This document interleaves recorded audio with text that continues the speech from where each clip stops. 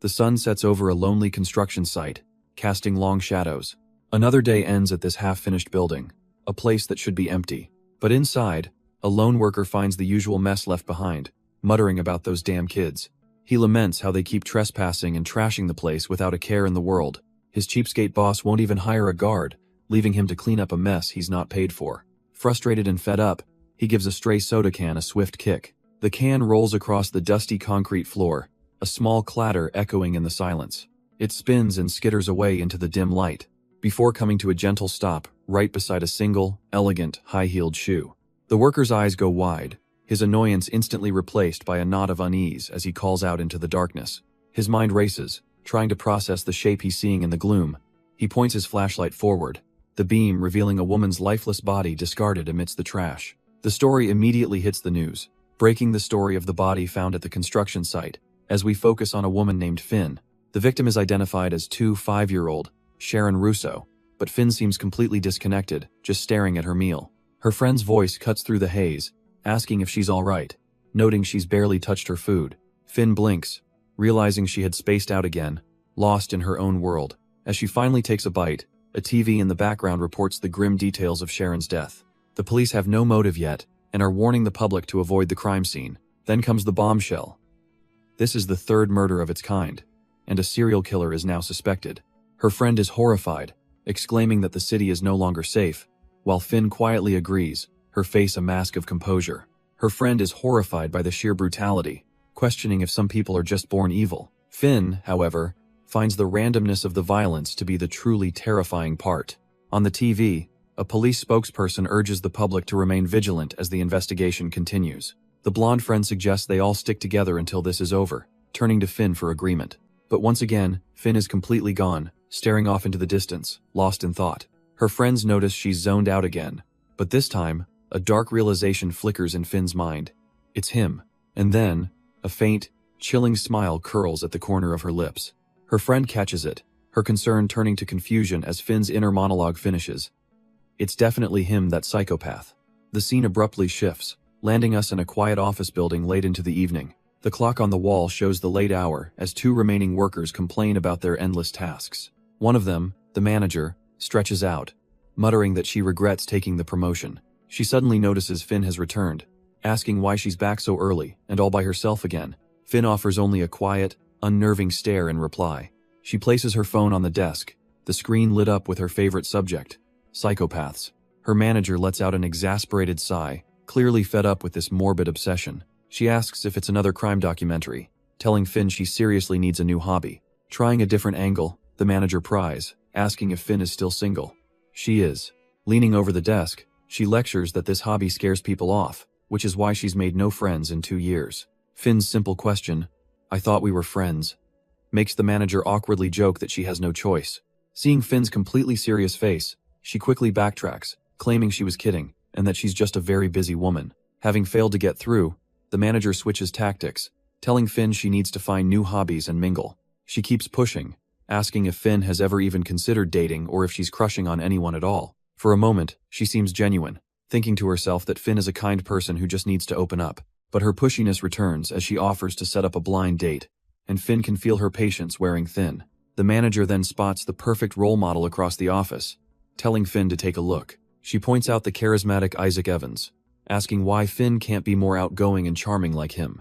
As Isaac effortlessly flirts with his coworkers, Finn's inner voice dryly notes that he smiles at everyone. While her manager gushes about how charming he is, Finn's gaze sharpens with analytical focus. The manager adds that he's a newcomer, yet somehow he's already managed to become the office favorite. But Finn's mind isn't on his popularity. It locks onto a single, crucial detail: he's left-handed. Finn calmly offers a chilling possibility. Maybe he's a psychopath who uses charisma to manipulate people. Her manager scoffs at the idea, arguing that Finn can't just assume the worst about a nice guy. She even claims that this is why Finn's teammates avoid her. She makes them uncomfortable. But Finn has tuned her out, already researching the subtle signs of a psychopath on her phone. As the workday ends, the manager loudly reminds everyone to clock out so they don't have to come in on the weekend. With a flourish, she jokes about how much she loves the office, practically living there herself. The other employees, including the charming Isaac, exchange goodbyes and head for the door. Just as Finn is about to leave, her manager stops her, announcing a sudden change of schedule. She's being moved to the night shift for a month, and the manager smugly reminds her it's in her contract. When Finn doesn't argue, her boss sarcastically congratulates her for being the perfect, obedient employee. As the sun sets over the city, Finn begins her solitary walk home. The world keeps moving, but her mind is stuck on her own isolation. She reflects on her deepest fear, being vulnerable with another person. She just can't grasp why people are so desperate to find someone to spend their life with. Why live in constant fear of being alone? She convinces herself she'll be just fine on her own, but her resolve crumbles as a tear escapes, a silent testament to her pain.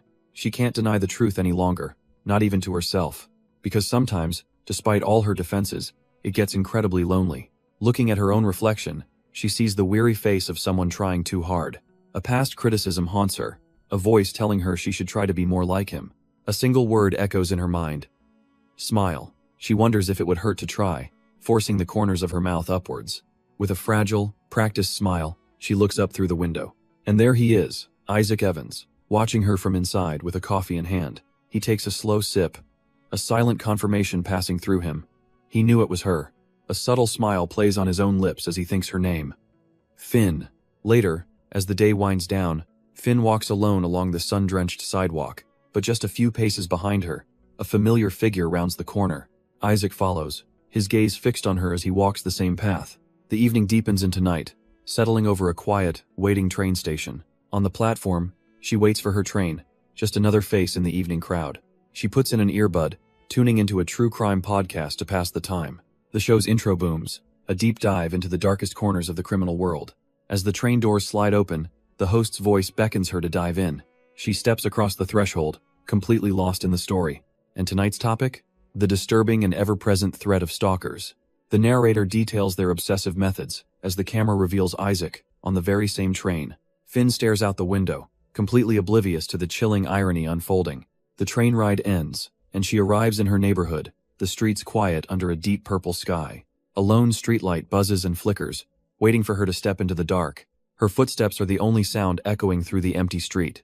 But then, she hears another set of steps, heavy and close behind. A glance over her shoulder confirms her worst fear.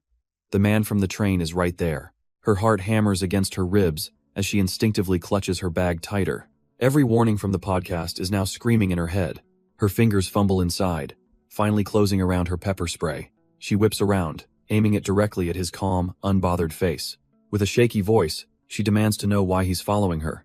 Just then, the only streetlight above them begins to flicker and buzz wildly. And in an instant, it dies, plunging them both into total darkness. Then, just as suddenly, another light source illuminates the quiet alley. He stands there completely unfazed, warning her to be careful with that pepper spray. But Finn's expression hardens. She's not buying his innocent act for a second. He casually pulls an earbud out, acting as if he couldn't hear her over his music. She ignores his excuses and repeats her demand, her voice steady. Why was he following her? He just laughs it off, claiming this is all a big misunderstanding because he lives around here. She immediately calls his bluff. If that's true, why has she never seen him before? He simply says he just moved in. With a casual gesture, he points down the very same street she's heading. As if on cue, the broken streetlight buzzes and flickers back to life, flooding them with light. And in that moment, the horrifying truth dawns on her. This strange man is her new neighbor. And sure enough, there are moving boxes stacked right outside one of the doors. It gets worse. He explains their units are right next to each other.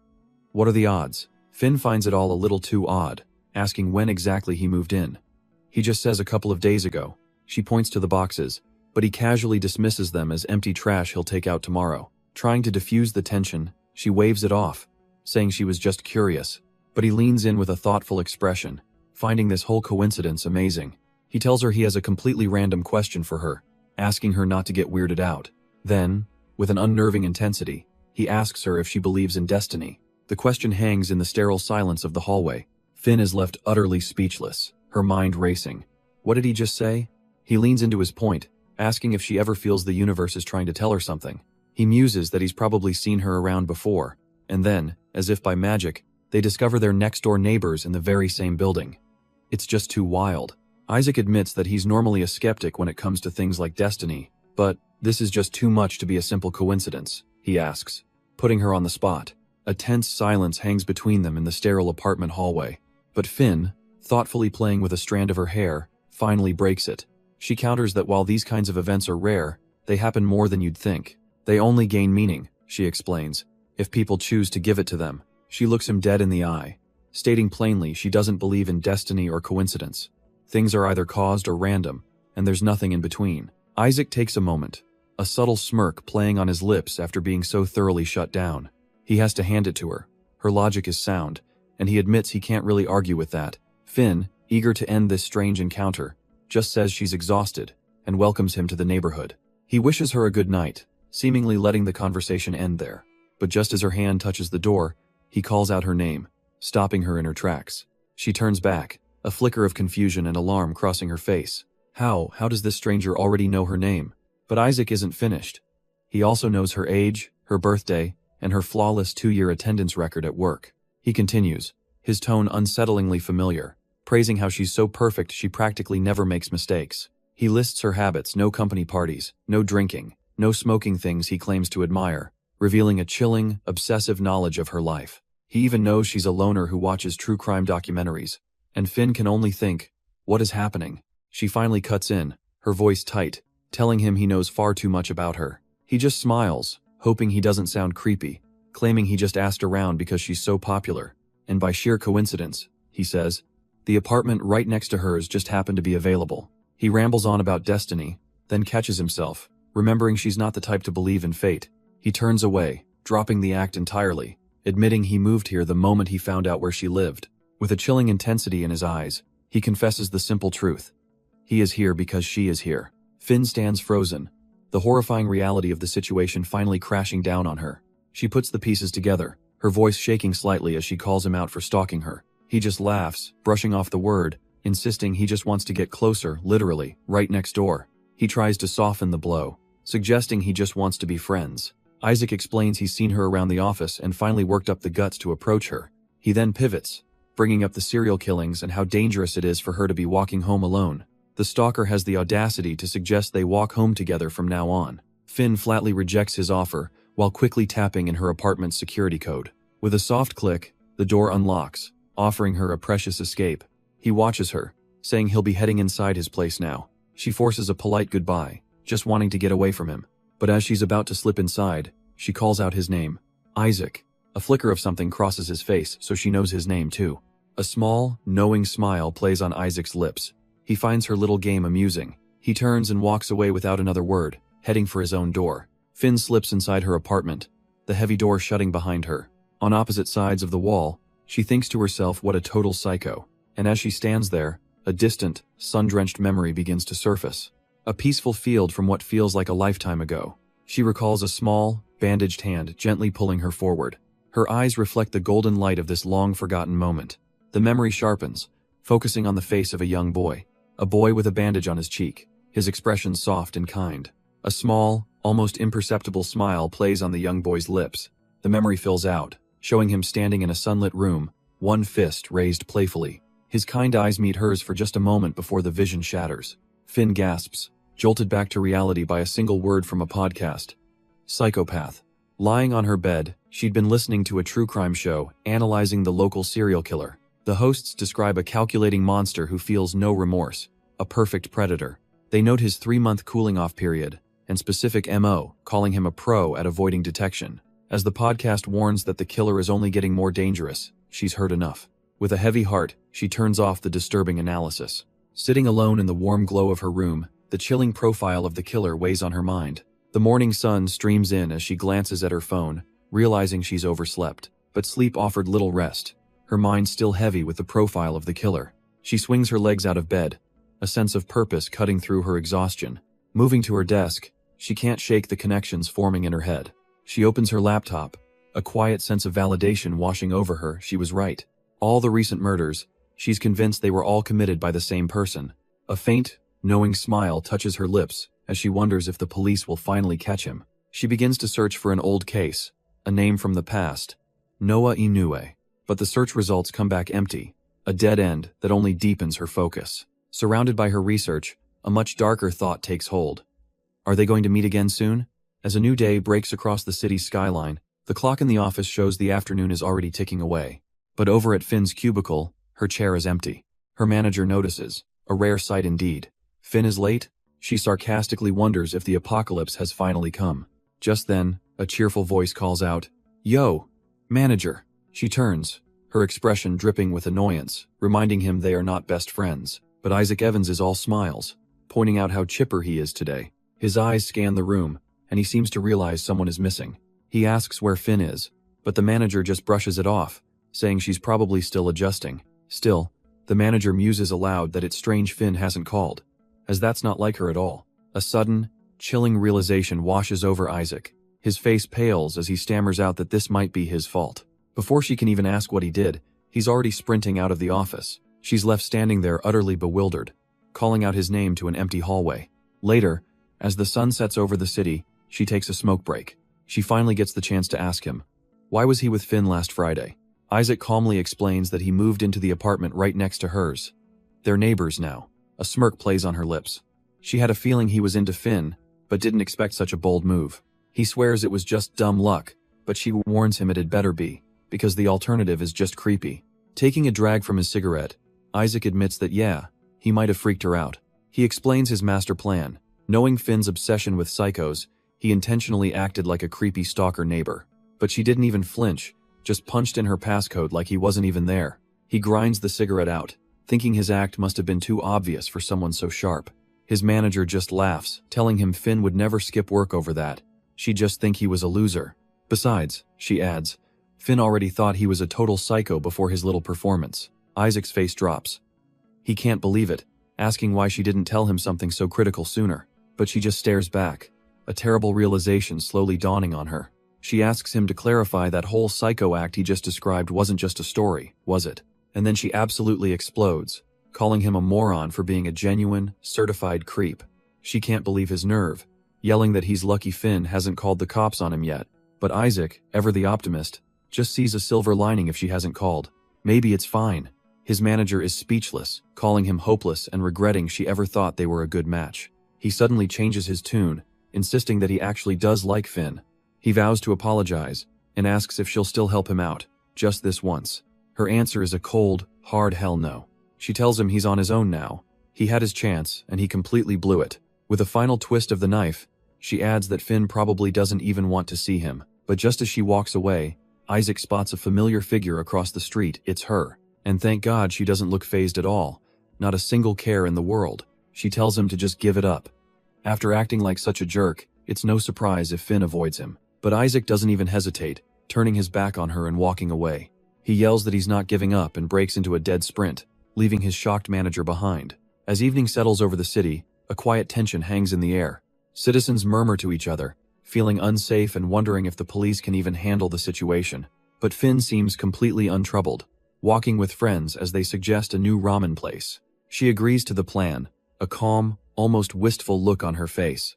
A little while later, she stands alone inside an elevator, descending. A sharp ding echoes as it reaches the underground floor. She waits patiently for the doors to slide open, unaware of what's on the other side. As the doors begin to close, Finn stands inside, completely unaware that Isaac is sprinting towards her. He lunges, his finger jabbing at the call button, but he's just a second too late. The doors continue to slide shut, sealing the gap.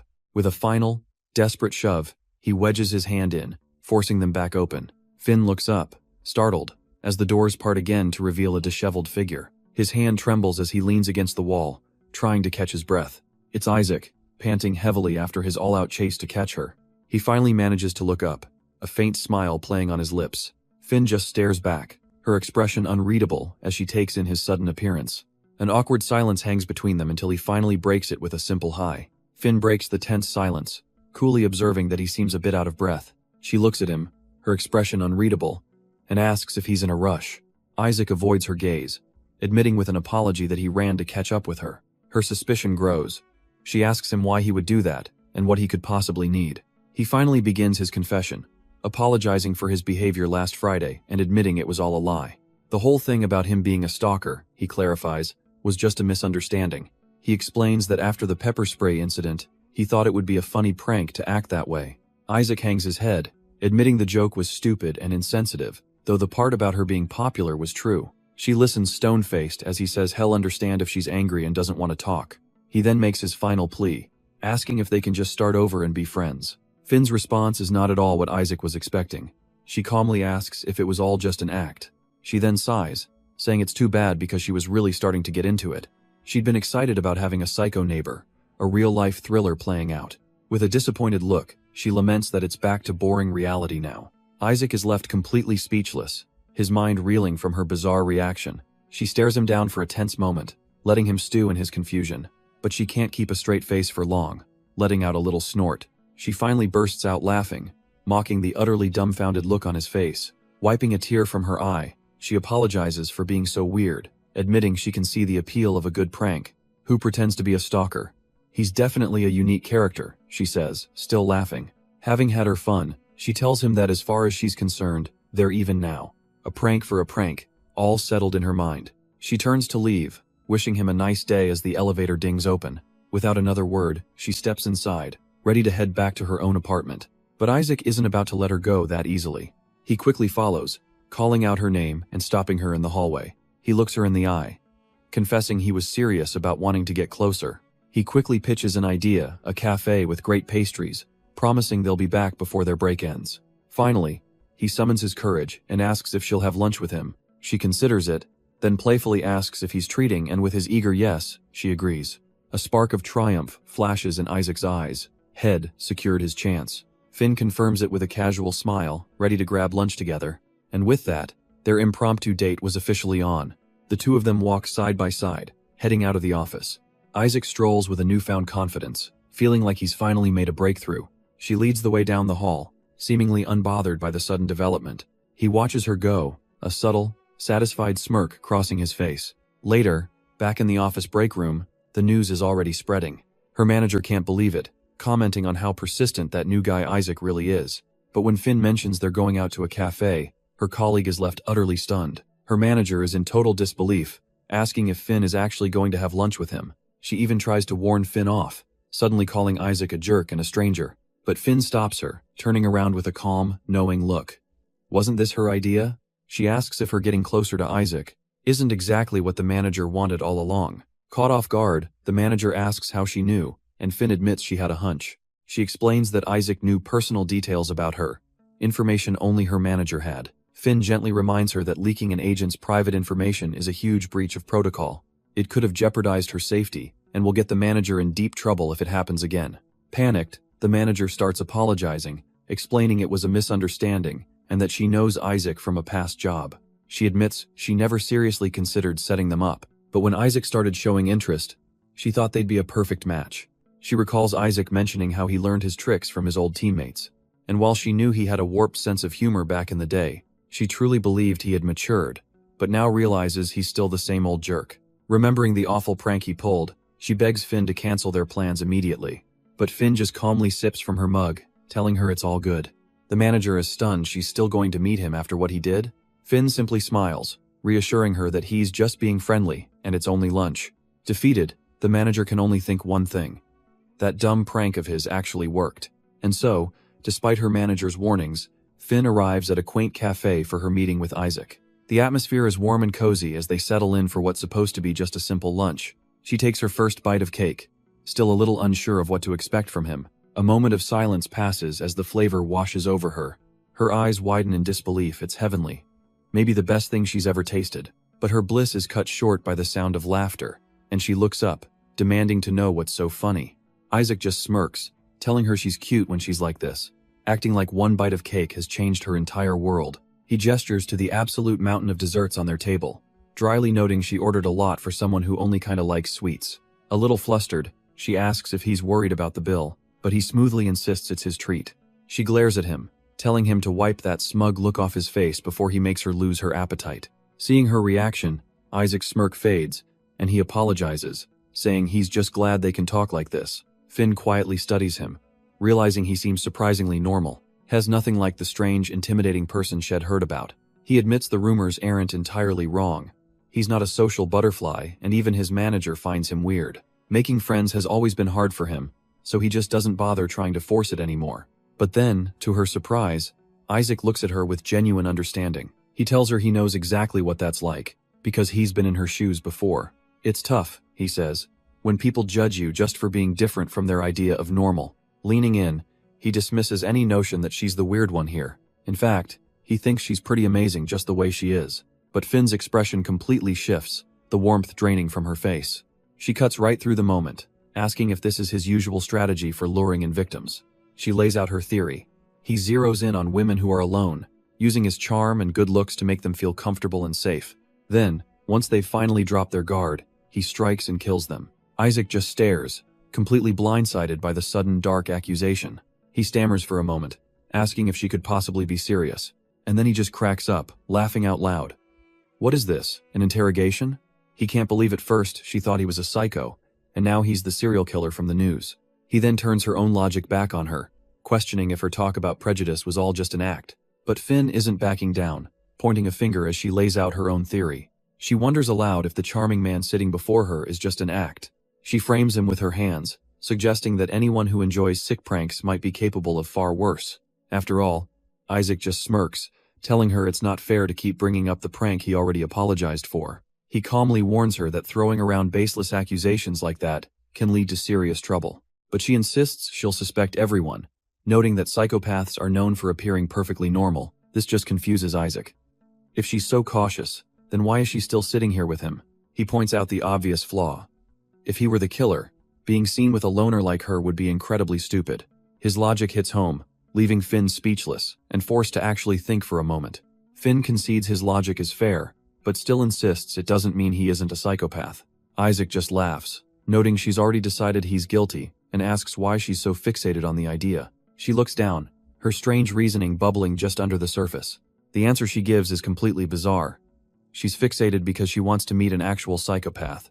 Isaac is stunned into silence for a beat, simply asking why. She tells him there are things she needs to confirm. He questions if these things are really worth the potential danger of meeting a genuine killer, but she dismisses his concern, cryptically stating that he wouldn't understand her reasons. So he changes tactics, asking if she'll cut ties with him if he's not a psycho. She bluntly agrees, seeing no other reason to connect with him. Isaac feels a little hurt, saying she's not giving him a fair chance and asking if she sees anything else interesting about him. He even throws out the idea that perhaps they could just try being friends. Her eyes narrow slightly. So there's nothing else? What a real bummer. But Isaac suddenly changes his tune, deciding he doesn't care about her reasons. As long as he gets a chance to talk with her, that's all that matters to him now. She's a little surprised he still won't leave, but coldly tells him to suit himself. And with that, their strange meeting comes to an end as night falls over the city. Leaving the cafe, they part ways on the busy streets. Her friends worry they'll be late for their shift, but Finn seems completely unconcerned, because her attention is completely fixed on Isaac as he walks away. She just stands there, watching his back get smaller in the distance. A thoughtful, almost calculating look crosses her face, no longer so easily dismissing him. But something about him makes her hesitate, a flicker of a long-forgotten memory. Her friend's voice barely registers, asking if she's all right. They try to pull her along, reminding her they need to go. But Finn is frozen in place, her mind frantically trying to connect the dots. And then, an image flashes through her mind, a boy with a bandaged cheek, smiling softly. The memory hits her with stunning clarity. She remembers that day, that park, and him calling her name. Her eyes widen in the present, a wave of shock washing over her. As if he could feel her realization, Isaac turns back with a knowing smile. He's waited for this moment, and now they stand face to face once more. But the story cuts away from that tense reunion, dropping us into the mundane chaos of a busy office. The team is swamped, groaning about overtime while their manager tries to keep everyone focused. Finn, however, tries to lighten the mood, playfully suggesting their boss could be a bit more optimistic. But the stress is getting to her too, and her cheerful facade begins to crack under the pressure. A coworker's casual joke about wanting a pizza party suddenly hits a nerve. Her mind flashes back again, this time to a younger Isaac, looking up at her from a flight of stairs. In a bizarre coincidence, her manager stands up and makes an announcement to the whole office. If they can clear their queue by 11 p.m., she'll treat them all to pizza. But the offer doesn't cheer Finn up. Instead, she's left reeling at her desk, head in her hands. Her friends immediately notice something is wrong, their voices laced with concern as they ask if she's okay. Her friend's voice cuts through the haze, asking if that's blood on her hand. Another coworker rushes over in a panic, exclaiming that she's bleeding and needs the nurse immediately. But Finn just brushes them off, insisting she's fine and will go by herself.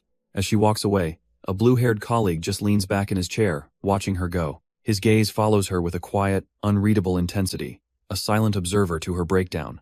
Alone in the hallway, Finn presses a hand against the wall, trying to steady herself.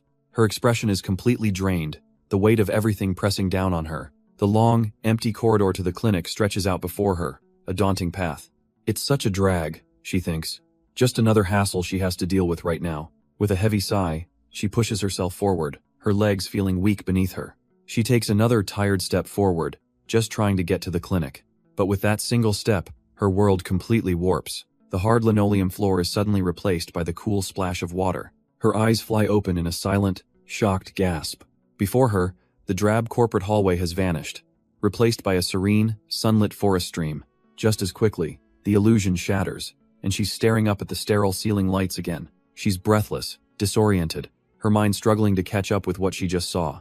Then, another memory surfaces, the reflection of a small, bruised girl staring back from the water. Her hand begins to tremble uncontrollably, a visceral reaction to the forgotten pain. Looking down, she sees a puddle mirroring that same impossible forest, and she instinctively reaches for it. But before her fingers can touch the illusion, a strong hand catches her from behind. She looks back, her mind still reeling from the sudden, jarring vision. It's Isaac, holding her steady, telling her he had to step in because she looked ready to collapse. He asks if she's okay, his voice cutting through the fog in her head. Her breath catches as she finally registers his face, her lips forming his name. The next thing she knows, she's in the company infirmary, a thermometer confirming a slight fever. The office manager, acting as a medic, asks if nosebleeds are common for her with headaches. She looks concerned, noting that Finn's blood pressure also seems a bit high. Finn can't think of any reason for it, lost for an explanation. When asked about overwork, she denies it, leaving Isaac to watch as the mystery deepens. Finn meekly suggests her recent trouble sleeping might be the cause, searching for any logical answer. From the corner, Isaac chimes in with a snarky guess. Documentary marathons keeping her up. The office manager ignores him, getting serious and asking if Finn's dealing with stress or relationship issues. Finn's gaze turns distant, her silence a telling answer to the pointed questions. The manager explains that anxiety can lead to high blood pressure and nosebleeds, all while Isaac casually browses his phone. She advises Finn to avoid anything stressful for now, though the main source of it seems oblivious. If it happens again, she's told, a trip to a proper doctor is non-negotiable. Back at their desks, the manager insists Finn end her shift early, saying the team can handle the rest. Worried about her going home alone, she asks for a volunteer to drive her, and Isaac's hand shoots up, only for the manager to shut him down. She glares at him, snapping that this whole situation is his fault because of his stupid, stressful pranks. But Finn is somewhere else entirely, haunted by a vision of a bandaged boy named Noah. The manager continues her tirade, convinced Isaac is just trying to get out of work. Finn doesn't even seem to hear her, her expression lost and distant. But Isaac ignores the manager's words, pleading for just one chance to make it up to her. A strange feeling settles over Finn as she quietly decides it's time to go. Despite the manager's protests, Isaac ends up escorting her to the station. They walk up the steps in a tense, awkward silence. The quiet stretches on as they wait on the nearly empty platform. He stands beside her, but she seems completely unaware of his presence. Her mind is adrift, wrestling with the chilling fact that she can't remember her own past. He finally breaks the silence, asking if she's really okay with this, letting him, a potential killer, be the one to escort her home. Finn glances back, unimpressed, and says she'll assume he's joking. Besides, he couldn't try anything in such a crowded place. Isaac backpedals, claiming it was just a bad attempt to cheer her up. She retorts that cheering people up clearly isn't his specialty. He just laughs, remarking how clever she is even when she's not feeling well. Just then, the train's arrival is announced, its doors hissing open along the platform. Seeing her chance to escape, Finn thanks him for his time and turns to board. But before she can take a single step, Isaac's hand shoots out and grabs her arm. His voice drops, the playful tone gone, as he apologizes for his behavior. Isaac admits he's not sure how to act around her without making things weird or overstepping, but he needs her to know one thing, that he truly cares about her. Finn is stunned into silence, watching as his grip on her arm softens. He knows he's terrible at showing sincerity, but this time, he's being completely genuine.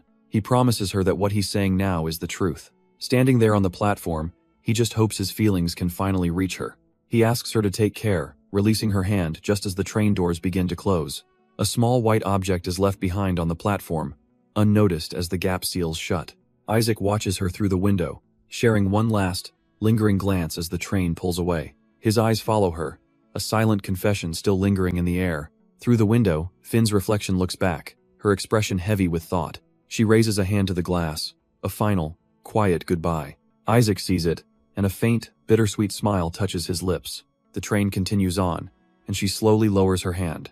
Her thoughts are a whirlwind, her gaze falling to her palm. She clutches a small red charm, a final gift he must have given her. The day fades into a warm golden afternoon. Sunlight streams into a quiet apartment somewhere in the city. A phone on the bed suddenly buzzes to life, shattering the peace. Lying in the quiet of her apartment, she glances at the screen's glow. A message chimes in from an old colleague, asking about the serial murder case. Her fingers tap out a quick, decisive reply. She tells him not to worry, she'll just swing by the station herself. With the message sent, a look of quiet resolve settles on her face. A fleeting thought crosses her mind. She hopes he wouldn't mind her getting involved again. And so, her path leads to the local police precinct as the sun begins to set. Inside, the sound of determined footsteps echoes down the sterile hallway. A detective storms through, already fuming about the reporters making his life hell. But his true rage is reserved for a far more heinous crime, the theft of his strawberry drink. A colleague smirks, teasing the great detective Scott Lee for getting an earful from his superiors. But Scott isn't laughing. He's frustrated, knowing the media leak just made his job infinitely harder. His partner tries to lift his spirits, reminding him he's the best for the job, before mentioning new files have arrived. And one more thing, he has a visitor waiting for him. Across the room, a young woman is already looking through a case folder, completely absorbed.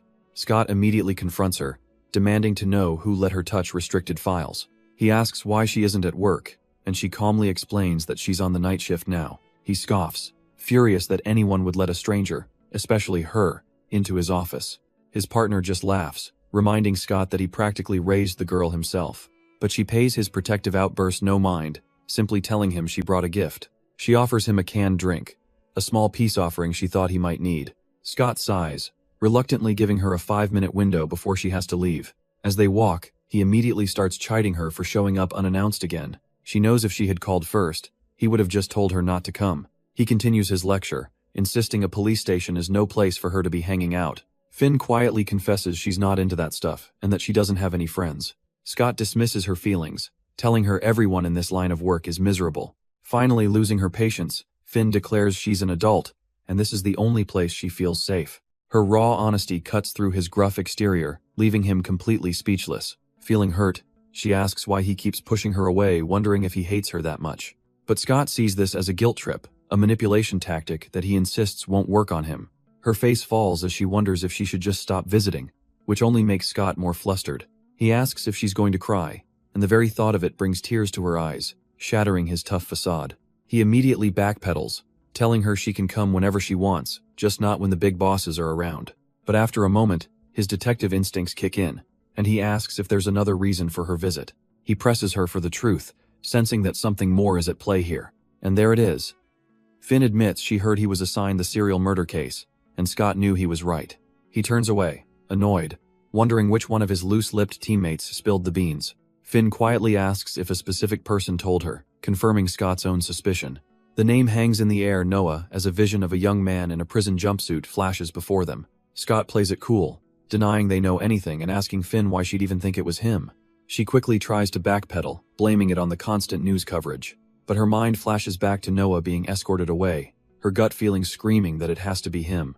The fear has been eating away at her, she admits, leaving her sleepless night after night.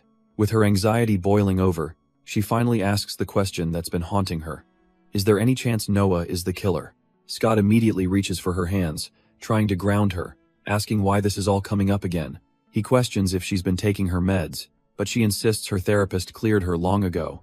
He stands, trying to bring logic back into the room, reminding her Noah was released years ago with a strict no-contact order. Gently placing a hand on her head, he tells her she's in no state to work, and offers to drive her home.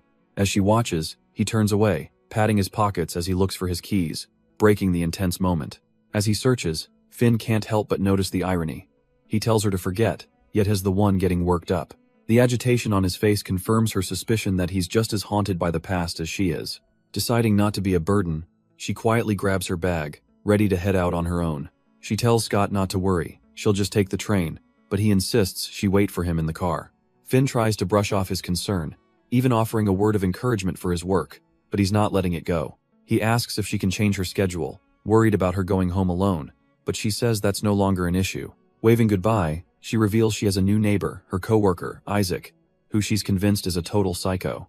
Scott's patience finally snaps, scolding her for jumping to conclusions and labeling every stranger.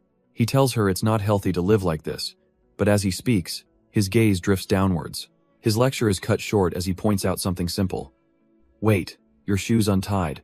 Without a second thought, Scott kneels down, offering to tie it for her. But for Finn, this small gesture is the last straw. She feels she shouldn't have even come here. Her mind races with self-pity, convinced she only ever makes him worry, and that she needs to stop.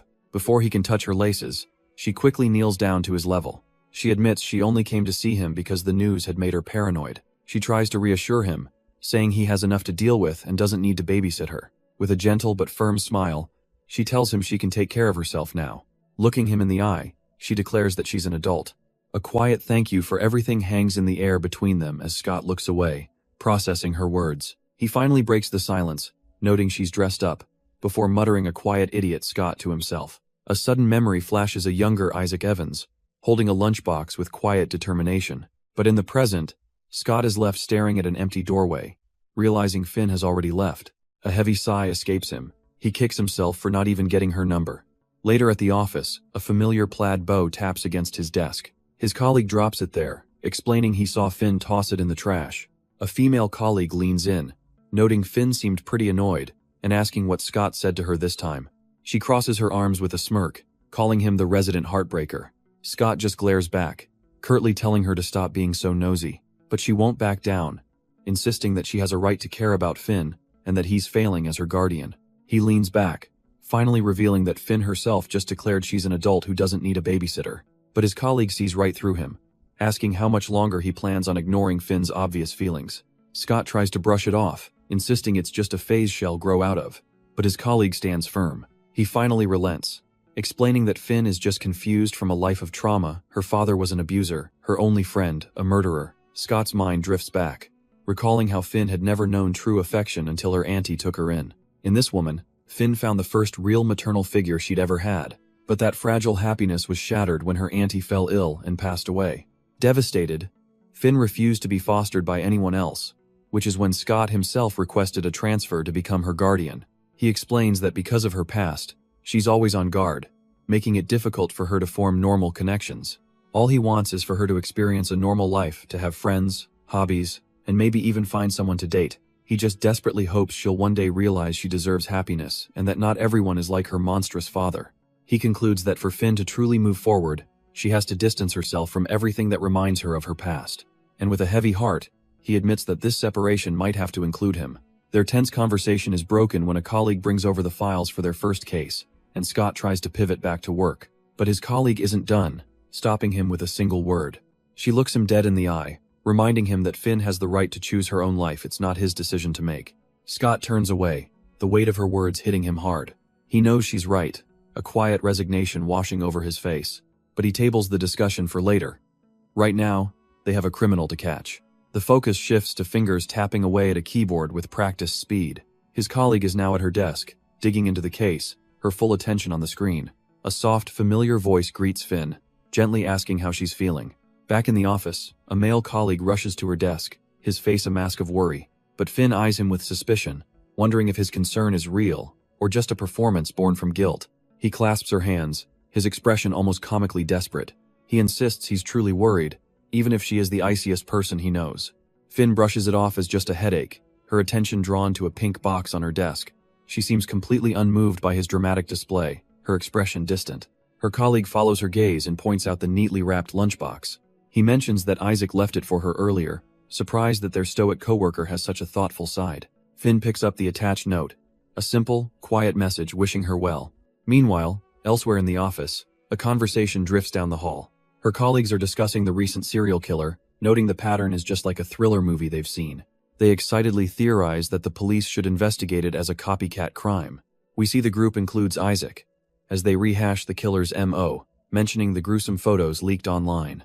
One of them shudders, recalling the horrifying images of blood splattered everywhere. Isaac just listens quietly, his expression unreadable as they confirm each victim was stabbed twice. But then, a cold, mocking smirk spreads across his face as he scoffs at the killer's amateurish work. He actually laughs, finding it pathetic that someone would go to all the trouble of tying up a victim for just 2 stabs. His coworkers stare, shocked and unnerved, as Isaac calls it, a complete waste of a thrill. The tense silence is broken as one of them calls out his name, utterly bewildered by his chilling detachment. Just down the hall, Finn is standing with a neatly wrapped lunchbox, looking for someone. Suddenly, Isaac's voice calls out, his cold eyes locking onto her from across the room. He smoothly dismisses his unnerved colleagues, telling them to go on ahead without him. As he walks over to Finn, other employees whisper amongst themselves, noting what an unexpected pair they make. She correctly guesses he came to her work since she wasn't home, and he awkwardly asks if she's feeling okay. He then asks if she was looking for him to return the lunchbox he'd left behind. She holds it out, a hint of disappointment in her voice, as she notes it's still unopened. He asks, a little too calmly, if that fact upsets her, and she admits that yes, it kind of does. A strange intensity flickers in his eyes as he seems to consider her words. Instead of apologizing, he simply asks if she'll eat that lunch with him right now.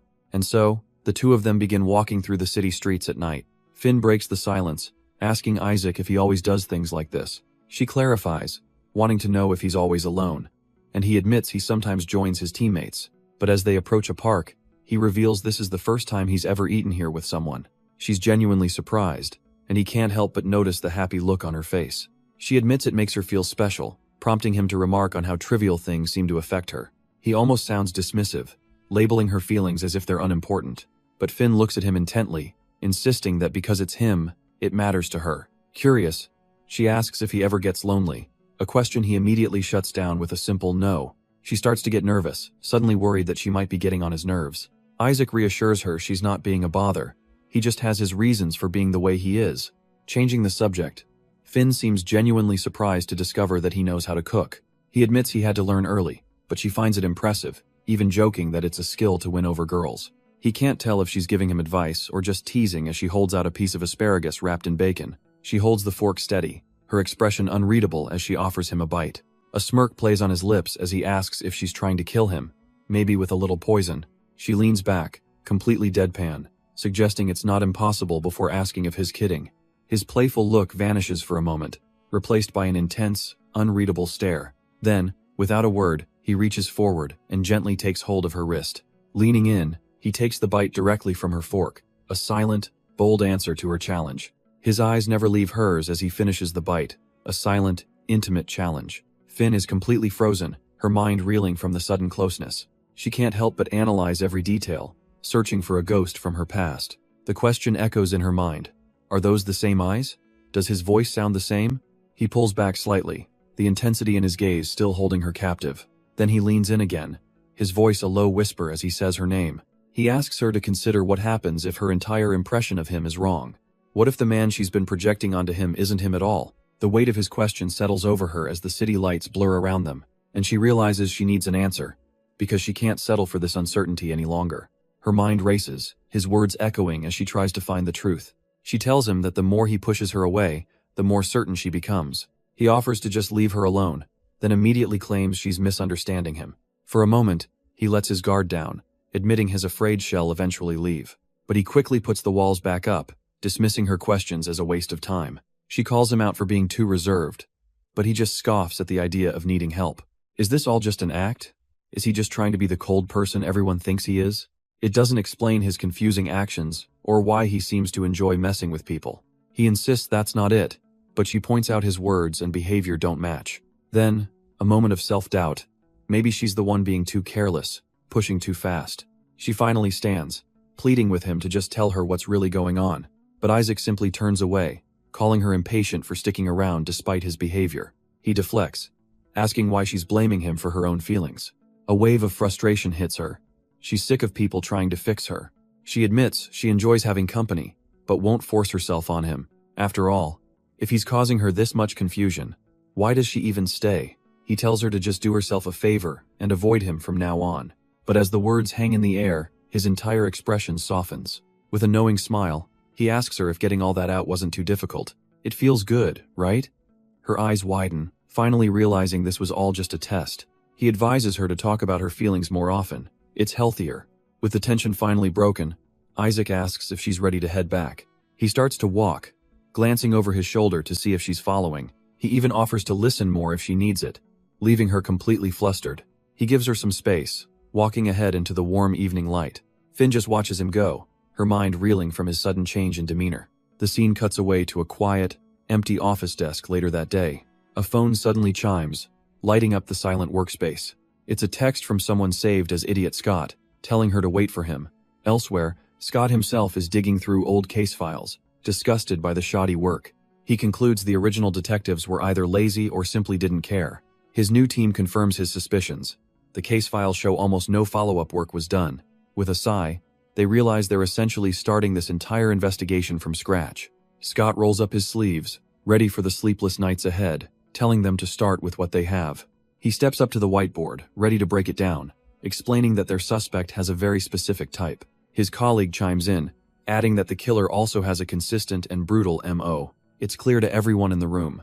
They are hunting an organized serial killer.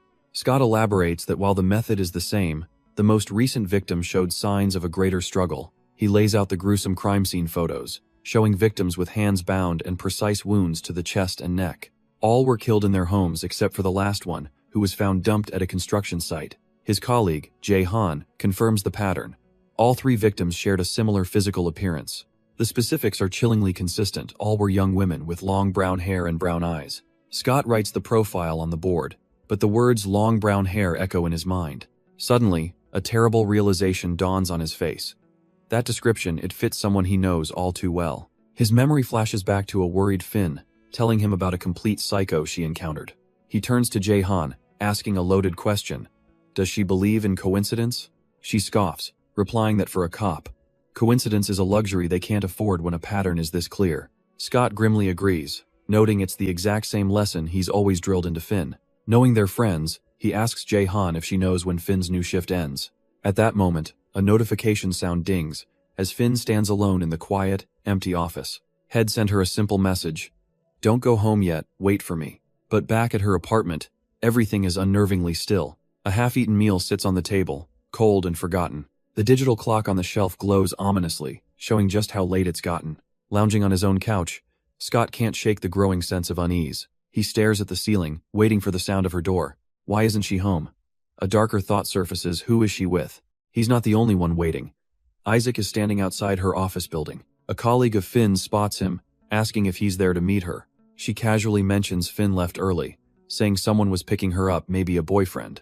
This gnawing uncertainty is eating Scott alive, filling him with a sharp, nagging regret. He can't just wait in his own apartment anymore. His feet carry him down the hall on pure instinct. A series of firm knocks echoes against Finn's door. He stands there, listening, hoping for any sign of her inside. But the silence is his only answer, and the hard truth sinks in. She's not here. He could turn back, go wait on his own couch like before, but his feet feel anchored to the cold floor. He's not going anywhere. Defeated, he slides down against the wall, his posture surrendering to the long wait ahead. If she's not home, hell be the first thing she sees when she returns. He settles in, his expression hardening with a quiet, stubborn resolve. He rests against the door, the minutes bleeding into an hour. The world outside his vigil fades away into a dull, quiet hum. Then, a voice cuts through the silence, calling his name Isaac. He opens his eyes, and there she is, Finn, finally standing before him. Her name escapes his lips as the present moment dissolves into a memory. He recalls another time Head waited, and Shed teased him, asking if he needed something. He had just wanted to walk home with her. But by the time he arrived, she was already gone. Her apology was soft, admitting she never expected anyone to wait for her. Back in the present, he pushes the memory away, just relieved that she's finally safe. But he can't forget what she called him back then, the psycho neighbor. But their reunion is cut short by the arrival of a sharp-dressed man, stepping right between them. Finn turns to Isaac, confirming his name with a knowing look. Isaac just stares, his mind racing, trying to place this unwelcome interruption. She then cheekily remarks that he's quite the charmer, realizing why Finn is so wary of him. Her playful jab hangs in the air, but her eyes are sharp, calculating. The man introduces himself with a disarming smile. His name is Scott, and he's a detective. He immediately turns his attention to Isaac, asking if he's all right, noting he looks like he's just seen a ghost. Before Isaac can even process the question, Finn quickly steps in, nervously claiming to be a fan. Scott raises an eyebrow, clearly not expecting that response. A fan? She explains she saw him on TV once, discussing the Cold Lake murders back when she was a student. She lays it on thick, praising how he fearlessly exposed a politician's kid during that old case. Scott chuckles, remarking that the interview almost got him fired, but she insists he was amazing for calling out police incompetence. She then playfully asks if he remembers her being there, before admitting she was just a face in the crowd. Isaac, completely baffled, pulls her aside to question her sudden change of heart, but she reminds him he told her to be nice. Scott smoothly interjects, apologizing to Isaac for Finn's confusing behavior, saying she can be a bit rude. He explains her little habit of assuming every new person is a psychopath, even blaming her for chasing off the previous tenant. Finn immediately protests, claiming the guy was just evicted for not paying his rent, looking thoroughly annoyed. He then turns back to Isaac, teasingly noting that she's harmless and single, which makes her absolutely mortified. As she tells him to just shut up and leave, Scott flips the script, asking if she's the one crushing on Isaac. He finally drops the act, handing Isaac a bag he'd left in the car, and telling him to get some rest for work tomorrow. With a final look back, Scott promises to call Finn later. She seems to accept this, clutching her bag with a hint of a blush. Finn then turns to Isaac, wishing him a good night before their first day at work. As she heads inside, Scott thanks Isaac for making sure she got home safe. He remarks that Isaac must be a really nice guy to care so much for a new neighbor. It's a relief, he says, to know someone else is watching out for her when he's not around. But then, his friendly tone evaporates, replaced by a chilling seriousness. Isaac's eyes narrow, sensing the sudden shift in the atmosphere. Scott's hand clamps down on his shoulder, delivering a quiet but clear threat. Then he just turns and walks away with a casual wave, leaving Isaac frozen in the hallway. Isaac can only stand there, replaying the encounter. What the hell was that a threat? The sheer audacity of Scott's warning is just irritating. The next day, the office empties out as colleagues wish each other farewell. Finn says goodbye to a new friend, who wishes her a safe journey home. She turns from the departing coworker, ready to head out herself, and that's when she spots Isaac, leaning casually against the wall by the elevators. He looks up as she says his name, a silent acknowledgement passing between them. Later, the two of them are waiting on a quiet, late-night train platform. They stand in a comfortable silence, two new neighbors on their commute home. But Finn can't help but check her phone. A flicker of concern on her face, still no word from Scott. The air on the platform is thick with unspoken thoughts as they wait for the last train. Isaac glances over at Finn, whose weariness is written all over her face. Finally, the train doors hiss open, revealing a completely empty car. They take their seats, a respectable distance between them, as the train begins to rumble. The steady motion of the journey through the city's neon glow is almost hypnotic. A fleeting memory surfaces for Finn, her younger self, tired and waiting alone. Isaac notices her struggle to keep her eyes open, her resolve fading with each stop. Her head begins to nod, the long day finally claiming its victory, and with a soft tilt, she drifts off to sleep, her head coming to rest on his shoulder. His gaze is intent as he breaks the silence, noting that she's acting different today. It's her quietness, he explains, that feels so unfamiliar. She lets out a weak laugh, asking if that's really so weird. But he presses on, a genuine concern in his voice as he asks if something is wrong. He finally gets to the heart of it, his expression hardening as he asks her about Scott, wanting to know their relationship. Finn keeps her gaze low, turning the question back on him. Why would he ask something like that? And with a surprising vulnerability, Isaac just lays it out on the table. He's jealous of him. Has seen how she's more herself when Scott is around, and he admits he wants that genuine side of her for himself. A heavy silence fills the train car before Finn finally concedes. Hes right, and it's because she likes Scott. She doesn't just like him, she likes him a lot. And the confession hits Isaac like a physical blow, but she immediately follows it up with a painful admission. Her feelings are totally one-sided. She's not even looking for him to reciprocate. She's just content with the way things are now. A thick, awkward silence descends upon them as the train speeds through the night. But Isaac, still reeling, can't drop it, asking how she and Scott got so close in the first place. She deflects, asking why he's so desperate to know, adding that it's a long story. He immediately senses her hesitation and backpedals, assuring her she doesn't have to talk about it. As the train rumbles along the tracks, Finn finally breaks the silence, calling out his name. The brakes let out a loud screech, announcing their arrival at a station. Changing the subject completely, she looks over at Isaac and asks if he'd like to get a drink. The full moon hangs in the starry sky, setting the stage for a much longer night ahead. And just like that, her mind drifts back to another night, another time. A memory of him finding her on a quiet rooftop, a secret spot she'd found. He looked younger then, a little less guarded, as he stepped out into the night air. She'd been sitting there for a while, just watching the city lights blur into the stars. He called her name, and she turned, blinking as if waking from a dream. She apologized for being lost in her thoughts, but he assured her it was nothing important. He then casually asked if she was having one of her spacing out episodes, and her eyes widened in surprise. He quickly clarified he wasn't some stalker, had just seen it happen before, and their manager had mentioned it. Taking the drink he offered, she admitted that sometimes she did, but not this time. Tonight, she was simply lost in the beauty of the sky, wondering what it felt like to be up there. It must be like being completely free, she says, still gazing into the distance. Her quiet observation seems to strike a chord with him, and he turns to study her. He then notices her grip on the bottle, asking if it's really okay. Since Head heard she didn't drink, she explains it's not that she can't, just that she hasn't had the chance, prompting him to tease her about still being suspicious. He then offers to tell her how he and Scott met, suggesting the alcohol might make her bolder. She quickly tells him he doesn't have to, but he insists, feeling he owes her some honesty for messing with her head. But before he can continue, Finn decides to take matters into her own hands, chugging the drink for some liquid courage. The harsh taste hits her immediately, and she pulls back with a grimace, complaining about how awful it is. Isaac watches her with an amused smirk, lightly mocking her for going all in like that. With the tension broken, he begins to open up, first by acknowledging the obvious age gap between them. He continues, brushing off their age difference by pointing out it's not like they're blood-related. Finn's thoughts, however, are stuck on Scott, annoyed that he didn't even notice she'd put on makeup for him. Isaac watches her slump over the table, realizing she's done nothing but talk about Scott all night. She's completely sidestepped his question, her drunken mind a mess of hating Scott one moment and liking him the next. Suddenly, she jolts up with a realization Scott only sees her as a kid because he's known her for so long, and it's not fair. Isaac listens patiently before revealing a dark piece of his own past. His aunt raised him after his father was killed. The revelation clicks in Finn's mind. She and Scott would never have gotten close if his father hadn't died. She blurts out that she's thankful the bastard was murdered. Lost in a drunken rage, she curses the man, hoping he's suffering eternally in hell. Deciding she's had more than enough, Isaac gently takes her wrist, telling her it's time to go home. He gently prods her, asking if she thinks she can even stand up on her own.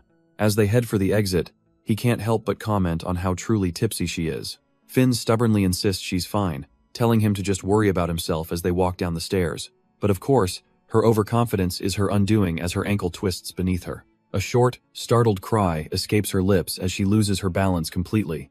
Isaac shouts her name, moving in a flash to catch her before she tumbles. He pulls her securely against him as their groceries clatter down the concrete steps. Now held close, a blushing Finn looks up, drunkenly remarking on how handsome he is.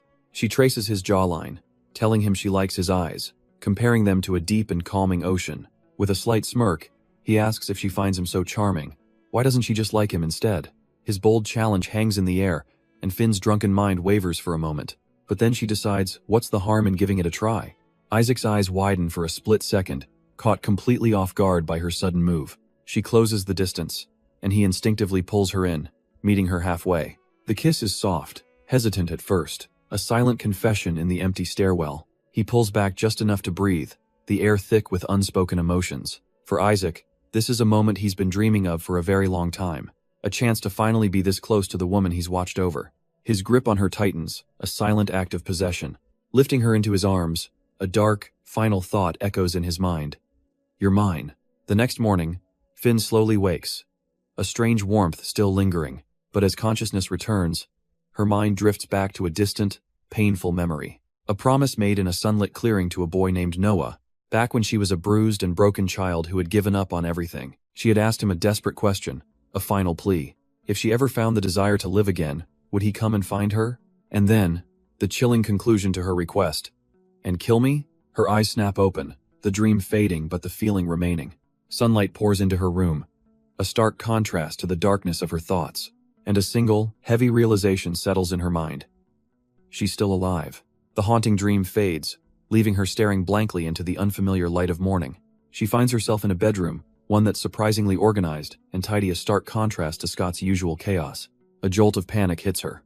What is she doing? If Scott ever found out about this, he'd kill her. Then, a gentle touch on her head brings a name to her lips, Isaac. Her mind flashes back to a vulnerable moment when he'd opened up to her. Head told her how his aunt took him in after his father's murder, a tragedy that ultimately led to her meeting Scott. But now, she recalls his reaction felt off. He wasn't surprised at all, as if he knew her story already. That nagging suspicion pushes her out of bed and toward his closet. Her eyes scan the room, finally landing on a simple cardboard box tucked away in the corner. Compelled by a deep sense of unease, she kneels down, ready to uncover whatever secrets he's hiding inside. After finding nothing in the box, her search continues around the rest of the room. Her gut feeling drives her to the floor, checking for anything hidden under the bed, and sure enough, she spots something tucked away just out of sight. With a sense of anticipation, she pulls it out, only to find an adult magazine. She sighs, feeling a bit foolish. Of course, he wouldn't leave anything incriminating just lying around. But just as she's about to give up, a familiar voice calls out her name. It's Scott, fresh from the shower, explaining that he brought her here after she passed out. He seems genuinely worried, telling her she can call in sick if she needs to rest. Then his eyes lock onto the magazine in her hands, and he completely panics. He asks what she was doing, and without missing a beat, Finn admits she was snooping around. Scott is in disbelief, but Finn retorts that maybe he shouldn't leave a guest alone in his room. He cuts to the chase, asking if she was looking for proof he's a killer, or if she's just interested in him now. Finn avoids his gaze, quietly admitting that either way, what she did was wrong. He smirks, saying he'd have let it slide if she was just curious, but she wasn't, was she? His expression turns cold, leaving the unspoken threat hanging in the air between them. Scott then claims he's worried about her, chillingly pointing out that if he were a killer, she wouldn't be leaving this room alive. He warns her to be more careful, reminding her how she let her guard down and got drunk with him last night. Overwhelmed, Finn sits on the bed and apologizes for all the trouble. But a flicker of defiance returns as she insists she's not acting this way because she's afraid of dying. Scott just smiles, calmly telling her that her bravery won't stop others from worrying about her reckless behavior. He tells her honestly, he can't just relax after seeing how often she puts herself in danger. But Finn's attention drifts, her eyes landing on a pair of eyeglasses sitting on a shelf. Scott says if she's so curious, she should just ask him directly, but she scoffs, certain he'd never tell her the truth. She glances around his impersonal room, noting the lack of family photos. He's a complete mystery. He admits he's a private person, prompting a nervous Finn to ask if she said anything about herself last night. Scott looks at her, almost in disbelief. She doesn't remember anything at all? He leans in, a hint of disappointment in his voice, before revealing she spent the night talking about him. Finn's face flushes with embarrassment, and she quickly apologizes for how awkward that must have been.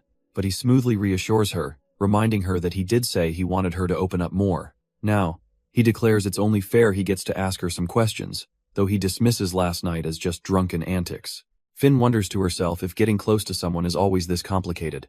Scott just gives her a look and suggests they do things the traditional way. And then, right there on the edge of his bed, he asks her to go out with him. The scene cuts away, the sound of a car horn pulling us into a different time. A man grips the steering wheel, looking tired and frustrated from his long search. He reports his findings to Finn. There's absolutely nothing about Scott Lee on the internet. She stares out the window, already knowing why. No articles, no news clips, nothing. Because back then, he was a minor, his identity legally protected from the public. Finn turns to her investigator with one last favor, promising this will be the end of it. All she needs to know is if he saw the man from back then, would he recognize his face? The investigator sits in his car, his mind flashing back to the face he was shown. He recalls the image of the young man from all those years ago, that sharp, cold gaze. And then, his answer comes through, clear and simple. It's not him. The scene shifts to the sterile silence of a morgue. Inside, a detective and a coroner stand over another victim's body. The detective smirks, noting her mother seemed more inconvenienced than heartbroken. He points out a pattern: all three victims were disconnected from their families. But the coroner disagrees, saying the differences in this case are far more telling. Unlike the others, this woman fought back. She has defensive wounds all over her arms. The signature wounds feel forced, he explains, like a clumsy attempt to match a pattern. Plus, he adds, there are no abrasions on her wrists from where she was supposedly bound. This means she was most likely already dead when the killer tied her up. It's a complete reversal of the first two murders, where the victims were bound while still alive. They struggled so hard that the ropes left deep, angry marks on their skin. The coroner explains that for a true serial killer, that struggle is the entire point. It's about power and control. This third incident, he concludes, feels more like a messy crime of passion, leading the detective to a startling question. Are they dealing with two different killers? The coroner thinks so.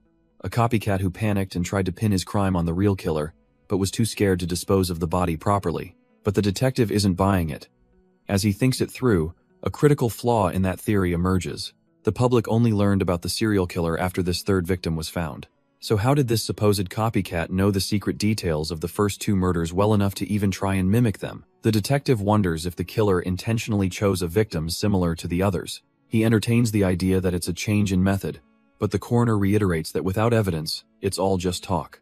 They're at a dead end until they find a real suspect with a clear motive. Agreeing, the detective feels the pressure from his superiors, just as his phone begins to buzz. He excuses himself from the morgue, pulling the device from his coat pocket. A cocky voice on the other end greets him, but the detective cuts right through the pleasantries, demanding information. Stepping onto a rooftop balcony, he listens as his contact playfully asks about the case, or maybe about a girl named Finn. The detective's patience runs out, and a quiet threat is all it takes to get the man serious.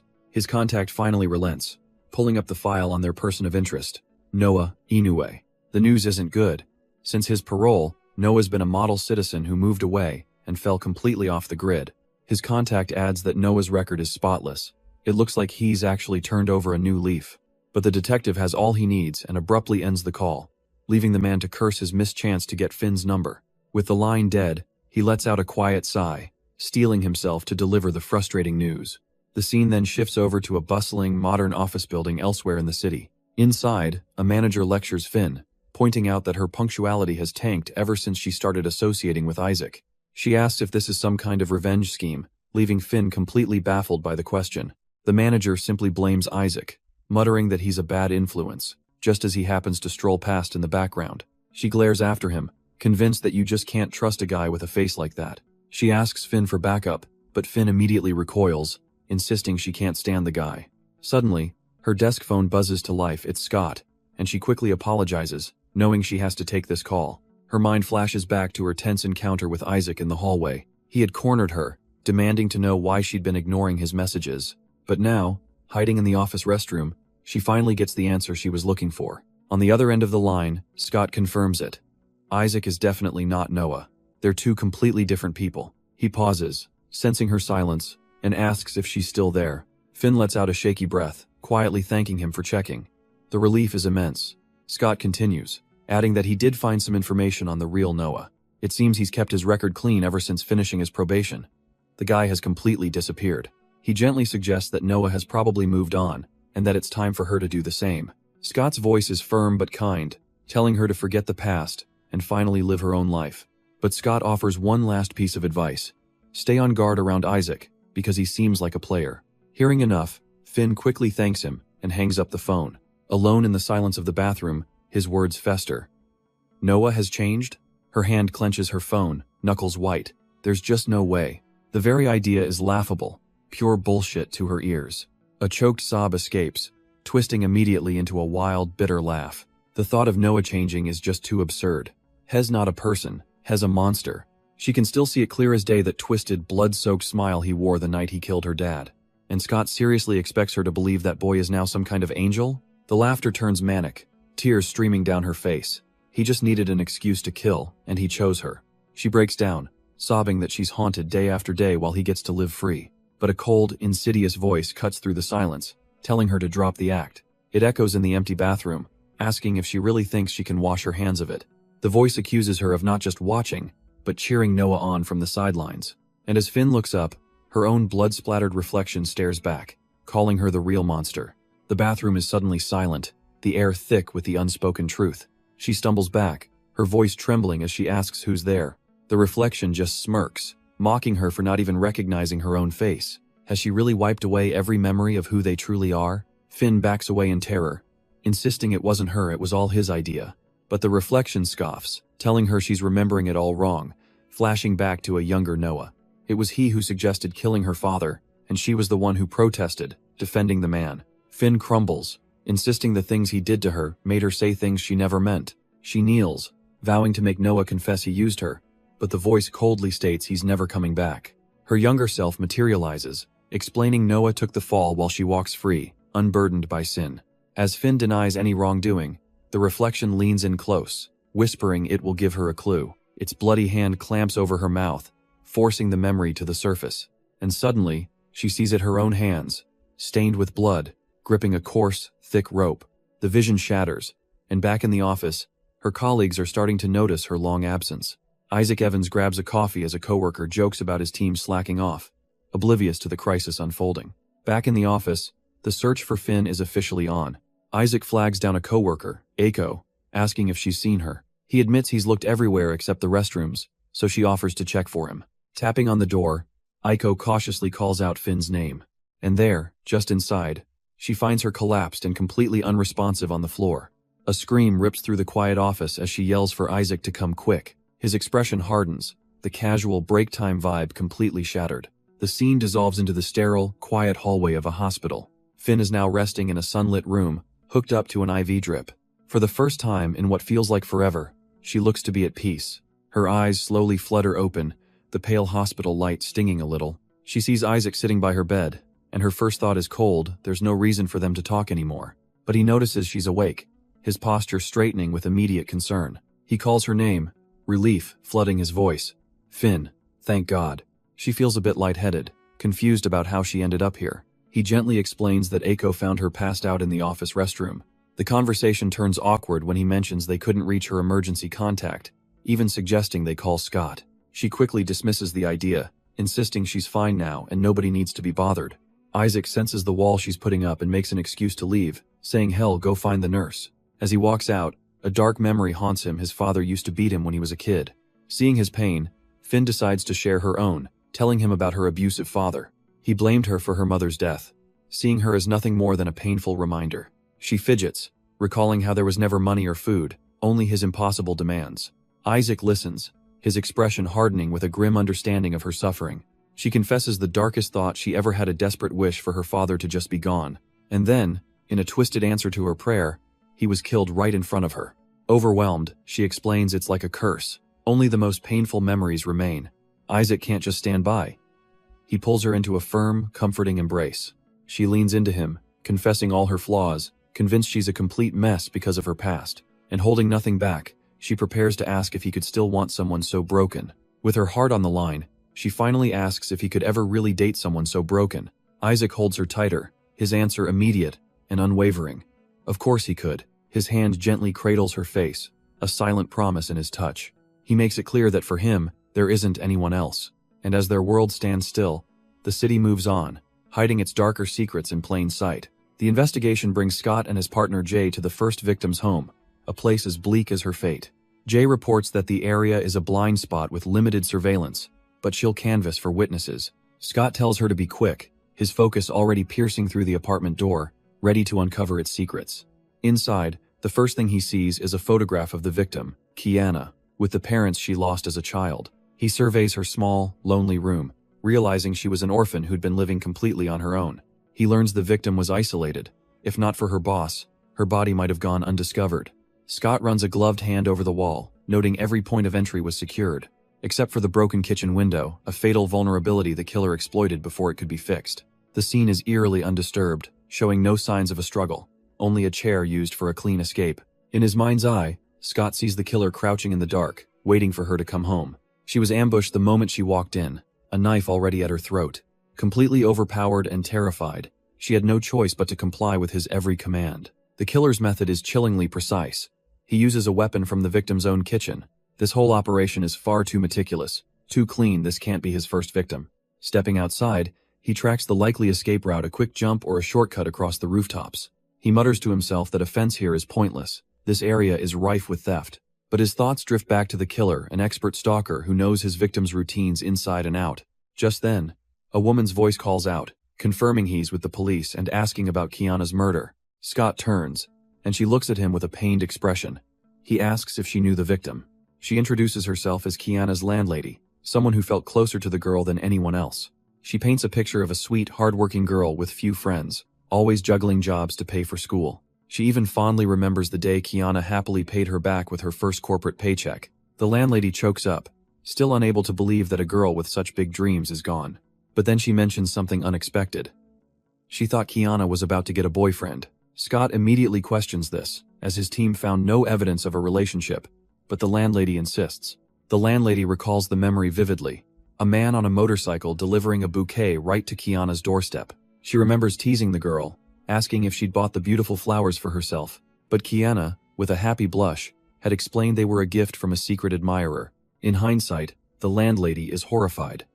How did a so-called admirer know exactly where Kiana lived? She'd tried to report it, but the local police just brushed her off, stubbornly insisting it was a robbery. Her voice fills with resentment.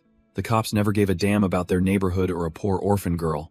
Looking at Scott, she sees a glimmer of hope, a real detective from the central station. She pleads with him to find the person who did this and make them pay for taking Kiana's future. Scott listens, his expression hardening with resolve. and assures her it's his job to do just that. As their conversation ends, a phone starts ringing urgently back at the station, ready to pull them deeper into the case. Wasting no time, Scott immediately gets on the phone with his colleague Marco, a new task already formed in his mind. He orders Marco to check every flower shop in the city for any delivery orders addressed to Kiana Yates in February. Meanwhile, the story shifts to a quiet, almost sterile-looking building. The long, empty hallways give off an institutional vibe, a place far removed from the bustling city. Here, Isaac Evans walks into his room, a heavy silence following him. He drops onto his bed, the weight of the day settling on his shoulders. Alone in his room, he stares into space, lost in thought. Just then, his phone buzzes, breaking the quiet. It's a text from Finn, letting him know they're safe in their room and thanking him for his help. Isaac sends a gentle reply, telling Finn to rest, a small moment of care in his otherwise complicated life. And as he sits there, a smug thought crosses his mind. He finally got her number. His hand drifts over to a racy magazine lying on his bed, a secret little stash. A dark, possessive look glints in his eyes for just a moment. He flops back, idly holding the magazine aloft, feeling pleased with himself. With no one around to see, he decides to flip through his prized possession. But as he turns a page, something hidden inside slips out and onto the bed. He pauses, his eyes widening in realization. He'd forgotten he stashed them here. A nervous thought hits him. He nearly got busted. Didn't he? That was way too close. The tension immediately breaks into a relieved, almost manic laugh. He sprawls out, surrounded by his true collection. Polaroids of women, including one of Finn. The next day, the city moves on, completely unaware of the predator in its midst. For most people, it's just another mundane end to a long workday. Inside a corporate office, a few colleagues are the last to leave. One friend is getting impatient, but it seems Millie has forgotten her password again. Their light-hearted complaining is cut short as they all look up toward the entrance. A handsome, blue-haired colleague gives a friendly wave, announcing he's clocked out and waiting for Finn. At the sound of her name, Finn quickly insists she's ready to go right this second.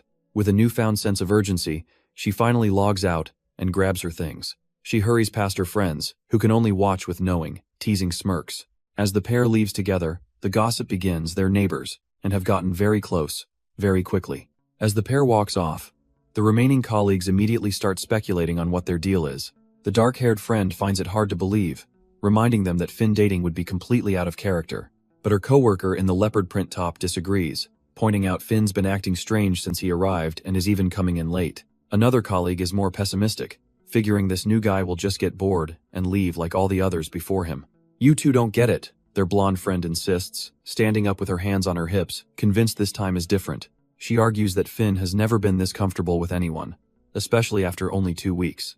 Tearing up, she gets emotional, so happy that their friend has finally found someone who truly understands her. The others can only chuckle at her dramatic reaction, asking if she's actually crying. "Of course," she says, they're tears of joy. Even the most skeptical friend has to concede the point, though she still thinks they've been watching too many dramas. The scene shifts ominously to a phone screen, displaying an article on how to spot a psychopath hiding behind a charming facade. It describes them as calculating and strategic, willing to hurt anyone to get what they want.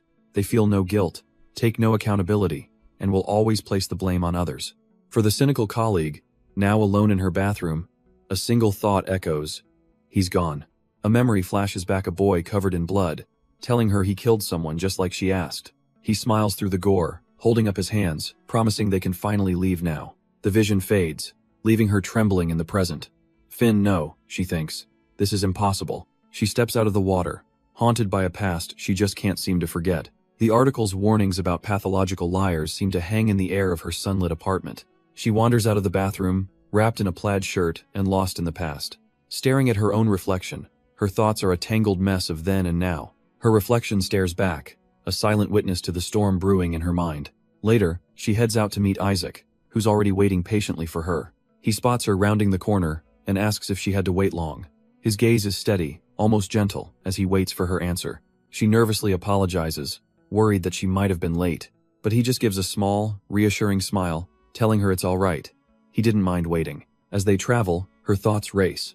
If Isaac isn't Noah, then he's just some random guy who's fixated on her. But does it even make sense for someone to be so into a person they've barely met? The train lurches, and in the crush of the crowd, Isaac pulls her into his arms, shielding her. He leans down close, his voice low as he tells her she smells nice, leaving her utterly stunned. She's completely flustered, telling him he's always catching her off guard with these compliments. He just coolly asks if it's not normal for people who are dating to say nice things to each other. She admits she's terrible at this, but she does appreciate that he's putting in the effort. He insists his delivery might have been off, but every word he said was genuine. The intensity makes him blush, and he covers his mouth as she playfully tells him to stop. He asks if she's enjoying this, and she can't help but laugh, admitting his flustered face is amusing. The teasing stops for a moment as they just look at each other, the crowded train fading away. Seeing her chance, she asks Finn if he's free to go on a proper date this weekend. He agrees without hesitation, and she follows up, asking if there's anywhere he'd like to go. Her gaze turns serious, her voice steady as she gives him her one and only destination, the cemetery. And so their first date begins, not at a cafe or a movie, but at the grave of Allison Lee. He watches from a distance as she kneels, paying her respects in the quiet field of tombstones. She looks back, offering to give him some privacy if he needs it, suggesting she could wait on a nearby bench. Privacy? Finn seems almost confused by the offer, wondering what for. She figures it's obvious most people visit graves to have a good cry or to talk to the person they lost. But he explains that's not why he's here. He comes for the silence, to clear his thoughts. Besides, he adds, Scott Lee is too busy to visit, so he handles the upkeep. He tells her how he once found the grave completely neglected, overgrown, and covered in moss, and it genuinely annoyed him. A small, knowing smile plays on his lips as he admits he's here more often than her actual blood-related brother. Looking at the headstone, she puts it all together. She tells him she can see it clearly, even if he doesn't say it. He loved her. His answer is quiet and simple. Yeah, she was nice. He liked her. And with that, she's left to contemplate this unexpectedly deep revelation. She opens up, recalling how this woman taught her everything, giving her the parental love she never had. With a heavy heart, she explains that for the first time she was treated like, he finishes her sentence without hesitation, like a human being. The two sit in a moment of shared, somber understanding. She breaks the silence with a light jab, asking if he's getting too emotional. But he's calm, saying that from what she's told him, he's sure she's in a better place. She clarifies if he means heaven, and he quietly agrees. His casual mention of the afterlife catches her completely by surprise. He notices her look, confused, asking if he said something wrong. He didn't expect her to believe in things like heaven, hell, or life after death. He explains he was baptized Catholic and tried other churches, but doesn't go much these days. She then turns the conversation, asking him if he truly believes in God. The question seems to catch him off guard. He takes a moment, searching for the right way to explain his complicated feelings. It's not about absolute certainty, he says, but more like a choice, a deep desire for God to be real. He knows that for most believers, faith is a source of solace and comfort, but his own reason for believing, he admits, is a little different. He talks about the world's injustice, how people who destroy lives often get away with it. She listens quietly, realizing that for him, God represents a final, inescapable judgment. He finishes with a cold conviction. The good will go to heaven, and the wicked must suffer in hell. But she counters his point, wondering if it would be better to take matters into their own hands. He seems to agree, a grim satisfaction in his voice as he invokes the old law, an eye for an eye. He asks if she's on the same page, and she stares, caught off guard by his sudden intensity. The chilling conviction in her eyes reflects her own dark thoughts, and yet, just as quickly, he reverses course, reminding her that killing is a grave sin. She's left completely baffled by his sudden reversal, wondering what that was all about. He smoothly changes the subject, breaking the tension by saying he's getting hungry. Still processing his conflicting words, she agrees, asking him where they should go next. An idea forms, and after a moment's thought, she suggests an unexpected destination. An amusement park? He seems genuinely surprised, calling it an odd choice. She's practically buzzing with energy, calling for him to hurry up as he notes how genuinely happy she seems. Holding their tickets to Little Village, he's still a bit baffled by her choice of destination. She explains it's a place she's dreamed of visiting since she was a little girl, always hearing her classmates rave about it. It's a picture-perfect world in her mind, filled with happy couples and the kind of joy she always wanted. Spotting a food vendor, she points out some delicious-looking snacks, remembering he was hungry. Without hesitation, she steps up and orders two, pulling him along for the treat. But the fun and games quickly escalate as they make their way toward the infamous speed coaster. The moment he's strapped in, a wave of instant regret washes over his face. This was a bad idea. As the coaster begins its climb, his cool demeanor completely shatters into raw panic. And then they drop, his terrified scream echoing as the ride plunges down the steep tracks. After the adrenaline rush, they slow down for some ice cream, and she gets Isaac's attention. She suddenly asks why he never questions her about her past, even after she mentioned her father. With the Ferris wheel looming behind them, he explains that he doesn't believe in prying into such personal matters. He tells her he'd rather wait, patiently, until she feels ready to open up to him on her own. His considerate answer clearly touches her as she gazes up, lost in thought for a moment. Then, she turns back with a dazzling smile, her mood completely lifted. With newfound excitement, she declares that their next stop has to be the Ferris wheel. From high up in their cabin, she points out the sights of the amusement park below. Spotting a couple in another car, she playfully wonders aloud what her own first kiss will be like. Isaac sees his opening, asking if she truly remembers nothing from that night. But she deflects, saying he told her she was wasted. Isaac smoothly turns the question back on her, asking what her own idea of a perfect first kiss is. She blushes, admitting she hasn't really thought about it, she just hopes it will be memorable. As they stroll through the park at sunset, she notes how massive the place is. There was so much more to see, but she sighs, admitting her feet are finally giving out. He reassures her, saying they can always come back for another date, and even try those cream puffs. She walks quietly beside him, holding the teddy bear he won for her earlier. Just as they near the exit, her eyes land on a small flower stand. With a spark of renewed energy, she asks if they can go take a quick look. The vendor just stands there, his expression unreadable as they get closer. Isaac's playful mood vanishes. He can't help but wonder why the man is staring so intently at them. The vendor breaks the silence, asking if she's made a decision yet from the vibrant display. Overwhelmed, she admits they're all too pretty and playfully asks Isaac to choose for her. He deflects, asking what would she think if he told her he's never bought flowers for anyone. She doesn't buy it for a second, calling him a liar and wondering why she still can't bring herself to trust him. Just then, the flower vendor cuts in, offering to make a suggestion. He explains that the park is closing soon, and he just wants to help them out. She apologizes, having lost track of time. But Isaac's gaze remains fixed on the man.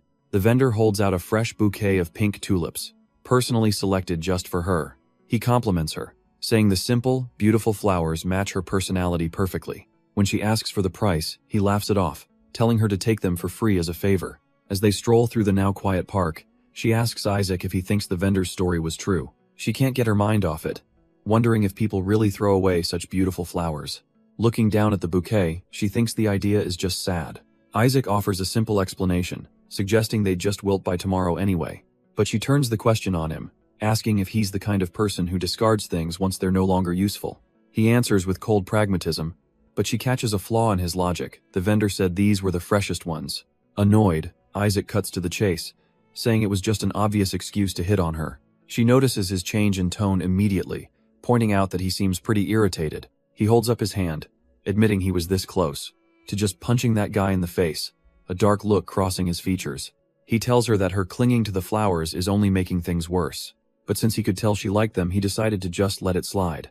He then bluntly asks if she'd feel better if he just threw the bouquet away for her. She stops him, calling him Finn, and begins to explain what it means to genuinely care for someone. It's not about asking permission, it's about instinctively doing what's needed to protect their feelings. She reminds him of how he described himself as possessive and overly attached, and admits that, well, she's the exact same way. A soft chuckle escapes her, a quiet moment of mutual understanding passing between them. He simply accepts it, and she smiles, remarking on what an odd pair they make. Their walk through the park comes to an end as they arrive in front of her apartment building. She tells him she had a really good time, and he quietly agrees. Walking down the hall, he's already suggesting another date for next weekend. Clutching the teddy bear he won for her, she asks if this is good night for now. He stretches, remarking on the long day and telling her to get some rest. With a final thank you, she slips into her apartment, the lock clicking behind her. But she peeks out one last time, softly wishing Isaac a good night. The name hangs in the air, and something in his expression immediately hardens. Before she can close the door, a hand shoots out, grabbing her and pulling her back. Stumbling into the hallway, she calls out in surprise, using the name she's always used for him, Finn. He holds her hand tight, his gaze intense, the pleasant evening suddenly charged with unspoken tension. Instead of answering, he gently cups her face, pulling her closer. The door clicks shut, leaving them alone in the quiet hallway. As they come together, the teddy bear she was clutching falls forgotten to the floor. He closes the distance, and the tension melts into a sudden, soft kiss. She seems to lose herself in the moment, her surprise giving way to the embrace.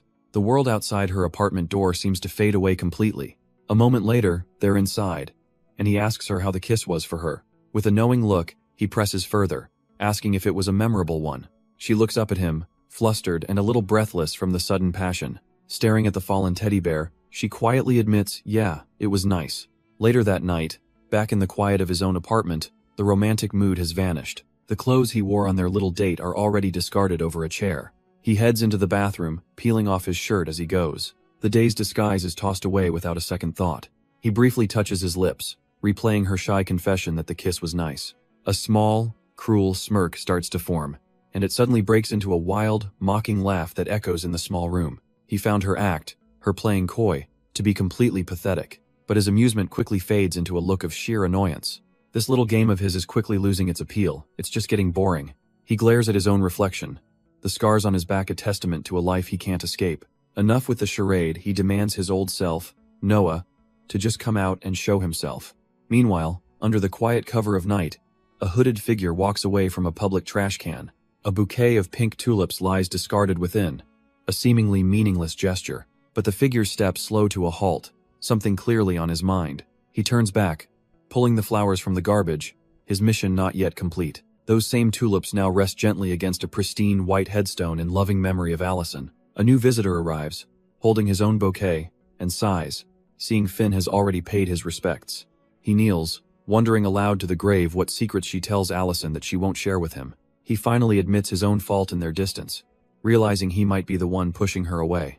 He speaks to the empty air, apologizing for a promise he couldn't keep, convinced it's better this way. The weight of his guilt is crushing. He believes it was his fault her life was ruined. His mind drifts back to a sterile hallway, to a day he wishes he could change, seeing a lone girl on a bench. He was just a young officer then, but the memory of that moment is seared into his mind. He tried to break the silence, gently calling out to the withdrawn child. His eyes had fallen to her feet, noticing a simple problem he could fix. Her shoes were untied. While other officers went about their duties, he asked if she was waiting for someone. Kneeling before her, he began to tie her laces, asking if her father was on his way. He filled the silence himself, musing that it was good she wasn't talkative with strangers. Then he kindly asked for her other foot, promising he'd be out of her hair once he was done. He finishes tying her other shoe, a simple act of kindness in the cold station. But a deep unease settles in his gut. Something about this whole situation feels wrong. Once her boots are secure, the little girl simply gets up and walks away without a word.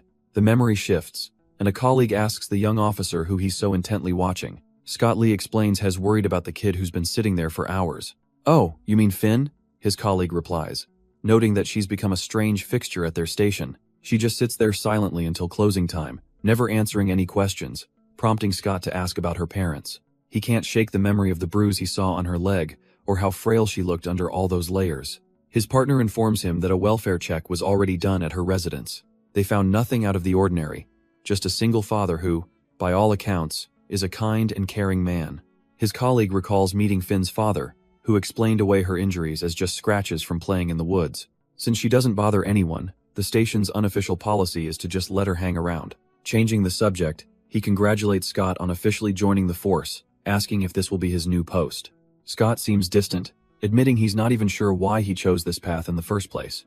His gaze drifts away, a deep sense of uncertainty clouding his expression. His eyes land back on Finn, who is still sitting all by herself on the bench.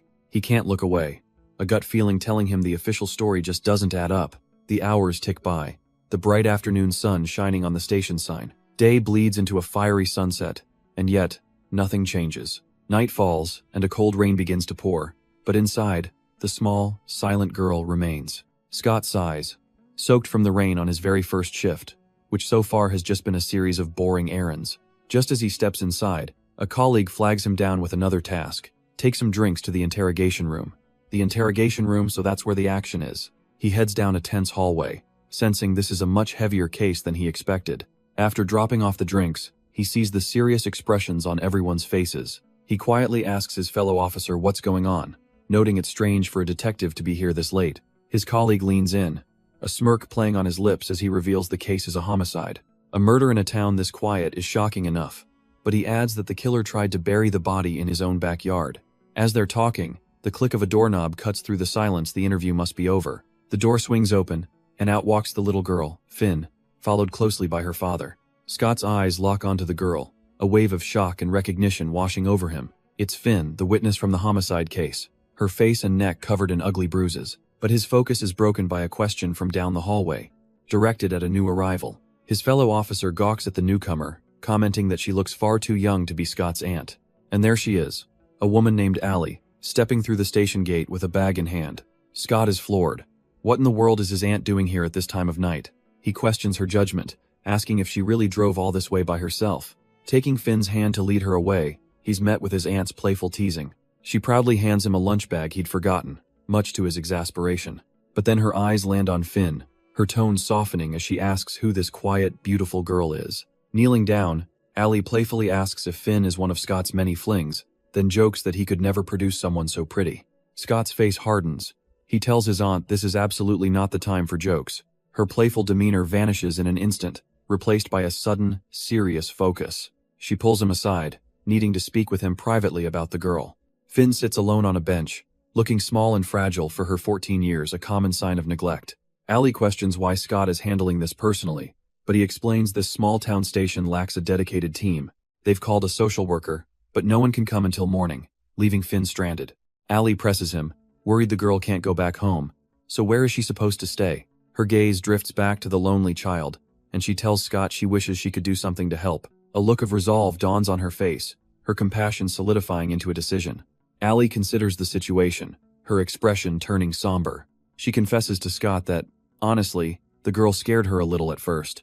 There was just something about her stare, a coldness that felt like it could pierce your soul. She describes Finn's eyes as just dead and hollow, but after he told her what that girl's father did, she says she finally understands.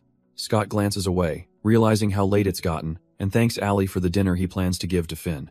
But then, he turns back with a sudden resolve, telling her that Finn is coming with him. Before Allie can fully process it, he clarifies his bold decision. He's taking her in. Sometime later, Allie calls to check in, asking how the girl is doing. From what sounds like his home, Scott's voice comes through, assuring her that Finn seems to be fine. Allie's voice is laced with doubt. She asks if he's sure, given that Finn barely speaks a word. But Scott insists the girl is no trouble at all, quite the opposite, actually. He explains that she's surprisingly helpful, even taking the lead on chores around the house.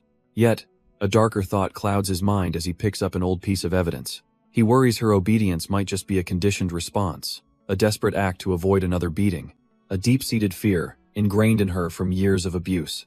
Allie pivots, asking if they've found any relatives, but Scott confirms they've had no luck so far. She mentions social services, but his concern isn't about finding a new foster home, it's about the upcoming court hearing. He knows that for a kid like her, facing that ordeal with family by her side could make all the difference.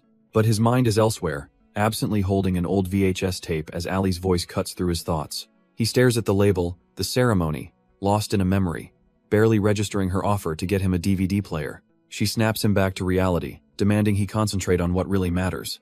Can Finn handle being a witness in court? Scott turns away, his voice firm, stating that Finn made that decision herself, and they aren't her guardians. He looks back with a faint smile, expressing absolute faith in the girl's strength and bravery. Allie then asks if he can be there for the trial, but he regretfully admits he's on duty that day. He promises to tell her how it goes, his gaze falling on Finn, sleeping peacefully in her room. With a quiet thank you, Allie hangs up, leaving the young girl to her much-needed rest. But then, the scene shifts to a courthouse, a formal voice announcing the verdict for a 17-year-old Noah Inoue, guilty of second-degree homicide. The judge's voice rings out, explaining that Noah's crime was so severe he would be tried as an adult, sentencing him to 6 years. A younger Scott Lee, breathless, finally reaches the courtroom door and pushes it open. Inside, the head judge offers a solemn apology to the victim's family, hoping the verdict provides some closure. And with a sharp crack of the gavel, the trial is officially over. Scott leans against the doorframe, thinking it's finally done, but overhears murmurs that the sentence was far too short. He watches as his younger self, Noah, is led away in a prison jumpsuit, a chillingly blank expression on his face. But a sudden, sickening realization makes Scott's head snap to the side, his eyes widening in alarm. Across the room, he sees Finn's body go completely limp, collapsing into the arms of her friends. He can only watch in horror as they try to wake her, the terrible truth dawning on him she's completely unresponsive. Her friends cry out her name, but Finn remains limp in their arms, lost to the world. The scene shifts to a sterile hospital, the air thick with a terrifying question. Why doesn't she recognize them? A voice explains that she's suffering from temporary amnesia, a common result of what she's endured. A doctor reassures them that her brain isn't physically damaged. It's a protective measure against extreme trauma. One of her guardians realizes it's a defense mechanism, a shield to protect her from the pain, and the doctor confirms it. Sitting by her bedside, Allie asks if she'll ever get her memories back, but the answer is uncertain. The doctor's advice is simple: provide a supportive, stress-free home and consider therapy to help her recover. But the idea of therapy feels like a distant dream, something not even available in their small town. This harsh reality sparks a new resolve in Allie. Maybe it's time to find Finn a real, permanent family. Allie glares back, her decision already hardening into resolve. But her friend is in disbelief, suggesting they give up on Finn now? Of all times? He insists they are the only ones who truly know her, and they have to be there when her memories return. She cuts through his sentiment with a cold dose of reality. It's not their responsibility. He desperately asks her to just listen, reminding her that she wanted to help. But Allie argues a new family could give Finn the support they can't, somewhere far from her past. She then poses a difficult question. What if not remembering is actually what's best for her? A chance to truly start over, free from the fear and guilt that has defined her life. And as she says it, a quiet, chilling understanding seems to dawn on her face. She tells him he hasn't changed a bit, comparing him to Scott, always running from his problems. Allie lays his fear bare. He's terrified that Finn will remember he saw the signs and did nothing. And when that day comes, she warns, Finn will hate him for his cowardice. He wants Finn gone because he can't face her. She calls him a coward, nothing like his family. Her words hang in the silent room, a verdict he can't escape. He looks up, his voice cracking as he admits that she's right. He couldn't save her, and he couldn't save Finn either. The memory of a girl suffering alone floods his mind, a life ruined by his inaction. He finally breaks, confessing that even his police badge couldn't fix the useless person he believes he is. He grips his head, the weight of his failures crushing him. It's always the same pattern, a flashback to his youth, cowering and helpless. He questions himself, wondering if he's ever done the right thing, if he's even fit to support her.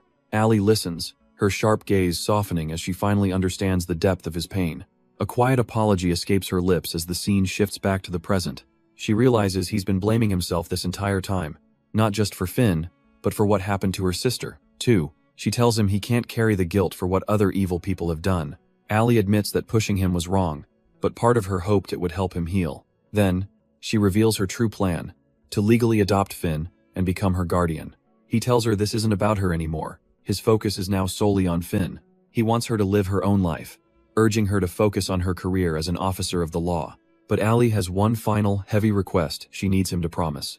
When Finn is old enough to ask about her past, he must not lie to her. She deserves the truth. A silent understanding passes between them as he accepts this burden.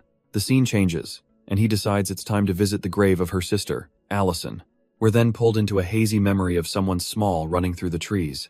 A young girl, tired and starving, her feet bloody and raw from the journey. It's Finn, so disoriented she can't even remember why she was running in the first place. Then the terrible memory surfaces. That was the day she had decided to end her own life. She had found a quiet place by the water, a place to finally let go. With weary steps, the little girl made her way along the river's edge. She wades into the current, the cold water a shock against her bloody feet. But just as she prepares herself, a rustle from the bushes breaks the solemn silence. A voice calls out, not to stop her, but to give her some chilling advice that part of the river is too shallow. The speaker is a boy, holding a dead rabbit, and he casually suggests she try the deeper water by the falls. Finn freezes, completely thrown by this boy's unnerving lack of concern. Her mind struggles to process his words, but her eyes fixate on what he's holding. She asks him, her voice barely a whisper, if he was the one who killed that rabbit. He just smirks, confirming it with a chilling nonchalance, wondering why she'd even ask. A sliver of hope, or perhaps just desperation, flickers in Finn's eyes as she makes a request. If he's so good at killing, then would he be willing to kill her, too? But the boy, Noah, flatly refuses. He has no interest in that. He looks at her, his expression unreadable, and asks what fun there would be in such an act. After all, he explains with a chilling logic, there's no thrill in taking a life from someone who doesn't want it. The memory dissolves, replaced by the harsh morning light of the present. A hand hangs limply, lifelessly, over the edge of a bed. The scene is still, as if she hasn't moved all night. An adult Finn is sprawled out, unconscious, as a critical thought surfaces. Isaac is not Noah. Her eyes snap open, the flashback triggering a sudden, earth-shattering epiphany. She sits up in bed, a new plan forming in her mind. For some reason, spending time with him is bringing back her memories. So, as she starts her morning routine, she tries to convince herself that this is a perfectly fine arrangement. She'll just keep Isaac close until she remembers everything she needs to. A simple, logical goal. But a cruel, mocking voice laughs from the depths of her mind, calling her pathetic. In the mirror's reflection, a vision of her bruised younger self appears, accusing her of just making excuses. The vision scoffs, doubting she even wants to remember Noah at all. It tells her to stop using him, and be honest with herself for once she actually enjoys Isaac's company. As she walks into her living room, the hallucination is now sitting on her couch, taunting her for being so love-deprived. The younger Finn looks up, a twisted smile on her face, and asks if she's going to make him promise, too. It leans in, whispering the old, terrifying words, "Cross your heart and hope to die." And with a sick, sweet smile, the vision asks if she's willing to kill for him. But just as the memory reaches its peak, a sharp knock echoes through the apartment. Finn snaps back to reality, the hallucination gone, replaced by a weary thought that her prince has arrived. She makes her way to the door and scans her keycard. The lock clicks open. A voice from the other side impatiently threatens to just bust the door down. She opens it to find Scott, whose face is a mixture of relief and frustration. He immediately asks what she's been up to. Has been worried, no calls, no texts, and she hasn't even been to the office. Scott explains he was just keeping his promise not to bother her, but Finn clarifies she only meant for the case, not complete silence. Scott's gaze softens as he admits she had him seriously worried. Finn brushes it off, saying she's fine, but he just asks her to keep him in the loop. Changing the subject, she asks about his investigation, hoping he's at least taking care of himself. Scott sighs, admitting there's not much progress, and he feels like this job isn't for him anymore. He teases her to take care of herself, unless she wants her Aunt Allie rising from the grave to scold her. He then asks if she's visited Allie's grave, and Finn quietly confirms she went with Isaac. The name catches him off guard, but Finn continues, dropping an absolute bombshell. They're already dating. Scott shoots up from the couch, stunned, asking if this is the same Isaac she was calling a psycho. He can't wrap his head around it, demanding to know why she would ever need to date that guy. Finn fidgets with her hands, gathering her thoughts before she explains her reasoning. She tells him she's thought a lot about everything he said. It's not about revenge. She just wants to try and live a normal life. Scott listens intently, asking if she's really doing this to get to know Isaac, with no other ulterior motives. With a small smile, Finn admits she genuinely likes being around him. She starts recounting their trip to the amusement park, how they even rode a roller coaster. The memory plays in Scott's mind as she speaks, her voice filled with a rare lightness. She breaks into a wide, genuine grin, laughing about how scared Isaac was. And seeing that smile, it hits Scott. It's been so long since he's seen her truly happy. His expression softens, and the mood in the room shifts as he speaks. He has something he needs to ask. Something about her memory of that day. He finally asks her to recall everything that happened that night. The question hangs in the air, and Finn's mind is immediately pulled back. Her eyes well up with tears as the painful memory begins to surface. It started like so many other nights with her father beating her up again. She'd said something to set him off, and for a moment, she truly thought she was going to die. Lying on the floor, bruised and terrified, she could only wait for it to end, but then, something changed. A splash of blood that wasn't hers. Noah had appeared from nowhere, saving her, plunging a knife into her father's side. Back in the present, tears stream down her face as she wrestles with the memory. If he saved her, why was he jailed? The details are a blur. She can't even remember what happened next, or how they ended up at the police station. She can only recall sitting in the police station, a huge blank in her memory of that night. The world was a blur, her face bruised and her mind completely numb. A voice echoed in her head, asking a question she couldn't comprehend. She wondered if the voice was even her own. In the hazy memory, she and Noah just sat there, waiting as the chaos unfolded around them. Suddenly, a familiar voice pulls her back to the present. It's Scott, asking if she's all right. He tells her she was completely spacing out, lost in the past. She apologizes, saying she was just trying to remember, but he reassures her not to push herself. After a long, tense pause, she finally finds the words. She turns to him, asking a terrifying question. Is it possible her memories can't be trusted? A horrifying thought spills out. What if she had more to do with her father's death than she remembers? She confesses that her memories feel wrong, disjointed, and that she feels like an imposter in her own life. The guilt is crushing. She believes Noah only had the chance to kill her father because of her. But Scott gently takes her hand, insisting that none of this was her fault. He explains that what she's feeling, this sense of not deserving happiness, is common for survivors. She wonders if remembering everything is the only way to heal, but he poses a chilling alternative. What if it isn't? He suggests that her mind might be protecting her, and that the memories will return when she's ready. His words seem to land, and she apologizes for even asking about that night, lost in her own dark thoughts. Trying to lift the mood, he suggests a quick walk before he has to head into the station. But before they can move, his phone buzzes. It's Jay. Work is already calling for him. With a gentle smile, Scott tells her he has to go, and they'll stroll some other time. But Finn won't let him leave with any doubts, reminding him how smart and empathetic he is. She strikes a playful pose, telling him to get going. He has a criminal to catch. He feels a warmth spread through his chest. He came here for her, but he's the one who needs her. Meanwhile, Scott's colleague Jay gets an earful from a friend over the phone.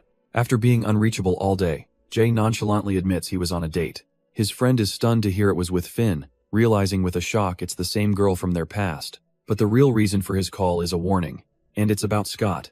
Hez in the records room, explaining that Scott recently asked him to look into Noah's files, and if his hunch is right, Scott is about to meticulously tear that entire case apart. Jay's friend warns him it's only a matter of time before Scott connects the dots and finds out who he really is. The friend on the other end of the line just sighs, realizing this is all in the name of love. With a grim look, Jay agrees everything he's doing is for her. And as if on cue, Scott is walking down that very same hallway. Suddenly, a door swings open just as he approaches. It's Jay, hood pulled up, and the two men stop dead in their tracks.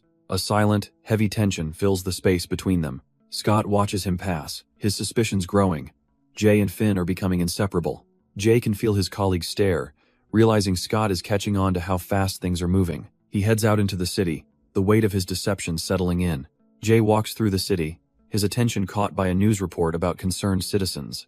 The broadcast details mounting frustration over the slow progress in the serial killer investigation. He stops to watch, the report noting the killer's 2 to 3 month cycle, hinting another attack is due. The focus then shifts to the lead detective on the case, Scott Lee, who is giving a statement. On screen, Scott boldly declares he doesn't care about the suspect's connections. He will bring them in. Elsewhere, a mysterious man with glasses watches the same broadcast with a sharp, calculating gaze. A reporter challenges Scott, questioning if he even has enough evidence to secure a conviction. The man watching smirks as Scott confidently promises that justice will be served for the victims. But then his smile fades, his hand clenching into a tight fist as his thoughts turn to Finn. He approaches a door, his purpose clear, and knocks twice. A woman's voice calls out, letting someone named Isaac know that dinner is ready. But the knocks on his bedroom door are met with nothing but silence. She sighs, exasperated, muttering that he can just starve for all she cares. Inside, the man with glasses is completely tuned out, laser-focused on his computer. He scrolls through dozens of images, researching Central School uniforms with unnerving intensity. Then, a name solidifies his plan, a faint smile gracing his lips. Ridgepoint University. The scene shifts to that very school, where students are leaving for the day. They walk together, lamenting the end of their school years and the start of adult life. He's already there, leaning against a post, an outsider observing from the sidelines.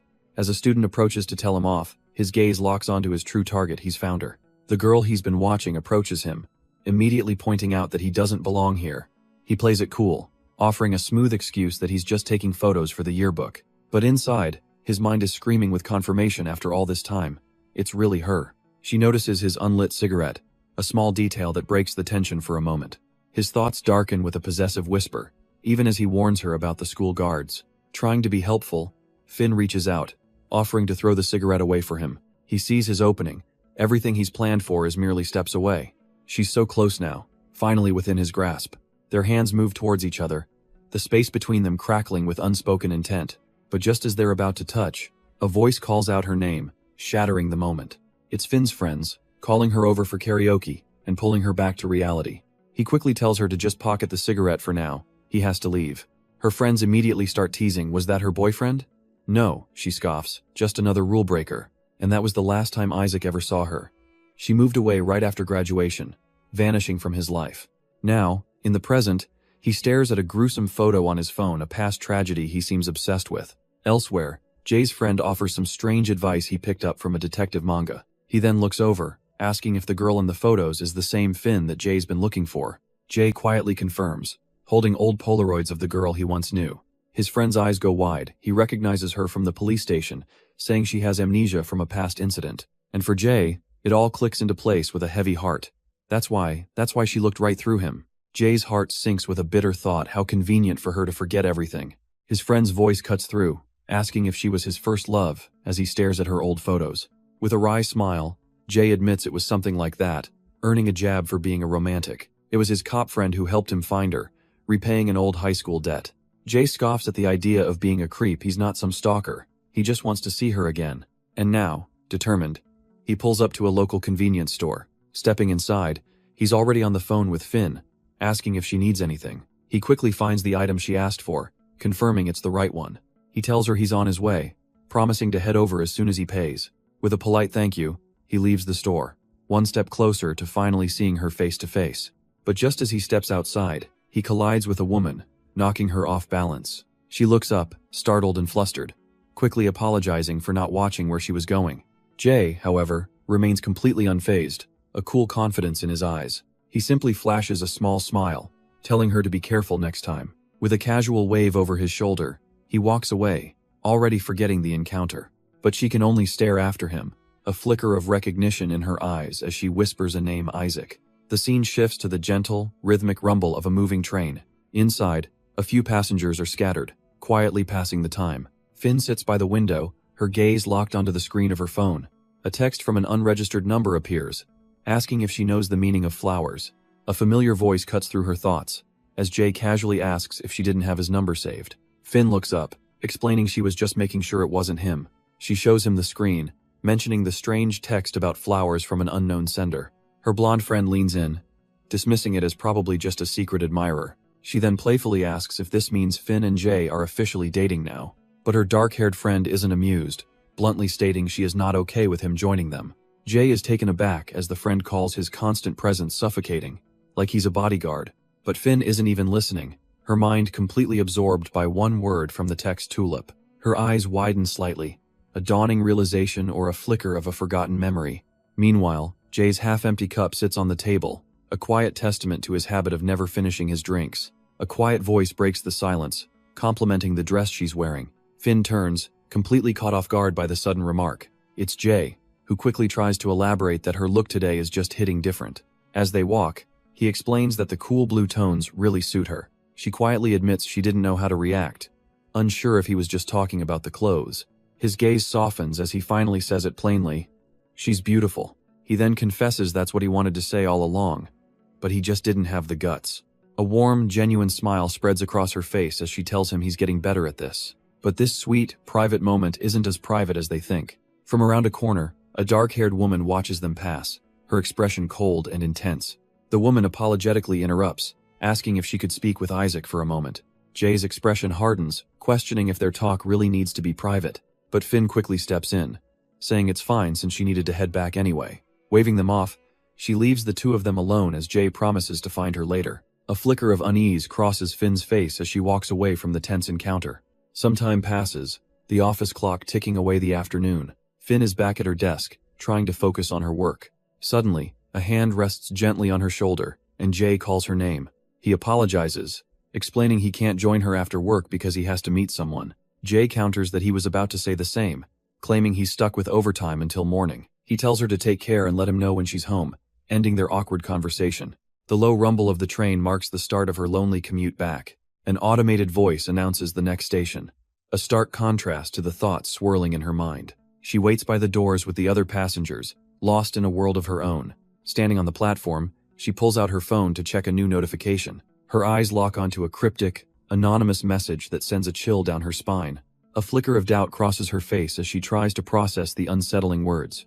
Without a second thought, she pulls up the dialer, her fingers punching in a familiar number. Her expression hardens, a quiet storm of suspicion brewing in her eyes. With a shaky breath, she prepares to make the call, determined to get to the bottom of this. But before she can dial, an incoming call shatters the quiet hum of the train. The ringing seems to echo through the car, though no one else seems to notice. Her eyes lock onto the screen, and her blood runs cold. The caller ID displays a single, impossible name from her past. Noah. Suddenly, her surroundings blur, replaced by haunting figures from a time she tried to forget. A wave of pure, unadulterated terror washes over her face. A phantom in a red hoodie drifts past her, a ghost walking among the living. She's completely frozen, trapped in a waking nightmare as the train slows. With a soft chime, the doors slide open, breaking the horrific spell. And standing right there on the platform are the very same shoes from her vision. A single tear escapes her eye, the phantom of her tormentor still lingering in her mind. The train's arrival is announced. The automated voice, a cold, indifferent sound. As the doors slide open, the crowd begins to pour out onto the platform. Finn stumbles out with them, her feet moving on autopilot. But then, panic ignites in her chest. She starts running, convinced he's here. A memory flashes, her younger self running barefoot through a sunlit field. She shoves past strangers in the station, her mind screaming for someone to help. The past and present blur together, the terror of that day as real as it is now. A desperate, silent plea forms on her lips, her face a mask of pure fear. Her hand reaches out into the crowd, a desperate search for a savior. Suddenly, a firm hand grabs her arm, and a familiar voice calls out her name. It's Scott, his expression laced with concern as he asks why she's running away in a panic. He notes that she's trembling, her eyes still clouded with a deep-seated fear. He pulls her close, trying to soothe her with a gentle reassurance that she's okay. As he holds her, a menacing figure in a red hoodie watches them from the crowd. His face is pale and stoic, a ghost from a past she can't escape. Finn instinctively clings to Scott, burying her face in his shoulder for a moment of safety. But the memory's eyes glow with a chilling intensity, a silent threat that he's here now. Later, in a sunlit hallway, Scott explains he was only at the station because his friend bailed on him. He looks at her, gently probing, asking if she's really all right after seeming so freaked out. Finn tries to play it cool, brushing off her breakdown as just another random panic attack. But her eyes betray her as she insists it's nothing, telling him not to worry. Scott's gaze hardens slightly. He knows she's lying, but he can't force it out of her. He relents, promising to stop nagging even though he can't just switch off his concern. With a sigh, he tells her to go inside and get some rest, turning to leave. He offers one last lifeline, promising to come right back if she needs anything at all. As he walks away, Finn is left with a look of pained indecision, unable to let him go. Her hand shoots out, grabbing the back of his jacket as she calls out his old name, Isaac. She apologizes, finally admitting she knows he wishes she would be more open with him. Then, taking a breath, she asks if he wants to come inside. Inside her apartment, the heavy silence is broken only by the slow spin of a ceiling fan. Finn finally opens up, explaining how she called that unknown number from earlier. The person was on the same train, and she even jokes grimly that this time, it might actually be a stalker. Scott's expression darkens with regret, and he immediately apologizes for letting her go home by herself. She tries to brush it off as paranoia, admitting she didn't confirm anything since someone rushed off the train right then. But he's not convinced, thinking to himself that's too much of a coincidence for the usually skeptical Finn. He urges her to be careful, reminding her there's still a serial killer on the loose and she shouldn't be out alone. Hearing this, Finn's composure finally cracks, her gaze falling to the table. Scott gently takes her hand, and she admits she really thought she was ready for this. Her whole life, she whispers. She's been preparing for the day she would finally have to face him again. She always knew, she says, that one day Noah would find her. But despite preparing her whole life, the mere thought of him is enough to paralyze her in fear. She clutches her head, wondering why she's so terrified. What more could he do? Is she truly afraid of dying? Scott finally interjects, asking the one question on his mind. Who is Noah? Finn apologizes, then drops the bombshell. Noah was her childhood friend and the one who killed her father. He was the first person she ever felt close to, she admits, as Scott listens with a heavy heart. She remembers just talking for hours, sharing bits and pieces of her life with him. Looking back, she doubts he was even interested, but he listened, and to her, that was everything. It was a kind of shared solitude, one that blinded her to all the warning signs. As Scott watches her, he realizes her story. Her expression, it's all exactly like her testimony from the trial, almost as if it's been rehearsed. He sees it now, a flashback to the trial, her rehearsed words echoing in his mind. But Scott's voice cuts through her memory, asking a question that shatters the narrative. Finn snaps back to the present, clearly caught off guard by his sudden insight. Without waiting for an answer, he takes her wrist, silently telling her to follow him. She asks where they're going as he leads her away from the living room. He simply says he has something he needs to show her. He brings her into his study, the door closing behind them with a soft thud. Inside, Scott gestures toward a wall, his entire demeanor shifting to one of intense focus. Finn is stunned to see an entire investigation board, realizing he's been tracking the serial killings from the very first victim. This means he solved the pattern before the police, and he coolly admits she seems to have learned from the best. Finn begins to explain, her voice laced with uncertainty as she sits on her bed. She shows him a newspaper clipping, saying she saw the murder on the news and noticed the victim looked just like her. But the real connection, the one that chilled her to the bone, was the method of the killing. It reminded her of Noah. The memory surfaces of a younger Noah, holding up a dead rabbit, his eyes gleaming with a disturbing pride in his hobby. Her expression darkens as she recalls that he had a very specific, preferred way to kill. He would bind his victims, then slice their throats just enough to ensure a slow, agonizing bleed-out. The hearse? Sighing. The horrifying parallel snaps into place, imagining the human victim suffering the same ritualistic cruelty as that rabbit. Scott finally speaks, cutting straight to the point. Is she saying Noah is the killer, and that he's doing this because of her? She can't say for sure, but the crushing weight of the possibility is too much to bear. If she's right, she whispers, it means more people have died all because of her. Her voice is heavy with guilt. The thought of others dying for her is a fate worse than death. She opens her eyes, steeling herself for his dismissal. She knows she must sound crazy, even admitting that Scott himself had called it a stretch. Feeling foolish, she apologizes for wasting his time with what feels like paranoid nonsense. But Scott isn't dismissing her at all. Instead, he points to a key detail in the newspaper. If the killer is picking victims that look like her, then he knows her current appearance. He's always watching. The murder's happening in her city, he explains, all but proves it. He likely already has her address. Finn looks at him, her voice barely a whisper, needing to know if he truly believes her. He meets her gaze, admitting Hez not convinced it's Noah, but he has no doubt that someone is targeting her. And with a look of absolute resolve, he makes a vow. He doesn't care who it is, they're not touching her on his watch. Scott's vow of protection is the final straw, and tears begin to stream down Finn's face. He gently tries to comfort her, but she pulls away, begging him not to look at her in this state. Through her sobs, she asks the one question that has haunted her. Why won't he get tired of her? For the first time, she feels truly seen by someone, and the feeling is both wonderful and terrifying. Scott takes her hands, his expression soft, asking if she really hasn't figured it out yet. He tells her plainly that he's crazy about her, and nothing she does could ever make him leave. Leaning in close, he promises to protect her, no matter what it takes. Seeing how exhausted she is, he offers to go, but her expression stops him. With a newfound sense of safety, Finn asks him to please stay a little longer, and as the warm afternoon light fades into the cool blue of the evening, he does. Night falls, blanketing the room in a quiet, cool blue. He watches over her as she sleeps, a rare moment of tranquility. But a memory surfaces in his mind, an apology filled with regret. Finn suddenly whimpers, trapped in a nightmare, begging her unseen tormentor to stop. His gaze turns cold, his thoughts drifting to someone who refused to take responsibility. He thinks about how everything could have been so different, how he might have even grown to like them, if things had gone another way. He leans in, pressing a gentle, protective kiss to her forehead. They could have had a normal life together, but that path was destroyed. And now, he resolves, she will have to live in this hell right alongside him. His mind plunges into the past, to a time when he was just a battered boy. A red-haired figure stood before him, coldly blaming someone else for his condition. He hissed that she was the reason Isaac was becoming weak. And the only way to deal with weakness, he preached, is to cut it out completely. That dark advice triggers a horrifying memory, a woman lying on the floor, unmoving. He remembers staring down at the face of his own mother, her life bleeding out. A young Isaac, small and helpless, could only watch from the corner of the room. But in the present, Finn awakens, sensing his distress. She finds Scott trembling, tears rolling down his cheeks as he's trapped in the nightmare. The man who seemed so in control is completely broken by the ghosts of his past. She gently nudges him, apologizing for having to wake him up.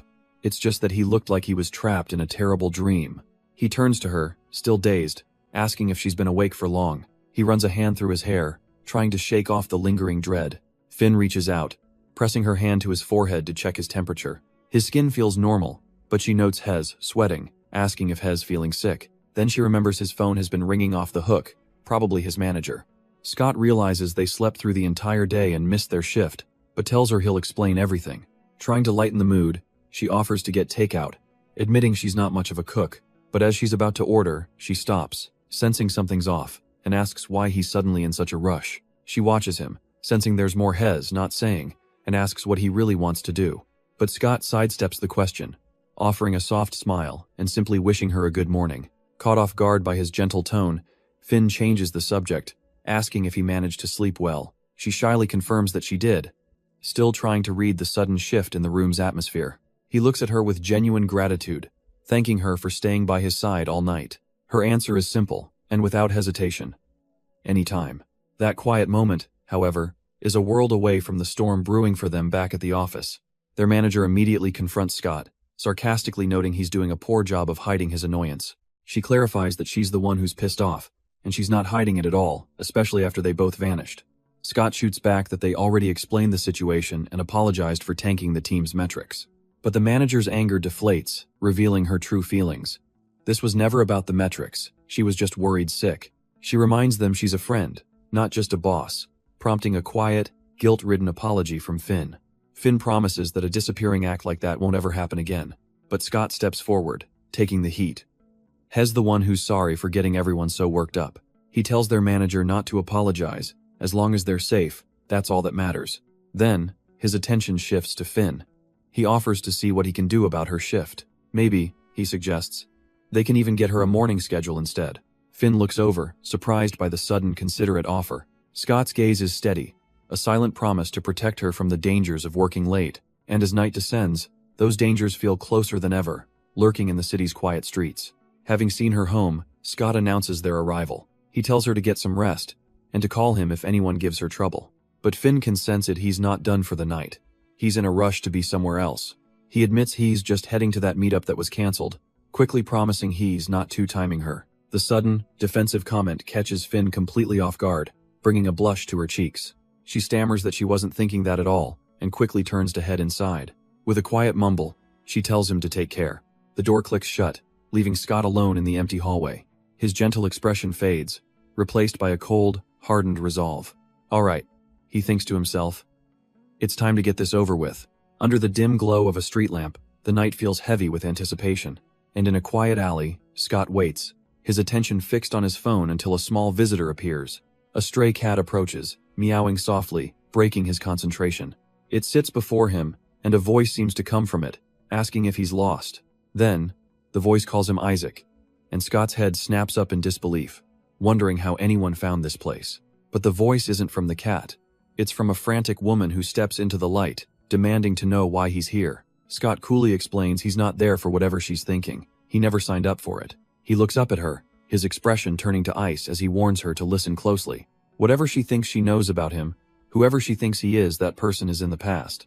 Her bravado crumbles into fear as she realizes he's serious, pleading that he's going to get her in trouble. But their conversation is cut short by a new voice, casually remarking that they have a guest. The woman's eyes widen in terror. She knows who that is. A muscular man with red hair emerges from the shadows, suggesting they let Scott inside.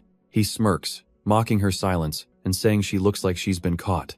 Turning his attention to Scott, he assumes the woman spun some sob story to get a hero. He cruelly points at her, claiming this is just a stunt she pulls to get attention. The man scoffs, doubting they could ever be dating, trying to humiliate her further. But a calm voice cuts through the air, asking what if they were. It's Scott, stepping forward with an unreadable expression, ready for whatever comes next. Meanwhile, somewhere else, a hand clicks a mouse, digging into something online. The focus shifts to a quiet room, where the office manager sits illuminated by her laptop screen. She's researching the meaning of tulips, a flower representing perfect and deep love. With a thoughtful expression, she continues her search, another click of the mouse, taking her deeper down this rabbit hole of floral symbolism. Then she finds another meaning, one that seems to strike a chord. Freedom. The word itself reflects in her eyes as something seems to click into place. But her thoughts are shattered by an incoming call. It's from Isaac. Answering, she asks if he's missing work again, wondering where on earth he is.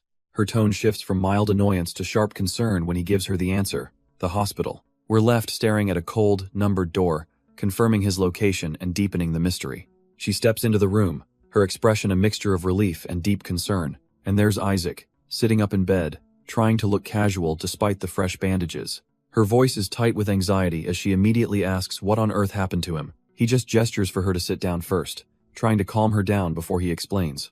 Taking a seat, she presses him again, her eyes fixed on his bruises. Did he get into a fight?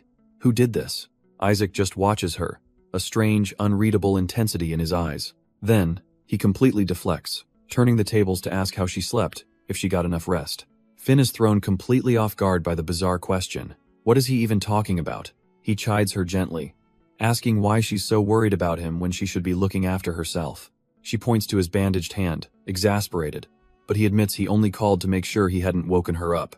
Her patience gone, Finn calls him out for hiding things, and seeing her genuine worry, Isaac finally relents. He explains that his cancelled meeting was with Eva, her teammate, and admits he lied about not seeing her. They only spoke for a moment at the station, but Finn needs to know what was so important. He doesn't sugarcoat it. Eva wanted him to kill someone for her. Finn is floored by the absurd request.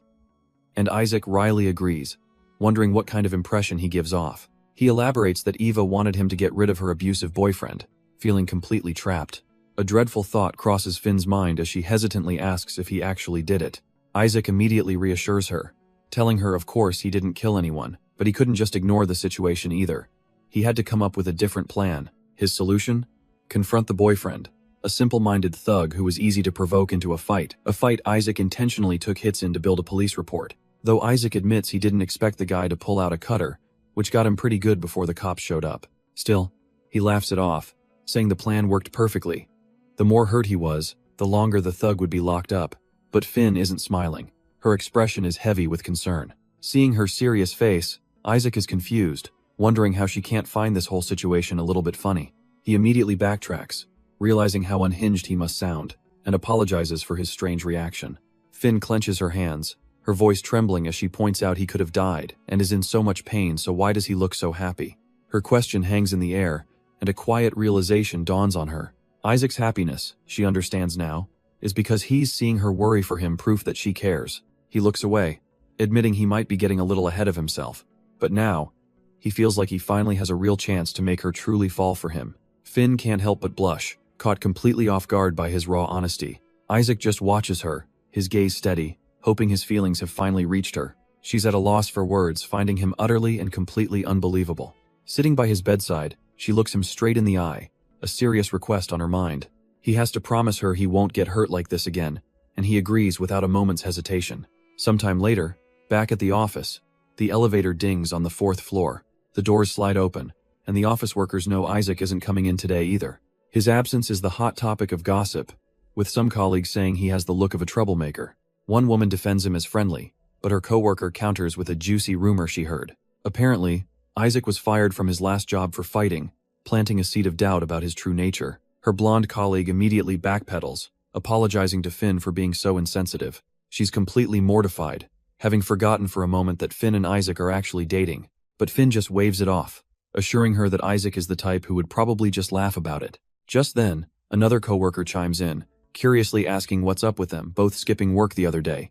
As Finn walks off, her colleagues can't help but notice how much she's changed since dating Isaac. She's lost her gloomy aura, she smiles more, and she's stopped bringing up all that creepy stuff she used to. It seems that despite the rumors, he's actually been a pretty positive influence on her. The thought sends Finn spiraling back into a memory, a time when someone understood her investigative nature all too well. It was Isaac, looking younger and more intense, as he pleaded with her to trust him just this once.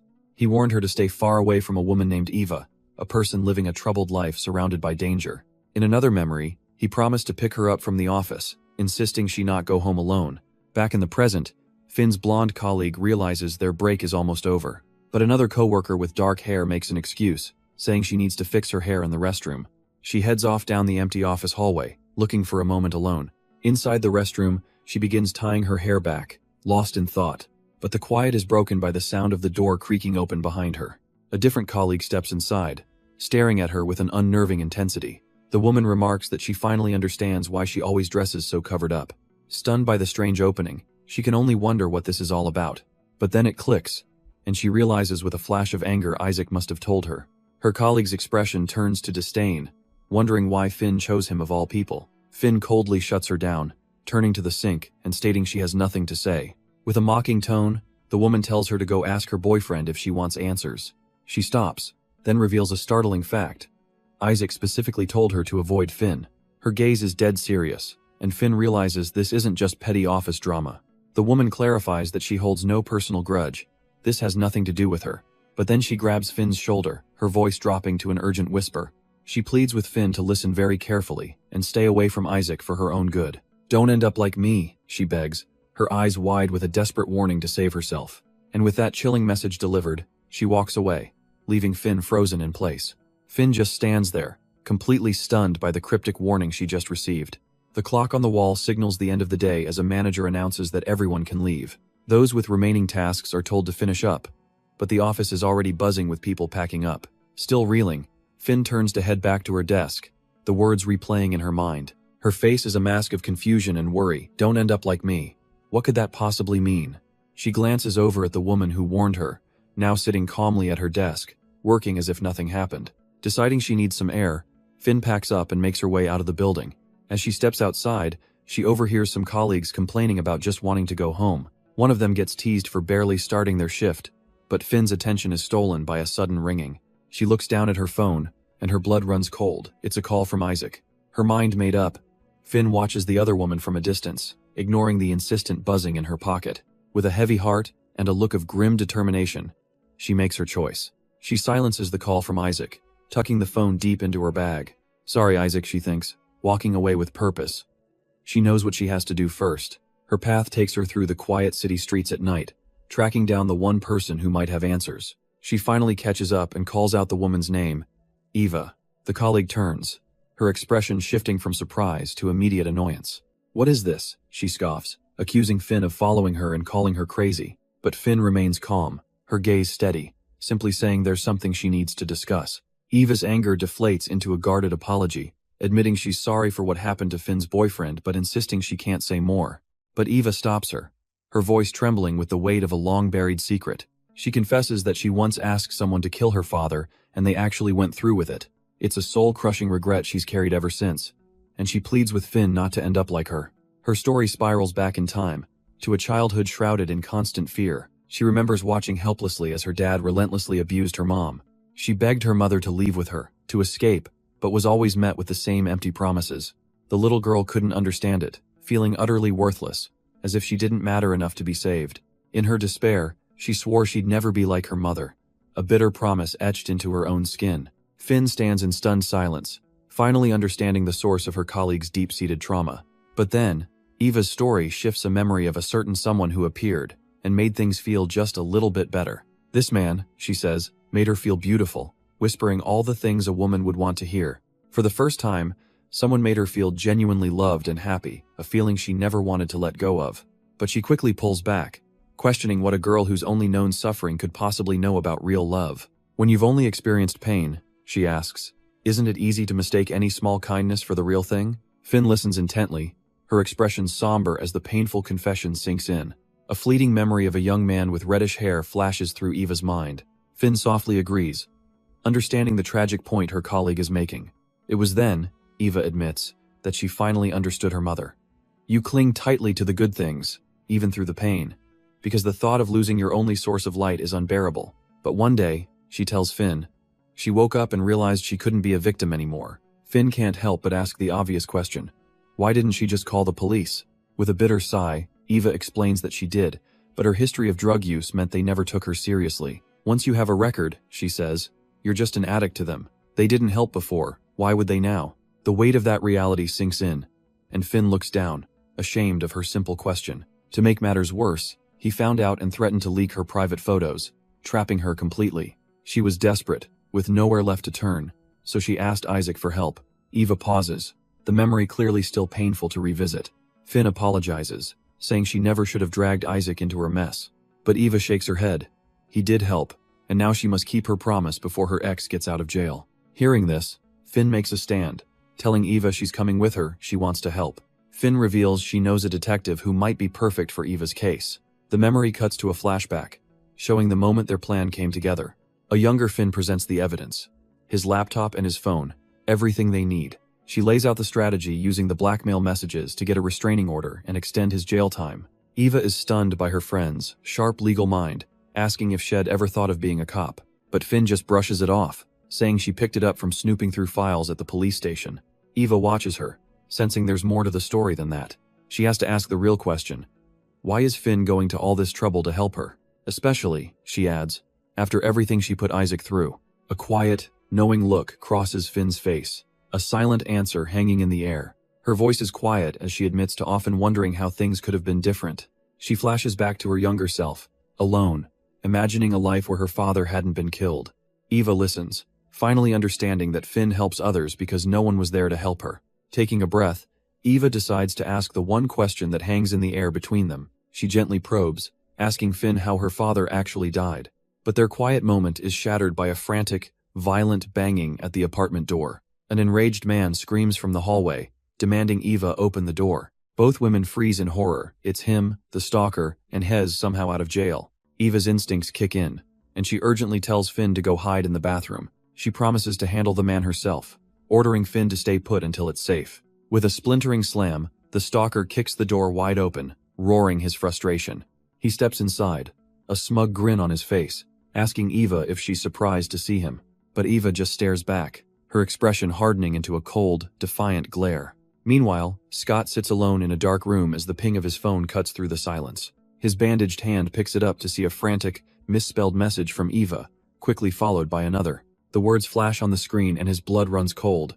Finn is in danger. In another part of the city, a dark-haired woman smirks at a man she's cornered. She mocks him, saying she knew her threats would get to him, that she was right about him all along. He tells her to shut up and get to the point, but she just taunts him about his nice guy mask slipping. She offers a deal. She'll stay silent about his past, even disappear from Finn's life entirely. In exchange, he has to do just one thing for her, and it must be done perfectly. Her chilling request hangs in the night air. She wants him to kill her boyfriend. A sudden rustle of leaves is the only sound, as the man stands frozen in shock. He can't believe what he's hearing, asking if she's being serious, but she insists she is. She justifies her demand, calling her boyfriend an abusive monster who's destroyed her life. The only way she can truly be free, she claims, is if he's gone for good. He stares back, his mind reeling. This is insane, completely surreal, but she doesn't care what he thinks, making her final threat clear. Do it, or Finn learns everything. He rubs his neck, almost amused, and admits she might have a point about him. But then he flips the script, asking why she'd risk meeting a killer alone. She scoffs, saying she can handle herself. A wry look crosses his face. He finds the whole situation deeply ironic. He pushes further, wondering why she doesn't use all that bravado against her actual problem. Her confidence shatters as a memory floods back, her voice a whisper, admitting she can't. The reason looms over her in the flashback, her abusive boyfriend, taunting her silent fear. He paces their messy apartment, complaining about his miserable time in a filthy cell. Then he's right in her face, demanding to know about the lunatic she's been seeing. The memory cuts to a flash of brutal violence, proving he's exactly the psychopath she described. She remembers him on the ground, beaten bloody, and yet he was smiling. She thought he was completely insane. The memory shifts to her ex, fresh out of jail, storming into the apartment demanding to know where that coward is hiding. He doesn't buy her lies for a second, accusing her of planning to run away with him. But this story of abuse triggers another memory, in another time, as Finn recalls hiding in a locked bathroom. A man's voice calls her name from the other side, his patience wearing dangerously thin. The memory is scarred with images of her younger self, bruised and terrified from his rage. Huddled on the floor, she can only listen as he promises that he's going to find her. The man outside cracks his knuckles, deciding he's just going to have to break the door down, and all that terror crashes back into the present, as Eva finally snaps, screaming at Scott to get out. Her ex-boyfriend slowly turns, his voice dangerously low as he asks what she just said. But Eva stands her ground, finding a sliver of courage to tell him he has no right to be here. All her repressed anger finally boils over. She works, she pays, while he does nothing but gamble. His answer is a vicious, open-handed slap that snaps her head to the side. He grabs her face, hissing about how ungrateful she is, reminding her that he was the one who saved her. He scoffs that a little bit of money has made her arrogant, that it's nothing compared to what he's spent on her. The blow sends her reeling into another memory, a vision of Finn, trapped and terrified, as a voice from the present calls Eva's name. The sounds of the assault echo through the apartment, her desperate pleas mixing with his furious accusations. Her final, desperate apologies are met with his cold assertion that she brought all of this on herself. He looms over her, his voice dripping with venom, calling her a burden and threatening to end her worthless life. Suddenly, a bottle shatters against the back of his head, stunning him for a crucial second. A voice screams out, a desperate command for Eva to run. It's Finn, bursting into the apartment to drag Eva away from her tormentor. But the stalker recovers quickly, his shock turning to fury as he thunders after them. His eyes are filled with a murderous rage. He's not letting them get away that easily. As Eva flees, he lunges forward, grabbing a fistful of Finn's hair and yanking her back. Even in his grip, Finn's only thought is for her friend, screaming for Eva not to stop, to just get out. Eva looks back in pure terror, frozen between the instinct to flee and the horror of leaving Finn behind. A memory flashes, Finn's voice echoing in Eva's mind, telling her she has to keep running. Snapping out of her terror, Eva makes a desperate, tearful promise to get help and come back. The stalker roars for Eva to return, his grip tightening on Finn, his face a mask of fury. With his prize escaping, he unleashes his frustration, violently shoving Finn into the furniture. He turns just in time to see the empty doorway she's gone, and has been outplayed. His cold eyes land on Finn, crumpled on the floor, blaming her entirely for this setback. He grabs his bleeding head, annoyed by the throbbing pain. Could this day get any worse? A slow, sinister smile creeps across his face as he turns his attention back to his captive. He doesn't know who she is, but he promises she's about to regret ever getting involved. He looks around at the absolute disaster of a room, annoyed at the chaos. Running a hand through his hair, he mutters about how useless Eva is, leaving him to clean up her mess. His gaze then falls upon Finn, whose fiery stare only seems to entertain him. He offers a fake apology for the shove, but quickly dismisses it since she threw a bottle at him first. Crouching down, he starts his mind games, mocking her for how quickly Eva abandoned her. He warns her that she just witnessed Eva's true character, a person who can't be trusted. Gently, he reaches out to wipe a tear from her face, beginning to spin his own sob story. He insists he's not a bad person, pleading with her not to fall for whatever lies Eva told her. His expression darkens, remembering all the times he's had to discipline Eva for not listening. He stands over Finn, ranting about how he fixed Eva's broken life, only to be betrayed and thrown in jail. He tries to downplay his abuse, claiming it's just how their heated relationship works. He paints himself as the victim, insisting he never wanted to hurt Eva, but she just pushes him too far. Finn refuses to listen to his pathetic excuses, her disgust palpable. She sees right through him, realizing he carefully hides the bruises on Eva's body to maintain his facade. With tears of fury in her eyes, she calls him out for trying to control Eva forever. She tells him plainly, his actions are inexcusable, and he is just a bad person. And with that, his manipulative mask completely shatters.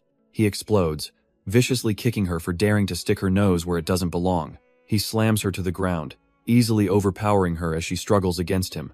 His grip tightens on her wrist as he sneers, disappointed she wasn't smarter than Eva. He scoffs that she's no different from Eva, just another woman who doesn't know her place. His hands tighten around her throat, deciding it's time he taught her a lesson too. Pinned down and helpless, Finn struggles for air, his grip feeling like solid iron, but then he starts some creepy monologue, asking if she knows about the meaning of flowers. The strange question triggers a flash of a memory, a younger girl beside a single, broken tulip, a distant echo of a hand reaching out for something shattered and lost. Back in the present, her fingers close around a sharp shard on the floor. With what little breath she has left, she whispers the one thing she's fighting for: freedom. He just looks confused, completely oblivious to the shift in her eyes, and in that split second of arrogance, Finn plunges the shard deep into his side. The stalker sputters, pain and fury twisting his face as he glares at Finn, but his anger is cut short by the sickening thwack of a chair smashing into him from out of nowhere. A tattooed arm belongs to Scott Lee, who follows up with a brutal stomp, not giving the man an inch. The once confident predator is reduced to a cowering mess on the floor, trying to block the blows. He can barely see straight, his mind screaming, "Who the hell is this guy?" Scott stands over him, a silent, menacing figure whose presence alone feels like a death sentence. His eyes are cold, focused, and completely unhinged. Nearby, Finn finally lets out a ragged cough, the weight lifted from her chest. She's weak, battered, and struggling to breathe, but she's finally safe. Scott's intense gaze then shifts, landing directly on her, but his gaze snaps back to the attacker, his eyes glowing with a chilling promise. The stalker, now a pathetic, bleeding mess, can only stammer and beg for him to wait.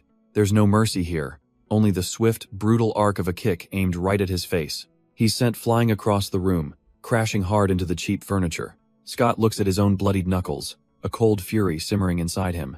How dare this piece of trash lay his filthy hands on her? Pinning the man down, he unleashes a relentless storm of brutal, punishing blows. And in a low, possessive whisper, he declares that no one else is allowed to touch his prey.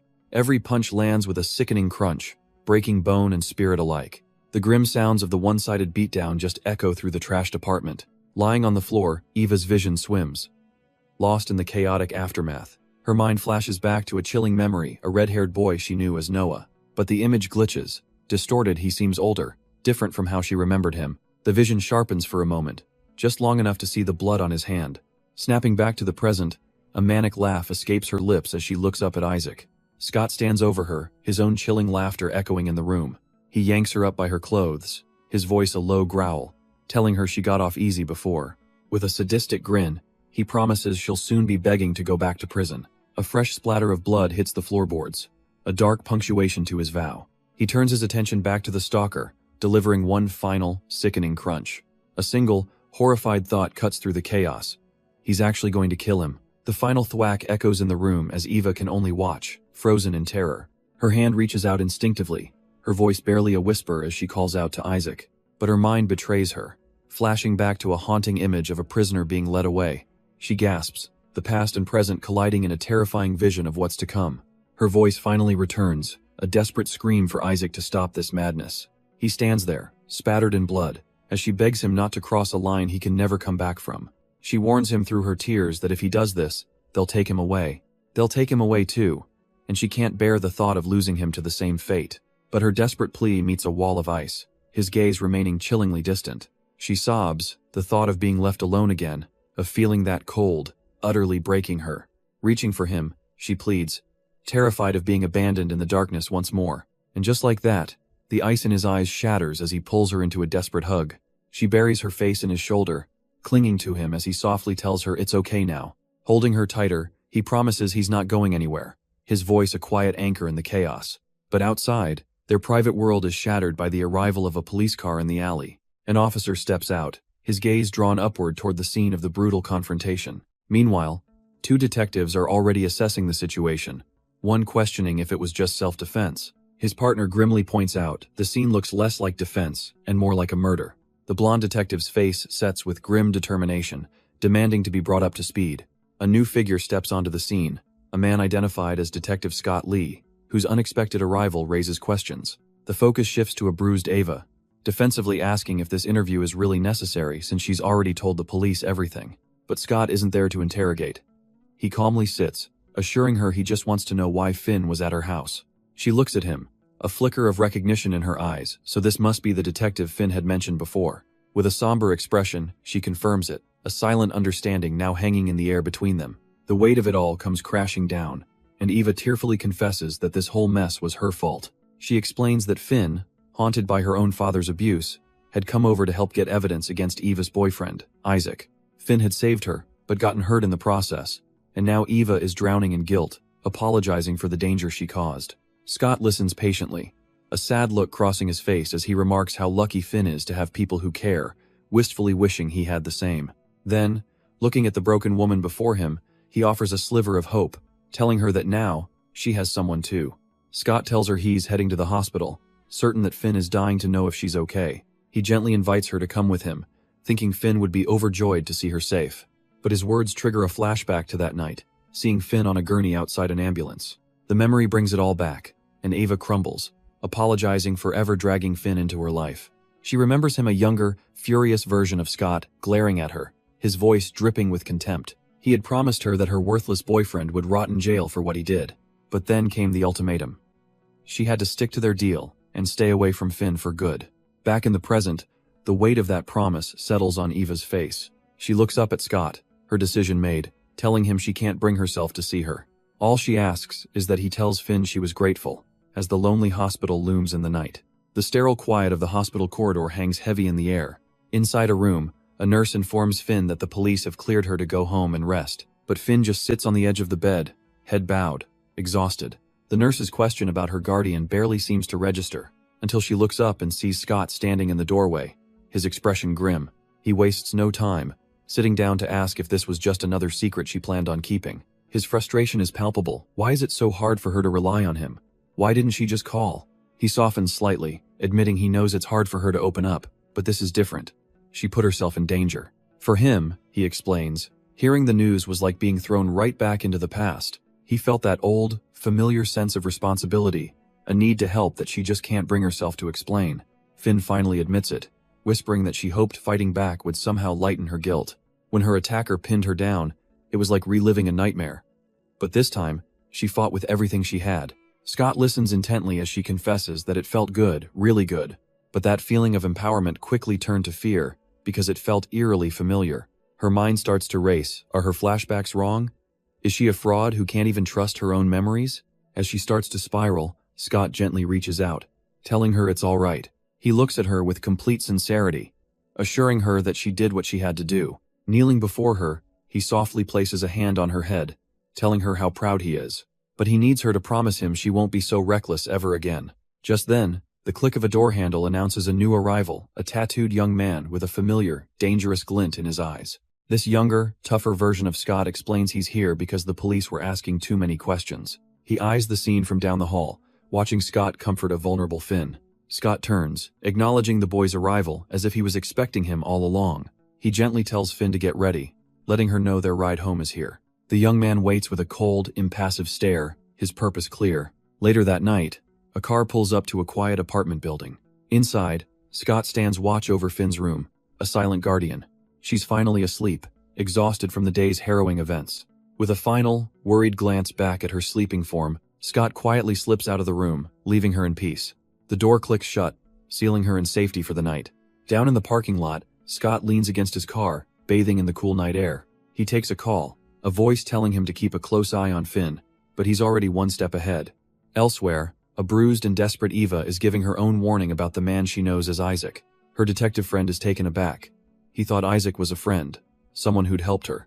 But she can't shake the memory of what Isaac did to her boyfriend, a chilling display of his true capabilities. She urges the detective to use his authority to run a background check if he has any doubts. She's known him for years, ever since high school, and she's about to reveal his real name.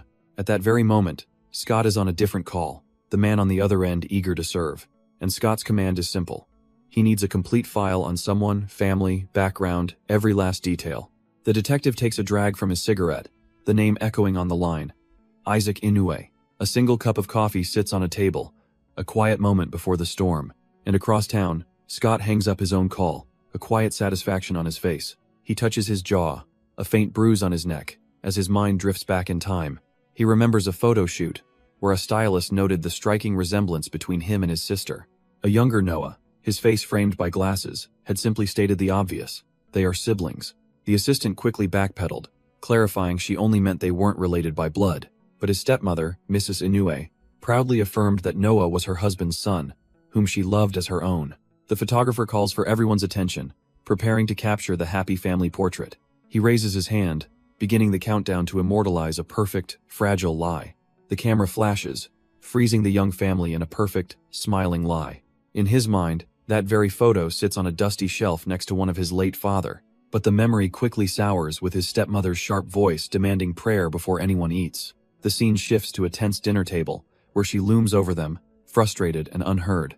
A young Noah listens silently as she preaches about being grateful for their blessings. She talks of sin and disobedience, of the need for repentance that she doesn't see. Then, her pious facade shatters, and she cries that they're cursed, that it's all his fault. She points at her own red-haired son, blaming his defiance for her husband's death. He refuses to pray, to fast, to go to church, and she wails that this will keep them from heaven. As she spirals, convinced she's damned, her son just looks back coldly, muttering that she's lost her mind. She grabs her son, telling him to starve for all she cares, but he's not leaving. She demands to know if he's going to see that girl again, reminding him the girl's father already warned him away. But Noah has had enough of her screaming and turns his back on the entire conversation. The slam of the door is his only reply. His mother's anger crumbles into desperation as she begs Isaac to go after his brother. Without hesitation, Isaac rushes out of the house, calling Noah's name into the afternoon air. The commotion draws the eyes of neighbors, who whisper about the family's constant fighting. Isaac scans the street, breathless, trying to figure out which way his brother went. And then he sees him, walking calmly down the street with a girl. He stops, a wave of complicated emotions washing over him as he watches them from a distance. But another memory now haunts Isaac's mind, the face of a young Finn. He remembers her then, bruised and hollowed out in that blood-red hoodie. The image of her brokenness is seared into his memory, and he can't help but wonder, was she crying back then? Was all that pain, all those tears, somehow for him? The thought lingers as he sets his phone down, unable to shake the feeling. Moments later, Finn's own phone lights up with a message from him. He can't sleep, and it seems neither can she. Isaac admits he wasn't listening to her earlier, a quiet apology for his distance. Her reply is immediate and desperate, a simple request to come over. And true to his word, Isaac shows up with takeout from a new noodle shop. He quietly admits he realized they haven't had a proper meal since leaving the hospital. Finn, looking exhausted but touched, murmurs that it smells good, but the heavy silence that follows speaks volumes, the weight of their ordeal still clinging to them both. They settle down on the couch, the food laid out between them like a fragile truce. A palpable distance separates them, the air thick with unspoken thoughts and anxieties. Finn finally breaks the quiet, asking if he's mad at her for some reason. He turns the question around, asking what she thinks, but she begs him not to play mind games. Defeated, She just guesses he must be tired, what else could it be? But Isaac looks her dead in the eye, telling her that's not it, she's the one who seems different. She starts to spiral, wondering if it's because of Eva, or if she's somehow a bad influence on him. Her voice cracks as she asks the dreaded question. Is he suggesting they should stop seeing each other? But Isaac just sighs, telling her she's stressing over nothing, he's just tired. That's all. Unconvinced, she sees herself as a bad omen, someone who ruins the lives of people who get close to her. It's a curse, she whispers to the empty room, to hurt those who are good to her. Isaac cuts through her self-pity, telling her that sulking and feeling miserable won't solve anything. She looks up, flustered, trying to explain that's not what she meant at all. He reminds her that she's not the only one who's broken, that they're not so different, her and him, because he, too, watched someone he cared for get taken away by a person he had trusted completely. Isaac admits that since that day, his own life has been turned upside down, just like hers. He tells her when he chose to be with her, he accepted everything, and she has to do the same for him. He gives her one last chance, a final out. If she has any doubts, she should run away now. But Finn doesn't run. Instead, she closes the distance between them with a kiss. He pulls back slightly, his voice low, asking if she truly understands how dangerous she is to him. He kisses her gently, holding her face in his hands. With a soft pull, he says she has the power to make someone completely worship her. He lifts her effortlessly onto his lap. Their bodies finally close on the couch, to bend them to her will. Without them even realizing it, he murmurs, lost in the moment. And as the night deepens, the world outside fades away, leaving only the sound of their breathing. Breathing his name, Finn makes the final call. They're going to his room. The bedroom door clicks shut, sealing them away from the rest of the world. He carries her effortlessly, their lips never parting as he crosses the room. They tumble onto the bed, a tangle of limbs and desperate passion. Every touch is electric, a release of tension that has been building for far too long. Clothes are hastily discarded, forgotten in a pile on the floor. She looks up at him, her eyes filled with a mix of want and unwavering trust. But then, Isaac pauses, his shirt now gone, revealing the intricate tattoo snaking up his arm. Seeing his hesitation, she asks what's wrong. Unaware he's thinking how vulnerable she is before him. His bandaged hand gently cups her cheek as he warns her that if this goes any further, he can't promise control. He gives her one last chance to back out, his mind whispering that he could end this now. But looking up at him, Finn's only question is a fragile one. He's not going to hurt her, is he? The question lands like a physical blow, his expression hardening with the weight of his own past. With a flicker of resolve in his eyes, he gives her his answer. No, that's all she needs to hear, pulling him down as she tells him she's all his for the night. Their hands lock together as the bed groans, his bandaged one covering hers. All hesitation is gone, replaced by a desperate, breathless passion. He holds her, their bodies moving as one, lost in the heat of the moment. But as they embrace, a cold thought anchors him. He'll keep her close, but not until she remembers everything. And just like that, the scene shifts to a cold, sterile office. Files detailing a brutal stabbing. A detective studies the grim details. The wounds were messy, torn as the blade was pulled out.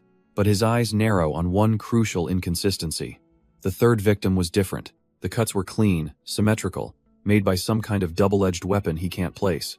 This new evidence solidifies the team's theory of two killers, though the strange similarities still connect them. His colleague with the glasses smirks, telling him he could at least pretend to be thrilled about their finding. He then points out how awful the detective looks, asking if he got any sleep, but gets a terse reply about waiting for a call. As he leaves, the colleague brings up Finn, warning him that getting personally involved could cost him the case. Their female partner quickly shuts him down, telling him to watch his lead detective, who's already getting sidetracked. She walks away as he tells her to save the lecture, but she coolly informs him she wasn't planning on it. With the office quiet again, he turns back to his screen, his partner asking if he's had any luck with the flower shops. She reports back with a sigh the flower shops were a dead end, with too many businesses and no old records to speak of. He wasn't surprised. It was a long shot anyway, and his mind is already elsewhere, profiling the killer. His partner adds that the victims lived far apart, making it impossible to pinpoint where the suspect might strike next. But she wonders, how does he find them? Does he just wander the city until a target presents itself? The lead detective muses that killers hunt for patterns, targeting those with predictable routines that make them vulnerable. And as he speaks, a new connection surfaces, a single, vital link between all of them. They all took the train. She confirms that all three victims were regular commuters with similar schedules, riding the train at roughly the same time. Her partner immediately grasps the implication. The killer could be hiding in plain sight, blending in as just another passenger. The lead detective is hesitant, knowing that even with CCTV, A stalker might just look like another face in the crowd. But then it clicks. He pulls up a metro map, his eyes tracing the path all the victims lived along a single railway line. The lead detective is furious with himself, realizing how much time they wasted chasing the wrong lead. His partner agrees this new train connection is a lead so obvious, she can't believe they missed it. Just then, another detective arrives, interrupting them with a discovery from his social media deep dive. He found an online post mourning a tac-tac influencer who died on the same day as their third victim. And it turns out, she was their third victim, living a secret life online under a different username. He plays her last known video, a vlog she posted just 1 week before she was murdered. But as the footage rolls, the lead detective's eyes narrow, and he tells him to pause it. Right now. He's noticed something in the video, a basket of flowers the victim is holding. The scene abruptly shifts as a phone buzzes, cutting through the quiet of a sunlit room. Finn's eyes slowly open, the sound pulling her from sleep as she turns to find Scott lying beside her. The insistent buzzing cuts through the quiet, her manager's name flashing on the screen. Still wrapped in the sheets, Scott gently nudges her, letting her know it's her phone ringing. A jolt of pure panic hits Finn, her manager, and she scrambles to answer. But in her frantic haste, she tumbles right off the bed, earning a worried cry from Scott. A little while later, it's Scott on the phone, handling the situation with a calm voice. He reassures the person on the line that Finn is okay now, but definitely needs some time off. Hanging up, he turns to her with good news. Their manager approved a 3-day medical leave. With work sorted, his focus shifts entirely to her well-being, his gaze softening as he asks if she's in any pain. Finn fidgets, admitting she's not really hurting, but her legs feel a little weak. A deep blush then spreads across her face as she realizes he was asking about her bruises, not last night. Mortified, Finn can only stutter as Scott clarifies he was talking about her fall from the bed. He can't help but chuckle at her misunderstanding, arms crossed as she calls him a perv. His smile softens as he gently pats her head, promising to be more careful with her next time. With the air cleared, he brings up their new reality. They have 3 whole days together. Finn wonders if their romantic getaway will just be instant noodles and convenience store snacks. But Scott has a better idea, suggesting they should try cooking a proper meal together. Hand in hand, they walk down a sunlit street, a perfect picture of a happy couple. A quiet narration begins, explaining how one gives another person the world, piece by piece, nurturing them, protecting them, becoming their everything, until their entire existence revolves around you and only you. And so, their romantic getaway begins not with takeout, but with fresh ingredients on a cutting board. The sound of sizzling meat soon fills the quiet apartment. Scott, looking surprisingly natural in an apron, handles the cooking with ease. Finn just watches him, a soft, contemplative look on her face. In her mind, a younger version of herself looks on, captivated by this peaceful, domestic scene. He pauses for a moment, realizing they forgot to buy pepper. But to Finn, none of that matters. This little moment, it feels so nice. They're just like a regular couple, living together and sharing simple chores. Scott jokes that the routine of adulting is just a trap you work until you're dead. He thinks her view is far too tragic, tossing his apron aside with a playful challenge. He asks her what she wants out of life, if she has any hobbies. Scott has plenty of dreams, but he insists there must be something she wants too. Finn falls quiet, searching for an honest answer. And then, a single thought crystallizes in her mind. Her one and only wish, she says, is to make Isaac happy. Hearing this, Scott doesn't hesitate. He asks her to move in with him. The scene then cuts away, to a lonely street corner in the dead of night. A young man walks alone, his thoughts filled with a bitter monologue. He ruminates on how happiness is given just to be violently taken away. His dark train of thought is broken by a familiar black cat meowing from the sidewalk. The voiceover continues its cruel tale of abandonment, as the cat calls out to the young man. It speaks of a perfect target, Isaac, a boy with no father and a mother lost to madness. It relishes the memory of stripping him of everything, of watching the light fade from his eyes as the cat leads him onward. He's guided to a flower shop, where a mysterious figure greets the cat by name, Jamer. The villain's monologue crescendos, explaining how he turned hope to despair, forging a new purpose from pure hatred. The man in the red jacket finally turns to his guest, calmly thanking the cat for bringing him back. Their paths have finally crossed, and he declares that the young man is finally home. The blue-haired man stands frozen, caught in a trap he didn't see coming. The man in red watches him, a faint, unnerving calm settling in his eyes. But before a word can be exchanged, the sharp ring of a phone shatters the tense standoff. And on the other end of that line, a friend grows frantic, wondering why he's not picking up when it matters most. The ringing cuts through the silence of the flower shop, and for a moment, Isaac is frozen in place. He glances back at the man in red, who waits with an unnerving patience. The call continues to echo, a persistent lifeline from a world this man tried to trap him in. With a final, determined look, Isaac makes his choice. He turns his back on the confrontation and walks out, leaving the shop behind. But he doesn't get far before finding another figure waiting for him in the sterile hallway. It's the detective, telling him they need to talk somewhere more private. Isaac tries to deflect, saying he needs to get back to Finn, but the officer is firm this can't wait. Then, he drops the name that stops Isaac cold. "I need to talk to you, Isaac Inoue." The detective's choice for a private conversation turns out to be a quiet, roadside food stall. Isaac eyes the single bottle of soju, wondering why they're here of all places. The detective just slumps into his seat, admitting he's stressed and could really use a drink. But Isaac is impatient, reminding him he needs to get back to Finn. The detective cuts him off, getting to the real point. He leans in, noting how Isaac didn't even flinch at his real name, as if he was expecting this all along. A wry look crosses Isaac's face. He's actually surprised it took the detective so long to connect the dots. The detective sighs, explaining it was a long time ago and he wasn't even on that case back then. He glances at the bottle, realizing one won't be nearly enough for this conversation. With a wave to the vendor, he orders 2 more, settling in for a long night, much to Isaac's surprise. He then offers a cigarette, but Isaac refuses. He's trying to quit, a promise he made to Finn. The detective sarcastically gives Isaac credit for playing the perfect boyfriend, but then he drops the act, bluntly telling Isaac he needs to stop seeing Finn. He cuts through the excuses, demanding to know what Isaac's real intentions are. Isaac argues it's unfair, but the detective scoffs, asking who would date someone tied to their mother's murder, even if Finn doesn't remember.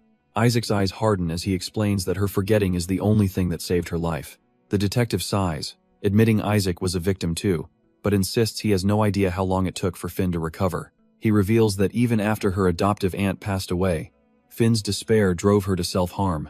The memory is still vivid, him finding her, carrying her as she whispered that it had happened again. She was completely broken, crying that it was all her fault, that now her aunt was gone too. He explains how she blamed herself for everything, shutting herself away from the world until one day, she decided to try and live again. Isaac's expression is grim. All he wanted was to protect the peace she fought so hard to build.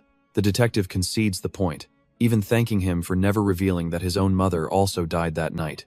But he insists that as long as they're together, her memories are a ticking time bomb, and if Isaac truly cares, he must leave. Their heavy conversation is briefly interrupted as the stall owner brings out their food. The 2 men sit across from each other, the air thick with unspoken history.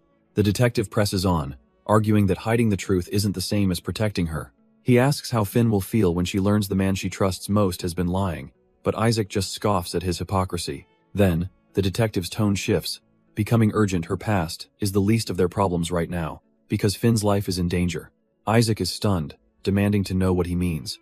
The detective reveals the gut-wrenching truth. The man he's hunting is targeting Finn. He looks at Isaac, almost disappointed, wondering how he never considered that Noah might be their prime suspect all along. The detective lays out the chilling facts. All the victims look just like Finn and live in her city. A cold realization hits Isaac. This killer's twisted logic is terrifyingly similar to Finn's own. He pushes back, refusing to drag Finn into an investigation based on a theory, no matter how logical it sounds. The detective reminds him of the past, how Finn's father was killed by a stab to the chest, and how his own mother's throat was slit, her hands and feet bound, the very MO of the current killer. Isaac scoffs, pointing out that the detective also fits the profile, but the officer calmly states he has an alibi. But even if it's all true, Isaac won't risk Finn's fragile mental state for this. He knows her memories will return, and he's determined to be by her side when they do. The detective's true motive surfaces a pained memory of Allie, vowing to support her recovery. He looks at Isaac with desperate sincerity, asking for the chance to be. The detective lays out his chilling theory. The killer is sending Finn a message through his murders. He believes there's a strange, twisted attachment between the 2 of them, and whatever the killer has planned for their eventual reunion, it can't be anything good. He reminds Isaac that he's officially assigned to the case, meaning he can't be her 24/7 guard. So, he strikes a deal. He'll focus on making the city safe again. If Isaac accepts the responsibility of personally taking care of Finn, the weight of that proposal hangs heavy in the silent, empty street. But as the detective turns to leave, he drops an absolute bombshell on Isaac. He announces that he and Finn are moving in together, and Isaac just freezes in place. The detective leaves him with one final, piercing question. Why are you so desperate to protect her, Isaac? And for that question, Isaac has no real answer, simply admitting to himself that he doesn't know. The detective turns away, a faint smile on his lips, concluding it's just because Isaac likes her that much. He slips his phone back into his pocket, the difficult conversation now behind him. With his task complete, he prepares to head back. He lets out a quiet sigh, the weight of the night settling in. Walking off alone under the streetlights, he can only shake his head, thinking what a smooth talker Isaac is. Later that night, the detective finally makes it back to the police station. The office is nearly deserted, with only a few dedicated souls still burning the midnight oil. One of them, a blonde colleague, sees him arrive and immediately starts teasing him about his talk with his boyfriend, Scott. Unfazed, the detective just drops the latest development. Those two are already planning to move in together. She concedes that Isaac might have made a good point, but her concerns remain. The detective argues that Finn is acting like a different person, making impulsive decisions. His colleague fires back, questioning if it's Finn who's not ready, or if he's the one who can't accept this new side of her. He scoffs at her love advice, considering her own lack of dating experience, but she tells him to stop being a jerk. Brushing it aside, she asks about the urgent call he took earlier, the one that involved Isaac. He finally reveals it. He had someone run a background check and found out Isaac is Noah's stepbrother. She's floored, connecting the dots. Noah, the very man who murdered Finn's father. Her mind races, wondering why Isaac would seek out Finn instead of holding a grudge for putting his stepbrother away. But the detective's somber expression tells her the story is far more complicated than she thinks. He then drops another bombshell.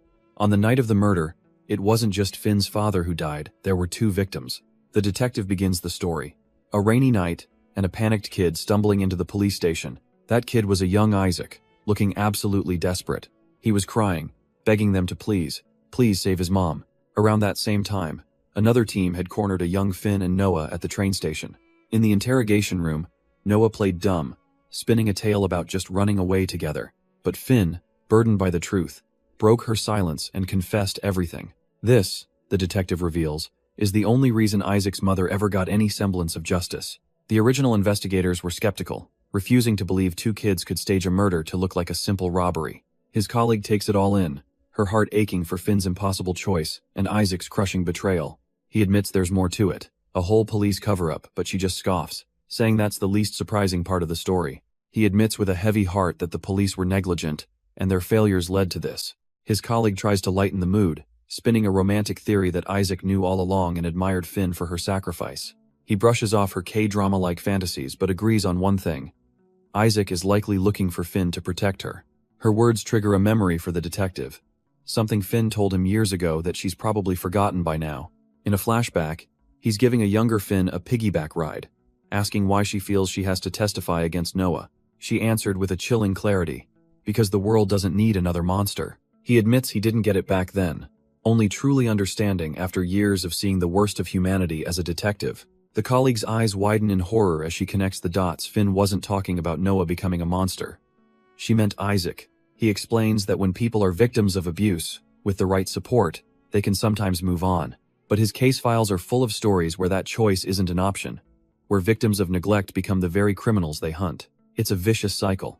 Victims are either continuously victimized, or they become abusers themselves just to survive. The detective's voice trails off, his mind caught on a single, lingering question. Did Finn's intervention all those years ago truly save Isaac? And as if in answer, the scene shifts to a quiet apartment door. Isaac unlocks it and steps inside, groceries in hand, his day seemingly normal. But then he sees a figure through the glass, and his hand instinctively reaches out. His disbelief quickly hardens into a tight, angry fist. He can't believe the nerve. A slow, cynical smirk spreads across his face. Thinking he actually dared to show up, he lets out a sharp breath, a mix of contempt and curiosity. What is he even hoping to accomplish? Because there stands the detective, and Isaac knows he's been found. Of course he was. He scoffs internally. Is this detective trying to intimidate him for getting close to Finn? No, that would be a dumb move, and Isaac knows it. Elsewhere, Eva is lost in thought, remembering just how clean and precise her father is. He was so meticulous, so cautious with his crimes to avoid suspicion and get off probation. She knows he has a plan, figured out a way to get Finn and still get away with it. Isaac reins himself in. He was getting too excited, but it's too soon for a confrontation. Finn hasn't remembered everything yet, and he refuses to be the scapegoat in this game. So for now, he'll just play along with whatever the detective is planning. He slides the door open, and Allie immediately rushes to him, wrapping him in an embrace.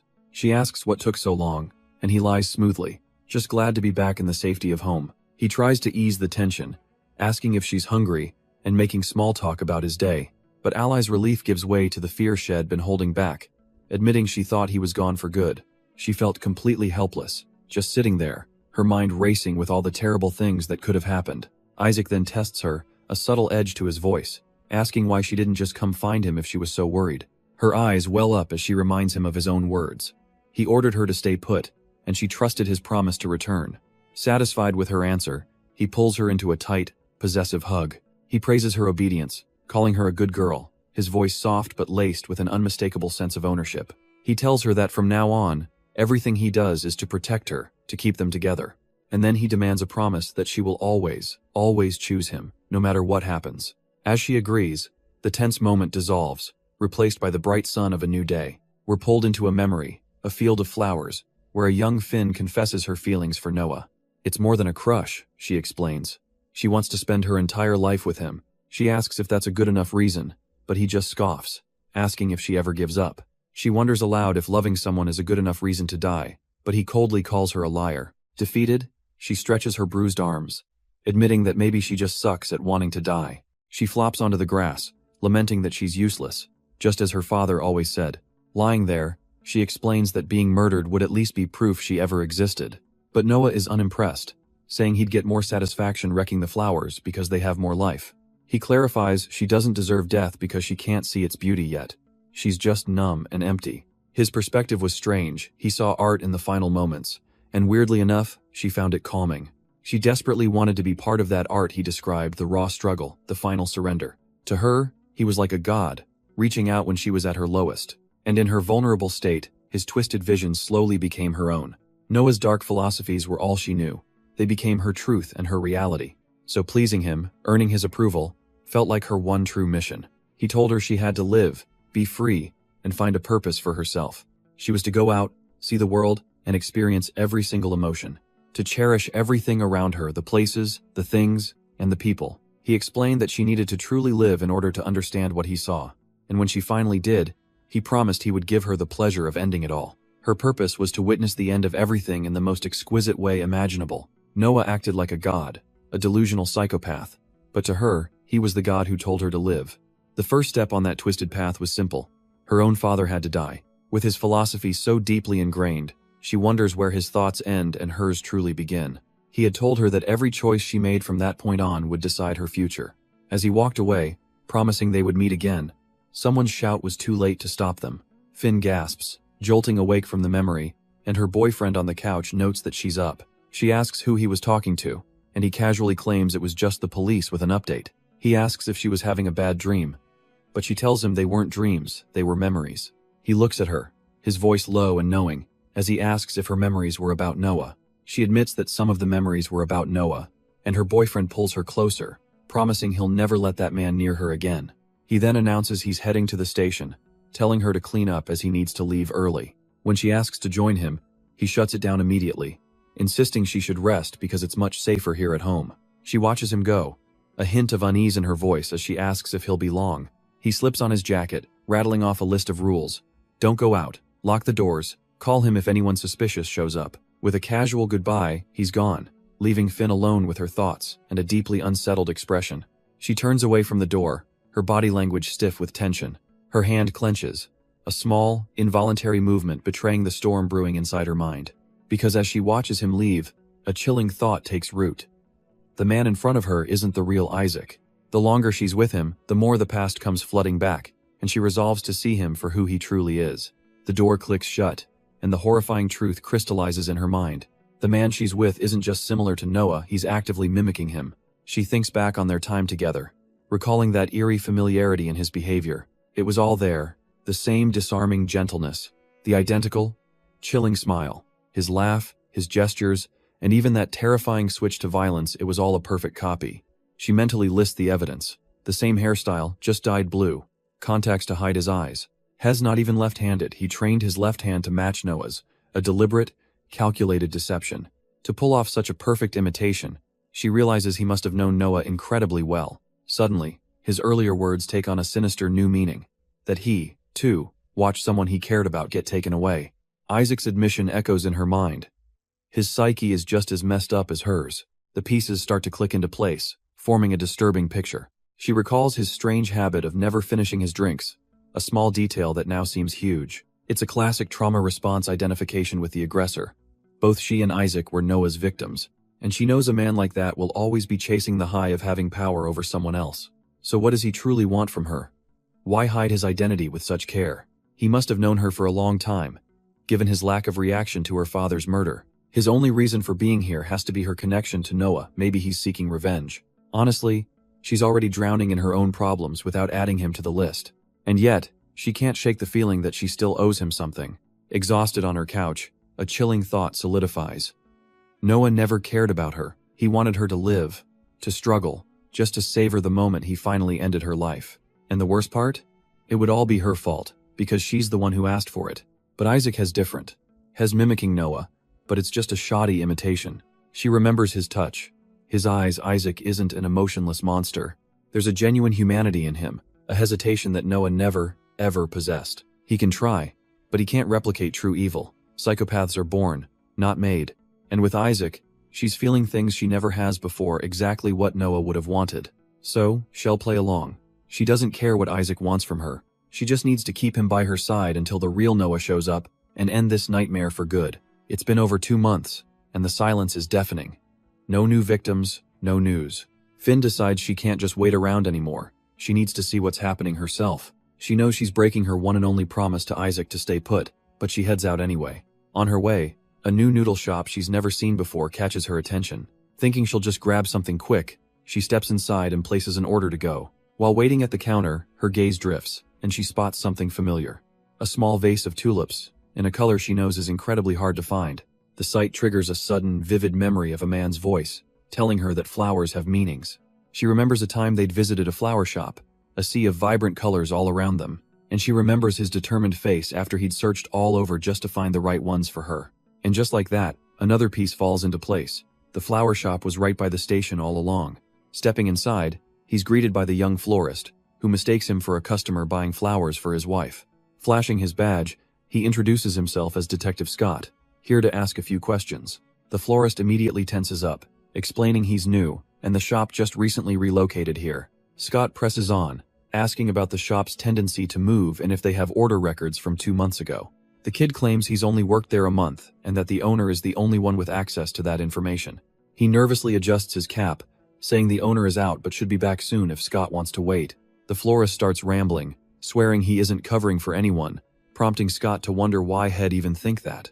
Feeling the pressure, the employee finally cracks, admitting something feels off about his boss. He reveals his boss gave him a chillingly specific instruction, to expect a woman in a white dress carrying a teddy bear. The boss's order was to give her free tulips, but she arrived with a guy, likely her boyfriend.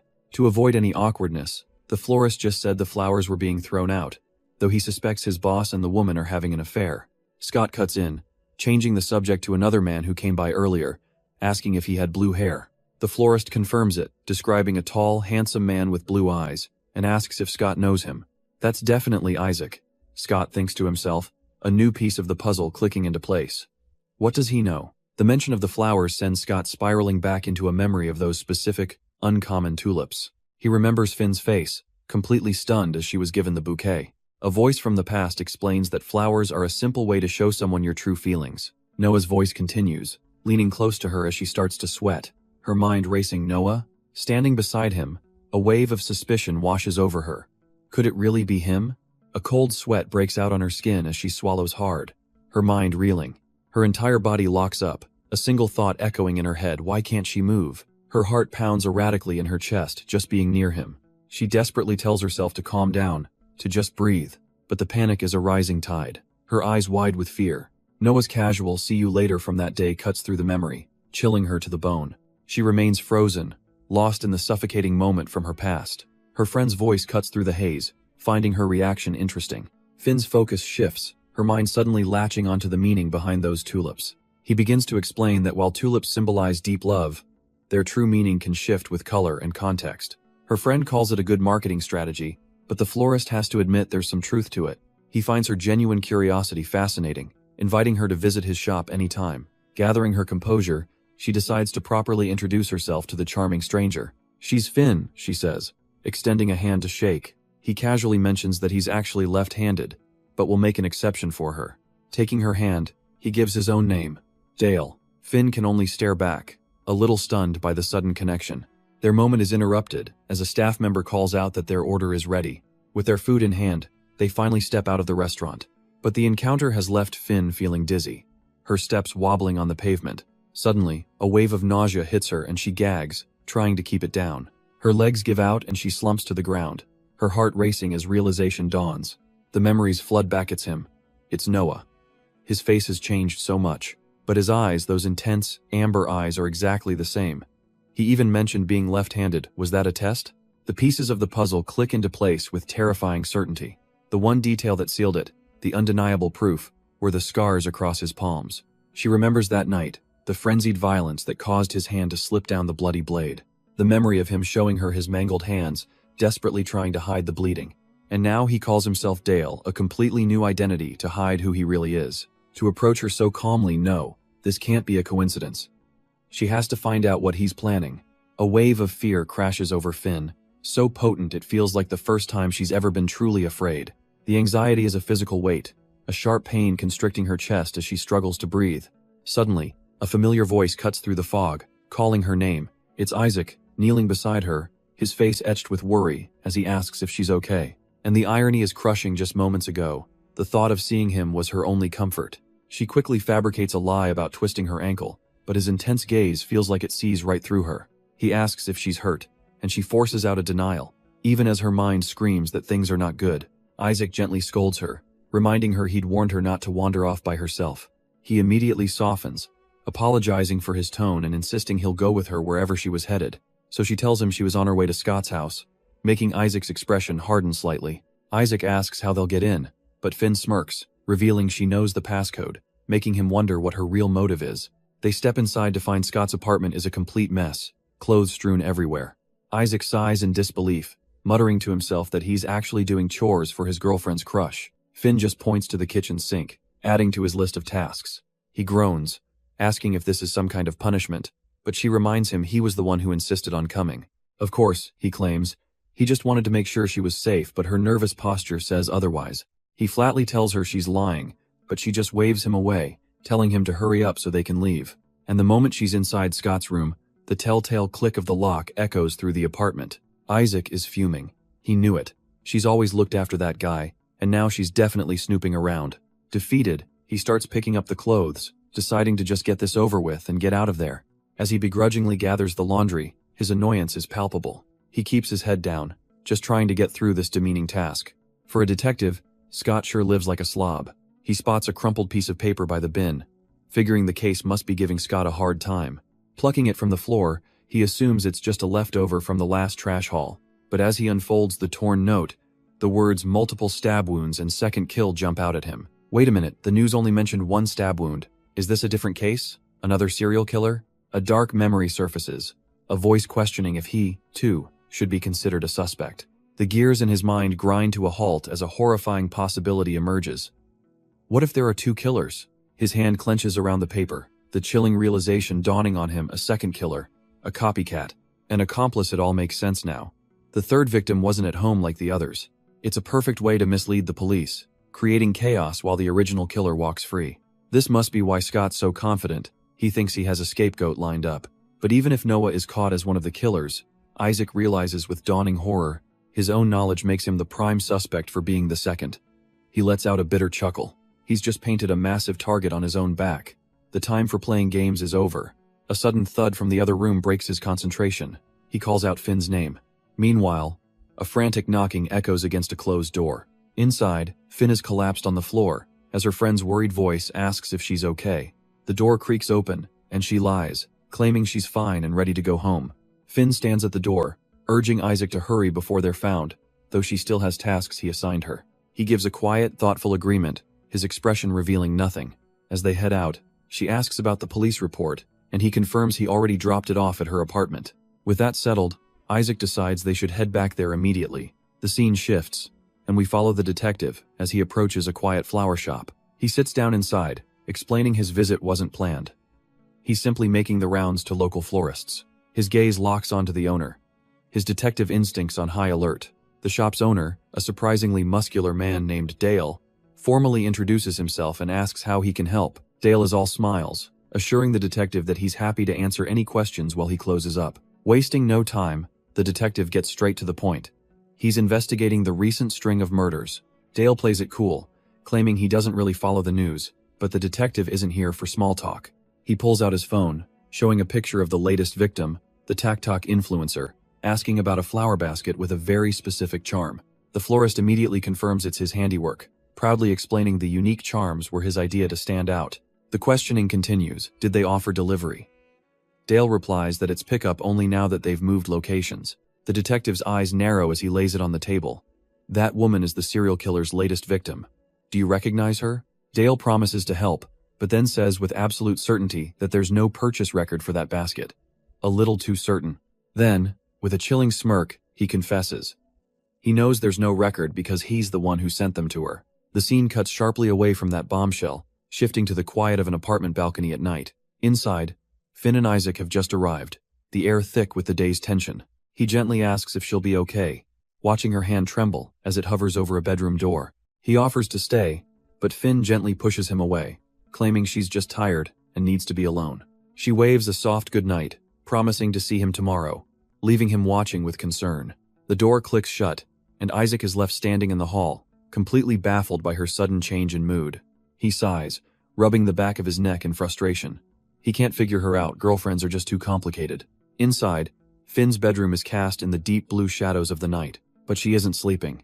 She's sitting on the edge of her bed, phone to her ear, in the middle of a serious call. On the other end, her detective friend's voice reminds her of the past, of when she was desperately trying to join the Cold Lake murder investigation. He recounts how stubborn she was, always trying to sneak a peek at the files, forcing him to bar her from the station. She doesn't understand. Why is he bringing this all up now? She just remembers being upset that he was always too busy. Because, he explains, her incredible tenacity taught him a lesson. He can't hide anything from her, because she will always find the truth. And he was right. Standing in her room, Finn admits she never changed her old work passwords. She knows Jay is going to hate her for this, but she has to know the truth. On her screen, a confidential email from an old colleague who broke the rules for her. Attached is the one file she was never supposed to see. Isaac Inoue's background check. The memory floods back. A stormy night at the police station long ago. A younger Jay is seen sprinting down the hallway, rushing towards a scene of tragedy. He stops before a small girl in a red hoodie, a young, traumatized Finn sitting alone. But her attention is on the boy next to her, as she quietly asks if his name is Isaac Inoue. She tells him his aunt is coming to pick him up, trying to offer a sliver of comfort. But the boy, a young Isaac, just sits there in silence, lost in his own world of grief. Finn remembers that day clearly, her own face bruised and swollen. But Isaac, the boy who'd seemed so stoic, had broken his silence. He was sobbing, tears streaming down his face as he clutched his glasses. He was crying for his mother, the same mother Noah always claimed was abusive. Suddenly, another memory surfaces: his mother seeing Finn's injuries, asking in horror if her father was responsible. She remembers the woman's gentle kindness, promising that everything would be all right. And that's when it all clicked for Finn. The devastating realization that Noah was a complete monster. Back in the police station, her younger self turns to the grieving boy beside her. She offers him the same words of comfort his mother once gave her. Staring at the case file now, Finn understands why she testified against him. She knew he'd lied about everything. It all clicks into place. She couldn't remember Isaac because her mind had merged him with the monster, Noah. He had played the part of an abused, lonely boy perfectly, just like her. It was all a calculated strategy, preying on her sympathy to earn her complete trust. As she scrolls through her old testimony, she sees the holes in his story. He never once mentioned a stepbrother. The weight of this forgotten truth presses down on her, the memories churning in her stomach. The prosecution's questions from back then flash on the screen, confirming that yes, she'd seen his bruises. Her fingers tighten on the mouse, relentlessly scrolling through the painful cross-examination. But the prosecutor twisted her words, asking if the bruises were from hunting, then pivoting to his stepmother, confusing her. In the memory, Noah's own lawyer objects, accusing the prosecutor of leading the young, vulnerable witness. But the objection is overruled, and the court zeroes in on a young Finn, demanding to know if she stated Noah was abused by his mother. With tears in her eyes, young Finn is forced to confirm what she said. But Isaac's defense attorney leaps to his feet, objecting that the girl was clearly manipulated. The prosecutor, however, coolly argues that since she was deemed fit to testify, her statements must stand. The court records flash across the screen, showing the defense's plea that Isaac's abuse was real, and had damaged his psyche. Back in the present, the laptop screen goes dark, but the heavy questions linger in Finn's mind. She curls up on her bed, tormented by what he must think of her now, wondering if he resents her. The fear is palpable if he finds out she remembers everything. What could she possibly do?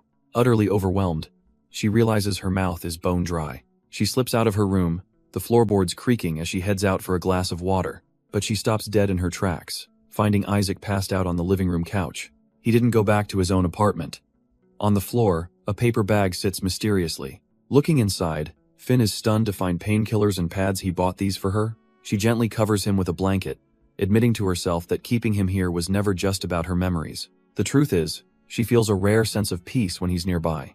It's a dangerous comfort, one she hasn't felt since she was with Noah. She finds herself wishing Isaac could be the version of Noah who truly cared for her, but she quickly pushes the thought away, scolding herself for being so selfish.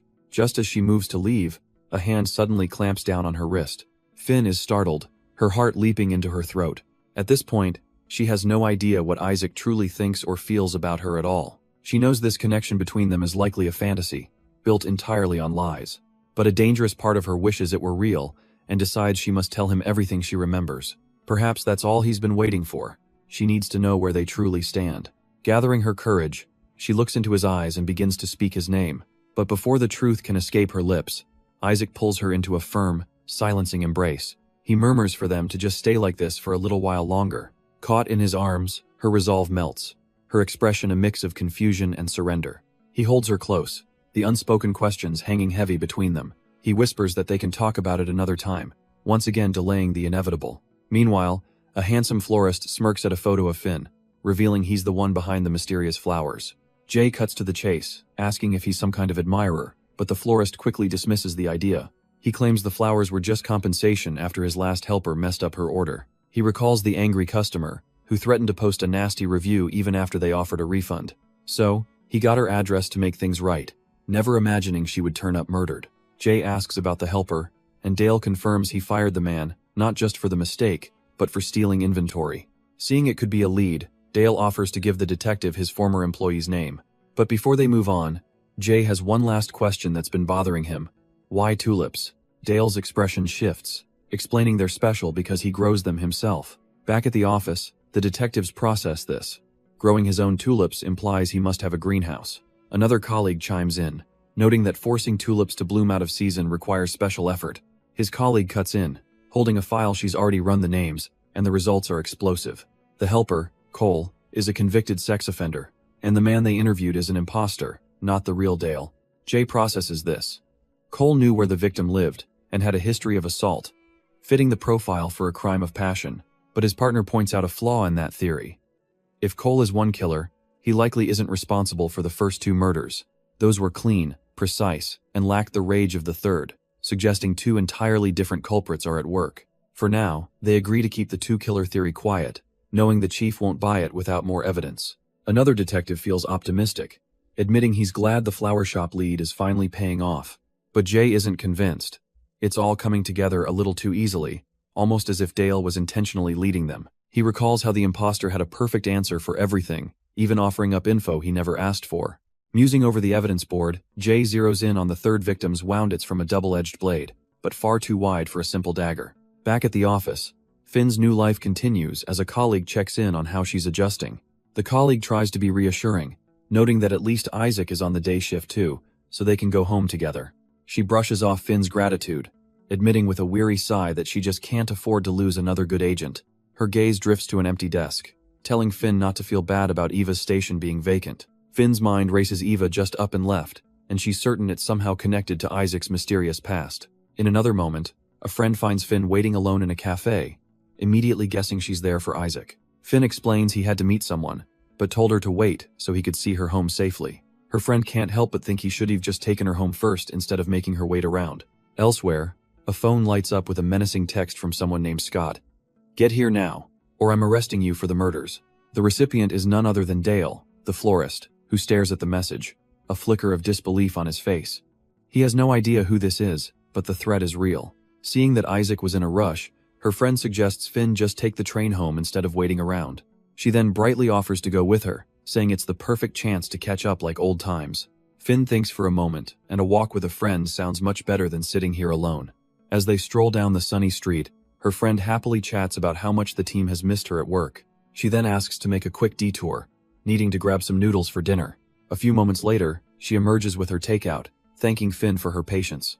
The two continue on their way, walking comfortably side by side. As they near a residential area, the friend tells Finn this is far enough. She can get home from here.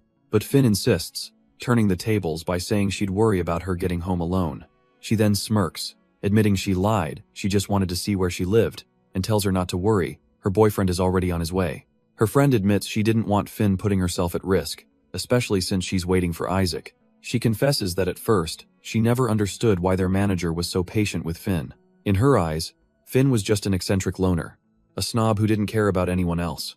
But seeing how she stood up for Eva changed everything that was truly awesome. She smiles, noting that Isaac has been a great influence since they started dating. Finn has become more expressive and open, and her friend is glad she was wrong about him. Their conversation comes to an end as they arrive at a large apartment complex. Standing in the quiet hallway, Finn's phone suddenly begins to ring. She answers, a look of contemplation on her face as she waits for her ride. On the other end of the line, she asks who she's meeting. Oh right, the Evans. A woman at the apartment complex explains that the Evans family is hardly ever there. She asks Finn to remind them they're 3 months behind on rent since she's losing money. So Finn's destination changes, and she finds herself at the local hospital, searching for room 324. She confirms the room number with a nurse, who informs her she has about 30 minutes left for visiting hours. With a quiet thank you, Finn walks down the sterile corridor, finally arriving at the room. But as she reaches for the handle, she stops, overhearing a heated conversation from within. A woman's voice complains that she spent her pension on Isaac, even gave him their family name, and now he can't even visit? Finn hesitates, remembering the truth the mother wasn't on good terms with Isaac. She's the one who kicked him out. The voice continues its tirade, calling him an ungrateful bastard who brought them nothing but disgrace. Then, another voice, cold and sharp, cuts in, wishing Isaac had died instead of his sister, saying the world would be better off. Finn stands frozen outside the door, the hateful words echoing in her ears. Inside, a young man's voice tries to calm his mother, reminding her that Isaac still sends them money. As he steps out into the hallway, he stops short, coming face to face with Finn. From the hospital bed, the woman's eyes narrow as she spots the unexpected guest. Her voice, laced with venom, demands to know what Finn is doing here. Then, with a surge of fury, she points a trembling finger and screams the one word that shatters the silence. Murderer!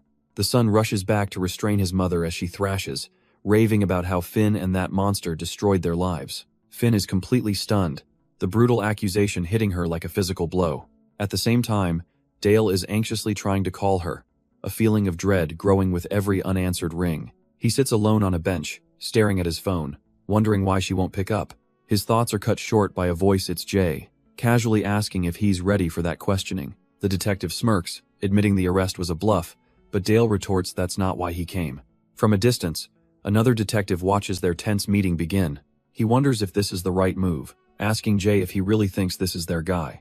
Back on the bench, Jay cuts right to the chase, telling Dale he knows he's been investigating the florist on his own.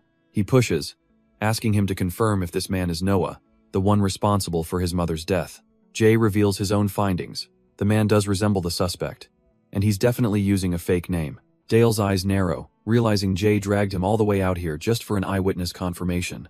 The detective lays his cards on the table. The florist is a suspect in multiple cases, including identity fraud. Then, with a knowing smile, Jay asks if this means Dale is ready to get involved. Dale reminds him that Finn isn't the only one with a deep connection to Noah. So, this is the plan. Use him to keep her safe, while also making sure he doesn't botch the investigation. Dale scoffs, has under no obligation to help. Jay just smirks, completely unbothered by the resistance. He changes his approach, standing up to propose a deal. The scene shifts, landing us outside a hospital late at night. Inside, Finn sits all alone in a waiting room, lost in a heavy thought. She looks down, crushed by the realization that she's hurt far more people than she ever imagined. A voice cuts through her lonely vigil. Someone found her here. It's Dale, his tone grim as he tells her things didn't turn out all right. He stands over her in the quiet room, confirming her worst fears. Nothing went all right at all. And suddenly, we're dragged back into Isaac's haunted past. A chilling memory surfaces. A young Finn, a lifeless body on the floor, and him holding a rope. A voice prods at the memory, asking if Isaac has anything else to share. But the boy says nothing, his face bruised and his gaze unyielding. His counselor urges him to open up, to stay out of trouble and take care of himself. The session ends, her words seemingly bouncing off the wall he's built around himself. But for young Isaac, there was no escaping the torment. Back in class, a crumpled paper ball is thrown right at his head. A group of bullies closes in, mocking him for even bothering to show up to school. They tell him to just get locked up for good, sneering that he should follow in his brother's footsteps. The insults escalate, the bullies sneering that Isaac's crazy mom got what she deserved. But one of them makes a fatal mistake, stepping right into Isaac's personal space. A sharp crack echoes as a fist connects, sending the bully stumbling back in shock. Isaac is on his feet, having finally snapped, standing over his tormentor as the class erupts. The other students just stare, frozen, some weakly calling for him to stop. But with a cold, dead-eyed calm, he winds up for another punch, ready to do serious damage. His fist is already split and bleeding from the raw fury he's unleashed. The scene fractures, dissolving into a memory of his broken glasses on the ground. A much younger Isaac is curled up, beaten and bruised, taking the same taunts about his mother. Hez surrounded by older kids this time, looming over him before they start kicking him while Hez down. But then a heavy thud echoes, and suddenly, the bully is stammering an apology. The older kids scramble to their feet, begging to be left alone as they flee in terror. Because another boy has arrived, Noah, who watches them run with a cold, satisfied smirk. The alleyway falls silent. The bullies gone as quickly as they appeared. But Isaac doesn't get up. He just curls into a ball, the fight completely drained from him. He finally chokes out the real reason for his despair. The doctor said his mom will never recover. Noah just scoffs, telling him not to believe a word those idiots say. He gets down to Isaac's level, promising him with unwavering certainty that together, they'll fix her. The harsh reality of the alley fades into a memory of a warm, steaming meal. His mother's hands are clasped, her voice a quiet prayer for peace in a life that was about to be shattered. She prays for them to be welcomed into the heavenly kingdom. An amen echoes through the unsettlingly quiet house. At the table, she serves her two sons, Noah and Isaac, a simple meal. Isaac takes a sip from his mug, his expression unreadable behind his glasses. But a sudden, violent cough rips through him, and he starts to choke. His mother watches with a terrifying calm, telling him to just relax. She calls this drink the start of their cleanse as Isaac collapses, unable to breathe. Noah screams at her, his panic rising as tears stream down Isaac's face. On the floor, the spilled contents of the mug reveal the truth: pills and a tiny cross. A memory flashes, showing the mug moments before, filled with nothing but clear water. We see a different side of Isaac's life, as his stepmother orders him to take out the trash. He says he's heading to work, but she scoffs, demanding he stop talking back and get out of her house. Later that night, while walking through the city, Isaac gets a phone call that brings shocking news. He's furious to hear that Noah was released from prison early, supposedly for good behavior. Staring at his phone, he can't shake the feeling that Noah simply faked it all. The narrator remarks that while this storm brews, Finn simply continued living a normal life. Isaac walks on, his mind consumed with thoughts of how broken the justice system truly is. Completely lost in his anger, he accidentally bumps right into a stranger on the street. The impact sends his glasses flying, and they clatter onto the cold pavement. Isaac tells the man to apologize, but the stranger just turns, looking down at him with a menacing glare. But the stranger just scoffs, mocking Isaac for whining about a simple bump. He even has the audacity to demand an apology for wasting his time, completely oblivious to the storm he's poking. With a dismissive curse, he seals his fate, leaving Isaac's glasses abandoned on the pavement. The man turns back, enraged, demanding to know what was said. He gets his answer in the form of a fist, as Isaac's pent-up fury finally explodes in a single, brutal punch. If the world sees him as a monster, he thinks, then he might as well live up to the reputation. Meanwhile, somewhere else, Finn sits alone, lost in thought, finding Noah's 6-year sentence to be a pathetic joke. A man with striking blue hair sits opposite her, questioning the events of the trial. He speculates that she kept quiet about her father's death because she felt Noah had saved her. The man presses further, asking the one question that cuts the deepest. Why didn't she stop Noah when she had the chance? But he abruptly shifts the blame, admitting it wasn't just her. He was there too, and he did nothing. A damned coward. Finn sits in stunned silence, processing this completely unexpected revelation. Hez clearly shouldering his own profound guilt from that day, a pain that mirrors Isaac's own. She desperately wants to find the words to comfort him, to lift even a fraction of that weight. But as he waits for her to speak, the heavy air between them remains unbroken. She looks down, completely lost, unable to offer him any solace. He lets out a quiet sigh, taking her silence as his final answer. The clock on the wall ticks away the last moments of their tense meeting. Finally, he stands, announcing that it's getting late and hell, take her home. The conversation hangs unfinished in the cold, sterile light of the empty room. He drops her at the door, starting to give a warning before cutting himself off, saying he doesn't care. He wishes her a good night, but his words trigger a sudden, horrifying memory. It wasn't him, it was her hand on that door. She was the one who tied that rope, and he was there, in the shadows, watching the entire thing unfold. He saw everything she did that day, a silent observer to her devastating actions. Her bag plummets to the floor as the shock of her own forgotten guilt paralyzes her.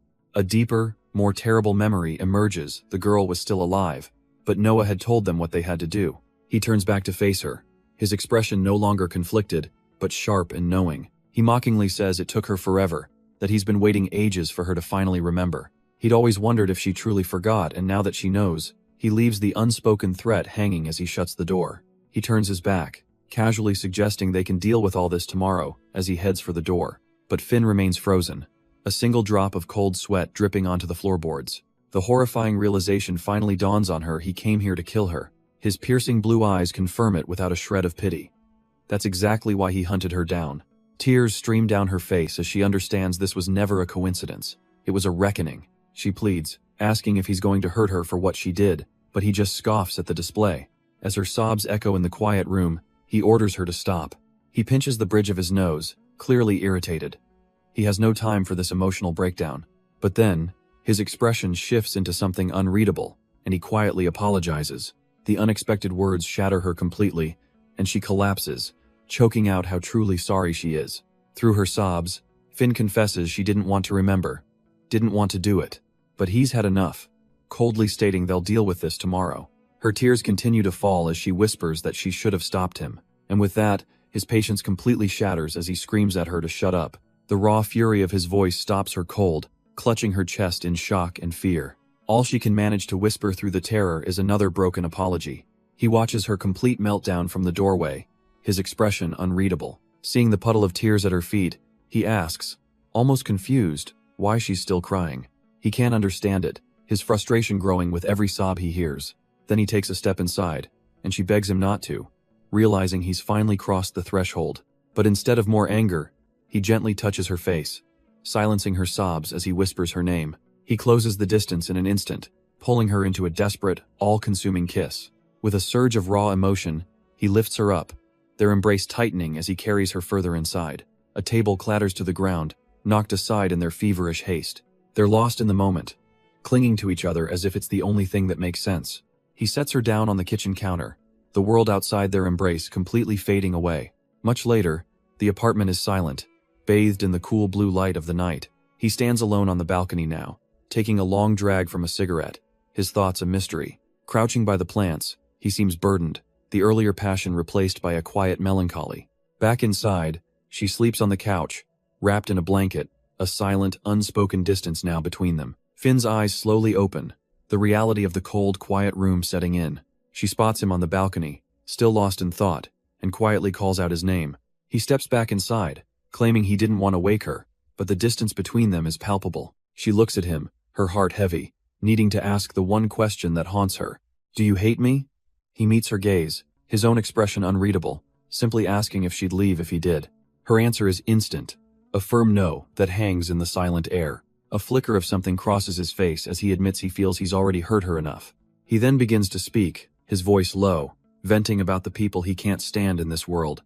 The privileged, the comfortable, the hypocrites who've never known real suffering. He gently holds her face, explaining they're the first to judge you for a struggle they will never understand.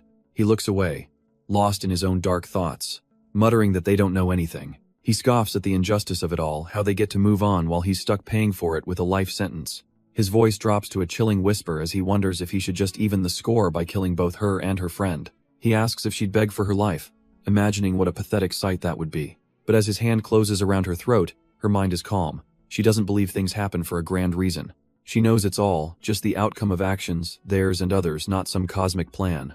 Holding his hand against her neck, she looks him dead in the eye, admitting that if she had to die, she'd want him to be the one to do it. He sneers at her acceptance, mocking her for trying to take the easy way out. He thinks death is just a simple escape for her, a way to avoid facing the consequences of her life. But then she says it, the one thing that stops him cold. You kill me. You kill Noah. She dares him to do what he came here to do. But as his grip tightens, she tells him he has to let go of the past and move on. Her words only fuel his rage, and he squeezes harder as she struggles for air. With a defiant roar, he refuses, his voice echoing in the silent room. He collapses over her, his entire life's purpose shattering in a single confession. All the hatred that kept him going was for her and Noah. Without them, what is he? Seeing his utter despair, Finn's expression softens. She apologizes, calling him Isaac. She offers him a new path, asking him what he wants her to do now. Pulling him close, she whispers a shocking proposal. They'll get rid of Noah together. They'll lure him in, kill him, and then run away, carrying that sin for the rest of their lives. A dark pact is formed, her eyes burning with a new, terrifying resolve. His despair vanishes, replaced by a new, chilling purpose as he accepts her offer. In the dimly lit room, they seal their dark promise, though Finn knows she's just buying time. Elsewhere, on a quiet suburban street, another plan is already in motion. A lone car waits in the darkness, its driver watching and waiting for the right moment. Inside, Jay and his partner sit in tense silence, the stakeout wearing on them both. Jay's eyes are locked forward, his mind clearly working through the final moves of this deadly game. This reminds us of another deal that was struck not too long ago. We see Jay's partner making a pitch to Scott, offering him a place in the official investigation. He dangles the ultimate prize catching Noah, but Scott is wary, asking what's in it for him. The offer of simple information is insulting, and Scott would much rather hunt his prey alone. The detective tries to reason with him, promising that if Noah is truly behind this, he will never see the light of day again. But Scott is unimpressed, scratching his brow and wondering why a cop is suddenly so keen on sharing his plans. The detective lays his cards on the table, admitting he knows Scott is planning something for Finn and warning him not to end up like his brother. Now, sitting in the stakeout car, Scott can't believe he actually showed up, questioning his own recent choices. A memory of Finn surfaces, her words echoing in his mind a quiet plea for him to live his life. He scoffs internally, annoyed that both she and the detective seem to think they can decide his path for him. Leaning back, he mocks his new partner, asking since when it's legal for cops to stalk people, only to be coolly corrected. It's surveillance. But Scott's patience is wearing thin. They've been there for hours, and learning this stakeout lasts a week sends him reeling. The detective tells him not to worry about Finn, she has her own protection detail, a fact that hardly puts Scott's mind at ease. Finally, he cuts to the chase, demanding to know who they're even waiting for, and asks if their target is Dale. Just then, the detective spots their man, and Scott's eyes widen in recognition it's the guy from the noodle shop. The detective is surprised Scott knows him, but he just explains it's where they always get their takeout. Scott leans back, cynically asking if this is their second killer, prompting the detective to confirm his theory. He explains they've watched him for days. The guy's routine is flawless, like a clockwork employee, not a shop owner. And his profile is just too perfect. An ex-con with a history of assault and a schedule that leaves him free for midnight murders. The final piece of the puzzle? He used to be Dale's delivery clerk, and the last victim was one of their customers. The detective then turns the interrogation back on Scott, asking him to put himself in Noah's shoes and think like a killer. As their target fumbles for his keys, completely oblivious to the eyes watching him from the dark, Scott gives his answer without hesitation. He'd set someone up, creating a perfect alibi. The detective's lips curl into a knowing smile, reminding Scott that's exactly the kind of man he is, the kind who'd stage a burglary to hide his own mother's murder. The detective twists the knife, reminding Scott how he also tricked Finn into lying to the police for him. He then poses a dangerous question. Does Scott really believe Finn was just a pawn, and not a willing accomplice? The question hangs in the dead air of the car as they watch the silent neighborhood. The detective presses on, asking if Scott truly sees her as innocent. The empty street offers no answers, only the low hum of their surveillance equipment. Scott remains silent, his expression unreadable, lost in his own dark thoughts. But the detective's hardened expression softens with a hint of regret. He confesses that the real reason he became a detective was because of what happened that night. He's always carried the weight, feeling like it was somehow his fault. He explains that he knew Finn when she was just a kid, a withdrawn girl wad hang around the station, bruised and wearing clothes that didn't fit. He admits the police did a welfare check, but found no abuse and simply ignored her after that. By the time he was assigned to that station years later, Finn was gone, and the next time he saw her, it was too late. Scott smirks, sarcastically noting that it sounds like the detective is partly to blame and that they finally agree on something. But he twists the knife, retorting that cops aren't exactly known for getting things done anyway. His partner reveals the ugly truth. Detectives covered up their incompetence by convincing Finn to stay silent about her father's murder. They pressured her to become a witness against Noah in exchange for not charging her in her mother's death. But the offer wasn't even necessary because although Finn hesitated, she agreed for a completely different reason. Scott's face darkens as he learns the devastating irony. Her testimony is what got Noah a shorter sentence. The detective insists she had good intentions and answered honestly, unaware of how things get twisted in a courtroom. Scott snaps back, questioning how he could know what was in her head, because no normal kid gets involved in a murder. But the detective turns the tables, telling Scott that he can see the conflict churning right inside him. He begins a story of his own, recalling how his mother was finally getting better, and just as she was recovering, they came and killed her. He remembers that brief, peaceful time she wasn't sick, just grieving. But he had gotten his mom back. They took her life right in front of his eyes, and he stares Scott down, asking where exactly he is supposed to be conflicted. The detective's gaze is unyielding, his own motivations laid bare and forged in fire. A heavy silence fills the car, the raw, personal story hanging between them. With his point made, the detective decides they're done for the day, offering to drive Scott home. But the scene cuts away, and now we're watching the noodle shop owner getting dropped off on a quiet street at night. He tells the unseen driver he'll just walk the rest of the way, completely oblivious that he's being monitored. But Jay isn't finished, casually revealing that the person who helped with the background check is Scott's own friend. He explains that both this friend and Eva vouched for him, painting him as a troublemaker with a good heart deep down. We see Eva's testimony. She admits he has a violent past, but only ever to protect the weak from bullies. Even Jay's partner confesses that while blackmail was a step too far, he knew Scott was the right person to help. And then we see the friend in question, making a call from a records room. It's Dale, the florist, on the phone with Jay, urging him to look past the official reports he's just sent over. He gets emotional, begging the detective not to stand in the way of Scott and Finn's love, completely misreading the situation. Back on the street, Jay confirms the records do paint Scott as a certified troublemaker, no denying it.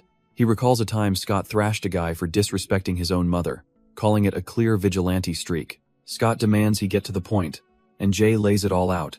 Don't throw your life away, because if you do, Noah wins. But Jay isn't finished, telling Scott not to waste his time if this is some redemption project over his mother's death. Scott scoffs, retorting that the detective doesn't know a damn thing about him. With a wry smile, Jay admits he's not entirely sure why he's doing this either.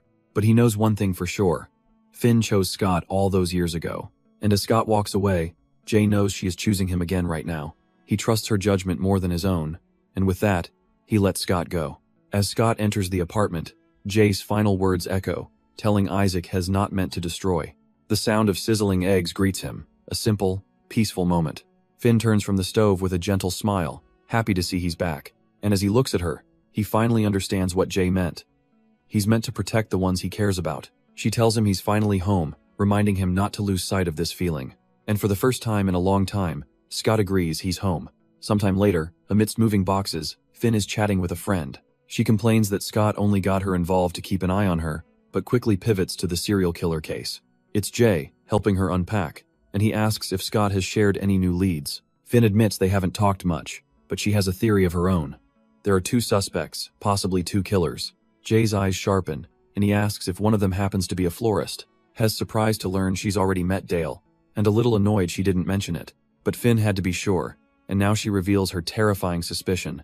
She believes the florist is Noah. Jay is stunned, asking if she recognized him. But Finn can only say it's a gut feeling she can't shake. Jay tries to reassure her, but Finn's mind is already working. She realizes Scott's actions confirm it, he really did come back for her. Jay agrees there's a resemblance and reveals Scott is already trying to confirm if Dale and Noah are the same person. He tells her not to stress, pointing out that even if it's a match, the police have no solid evidence linking him to the murders. Jay seems to take this in, his expression unreadable but intense.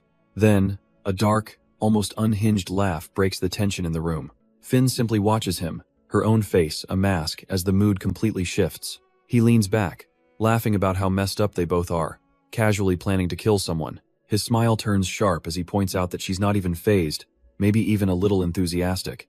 But Finn's voice is cold as she fires back, asking if this is what it was like planning murders with Noah. Is he feeling nostalgic? She wishes she could say, but honestly, she doesn't remember a thing. The memory is hazy, she doesn't even know how they came up with the idea. But a chilling thought surfaces.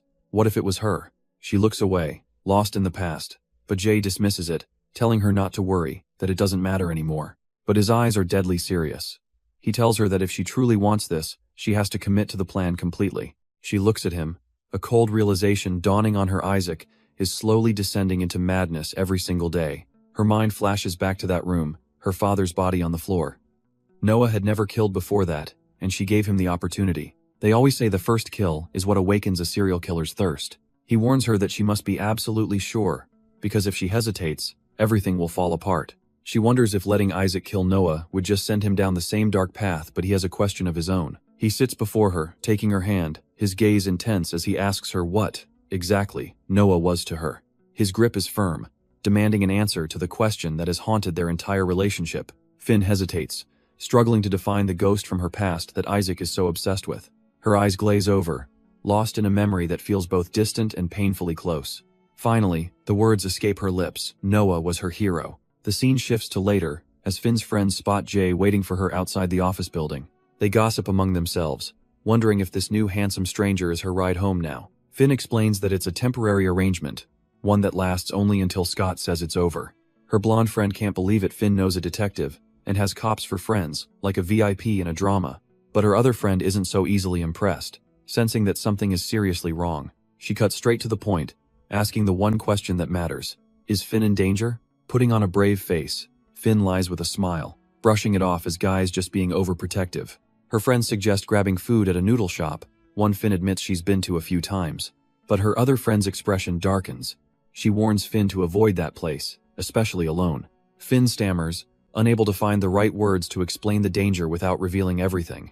She just blurts it out. The guy who works there is a psychopath, but her friends just laugh. Realizing they won't take her seriously, Finn makes an excuse about her locker to get away. She tells them to go on without her, giving herself a chance to slip away unseen. Just then, a mysterious red-haired woman approaches Finn's manager outside the building. She asks for Finn, only to be told she just missed her, as Finn left a few moments ago. The manager watches her leave, a wave of pure panic washing over him. He messed up. He knows he was supposed to keep an eye on her, and now Scott is going to kill him. Having escaped her friends, Finn finds herself wandering past a beautiful flower stall. She stops, lost in thought, the fiery sunset doing little to warm her troubled mind. A gentle voice asks if any of the flowers have caught her eye. She looks up to see the florist, and it's Jay, the detective, standing there with a disarming smile. He recognizes her instantly from the noodle shop, calling her by name. But this quiet moment is not as private as it seems. Parked just down the road, Scott Lee watches their entire exchange from his car. His expression darkens, his eyes locked on the two of them with cold intensity. Unaware of the danger, Jay continues to speak with Finn, trying to make a connection. He gently places a hand on her shoulder, a simple gesture that feels incredibly ominous. His mind drifts back to a memory, a conversation he can't seem to forget. He remembers a time when Finn saw him as her hero. In that quiet room, he had turned to face her, needing an answer. He had to know his place in her life. What was he to her, really? He needed to hear her say it. She hesitated for just a moment, searching for the right words to define him, and her answer was that he was someone she wanted to protect, a confession that only seems to fuel the possessive darkness in his eyes. Snapping back to reality, his driver tries to reassure him, but Scott coldly tells him to shut up. The driver can only apologize, clearly caught off guard by the entire situation. Finn's manager is in a panic, desperate for any clue to find her, but the driver calmly cuts him off, saying there's no need to search. He knows where she went. He tells the man to relax, trying to diffuse the growing tension. From the back seat, Scott's voice cuts through the air, ordering him to shut up. The driver can't believe Scott's audacity, reminding him this isn't some twisted game. Scott just smirks, revealing his original plan was for her to take the fall entirely. Pushed to his limit, the driver warns him to stop, admitting he's already thought about killing him. He calls Scott a sick psycho for dragging her through the same hell all over again. For a brief moment, Scott seems to actually process the words, staring out the window. He quietly wonders if he's been refusing to see the truth that she's a victim, too. His mind drifts back, connecting the dots he'd ignored for so long. He never truly saw her pain, even when it was right there in front of him.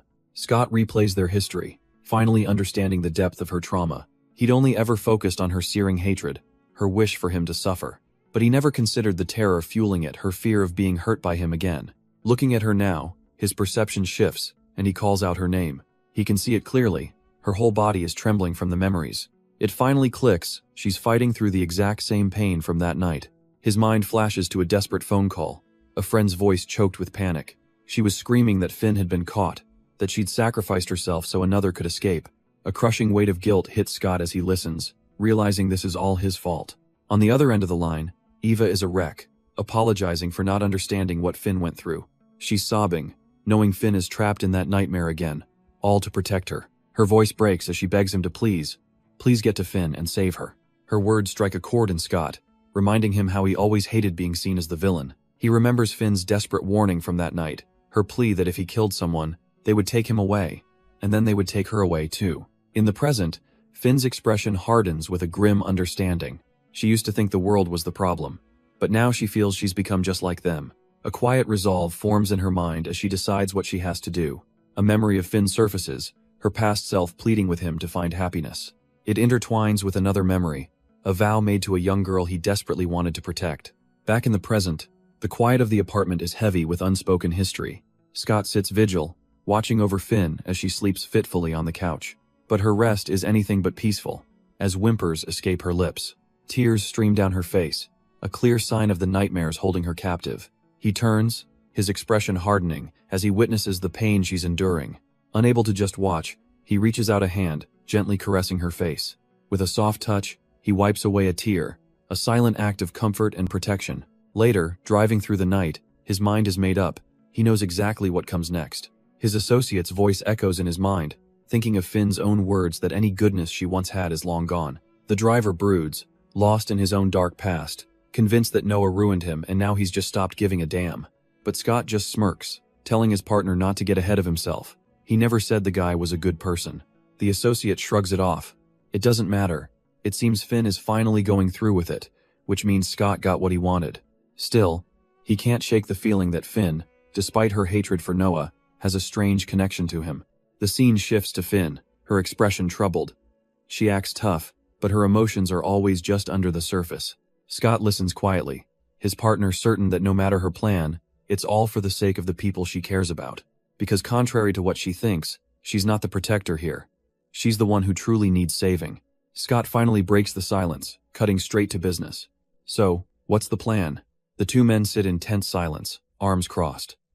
The associate reminds him, don't forget your end of the deal. The associate lays out his simple, determined plan. He's taking Finn away from here. He'll move her somewhere safe, far away from all this until the nightmare is finally over. He'll do whatever it takes to help them catch Noah, but they have to promise he's locked up for good. After that, he'll vanish from Finn's life completely. Scott listens, a flicker of suspicion in his eyes. He asks what could have possibly changed his mind. He even mocks him a little, wondering if this is the part where he forgives Finn and becomes the hero. A wry smirk plays on Scott's lips. He scoffs at the idea, saying this isn't some cheesy drama. He's not looking for that kind of closure. That night, he explains, is a permanent stain on all of them, and no amount of forgiveness will ever wash it away. They'll never get to live a normal life, and he knows Finn understands that better than anyone, and yet, a small part of him would love to see her try to defy their fate and prove him wrong. And with that, Scott's words hang in the air as a new day dawns. Sometime later, Finn arrives at a flower shop, where she's greeted by a familiar face. Jay confirms her identity, asking if she's really here to learn the art of floristry. He begins to explain his passion, telling her it's as if every flower has its own language. He speaks of lilies for remembrance, and daffodils that symbolize rebirth and new beginnings. Then he holds up a single red rose, the timeless symbol of passion and love. He catches himself, apologizing in case his rambling is getting weird for her, but Finn reassures him, saying this is exactly why she came. She loves his passion. Jay smirks, teasingly asking about her sudden interest, or if this was just an excuse to see him.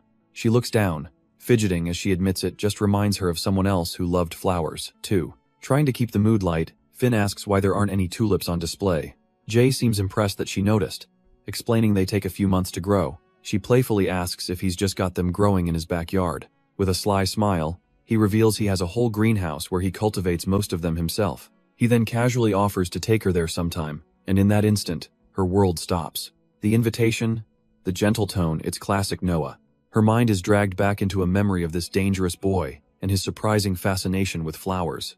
She remembers them walking through a vast, sunlit field, a bizarre combination of darkness and light. Noah was always so eager to talk about the things he truly loved, and for a young, broken girl, his focus in those moments was the only thing that made her feel like she mattered. Jay's voice cuts through her memories, casually asking what kind of flowers her boyfriend usually gets for her. Finn turns, her expression guarded. How did he even know she was seeing someone? He just shrugs it off as a hunch, but she calls him out for flirting, though he correctly guesses she's not just a regular customer.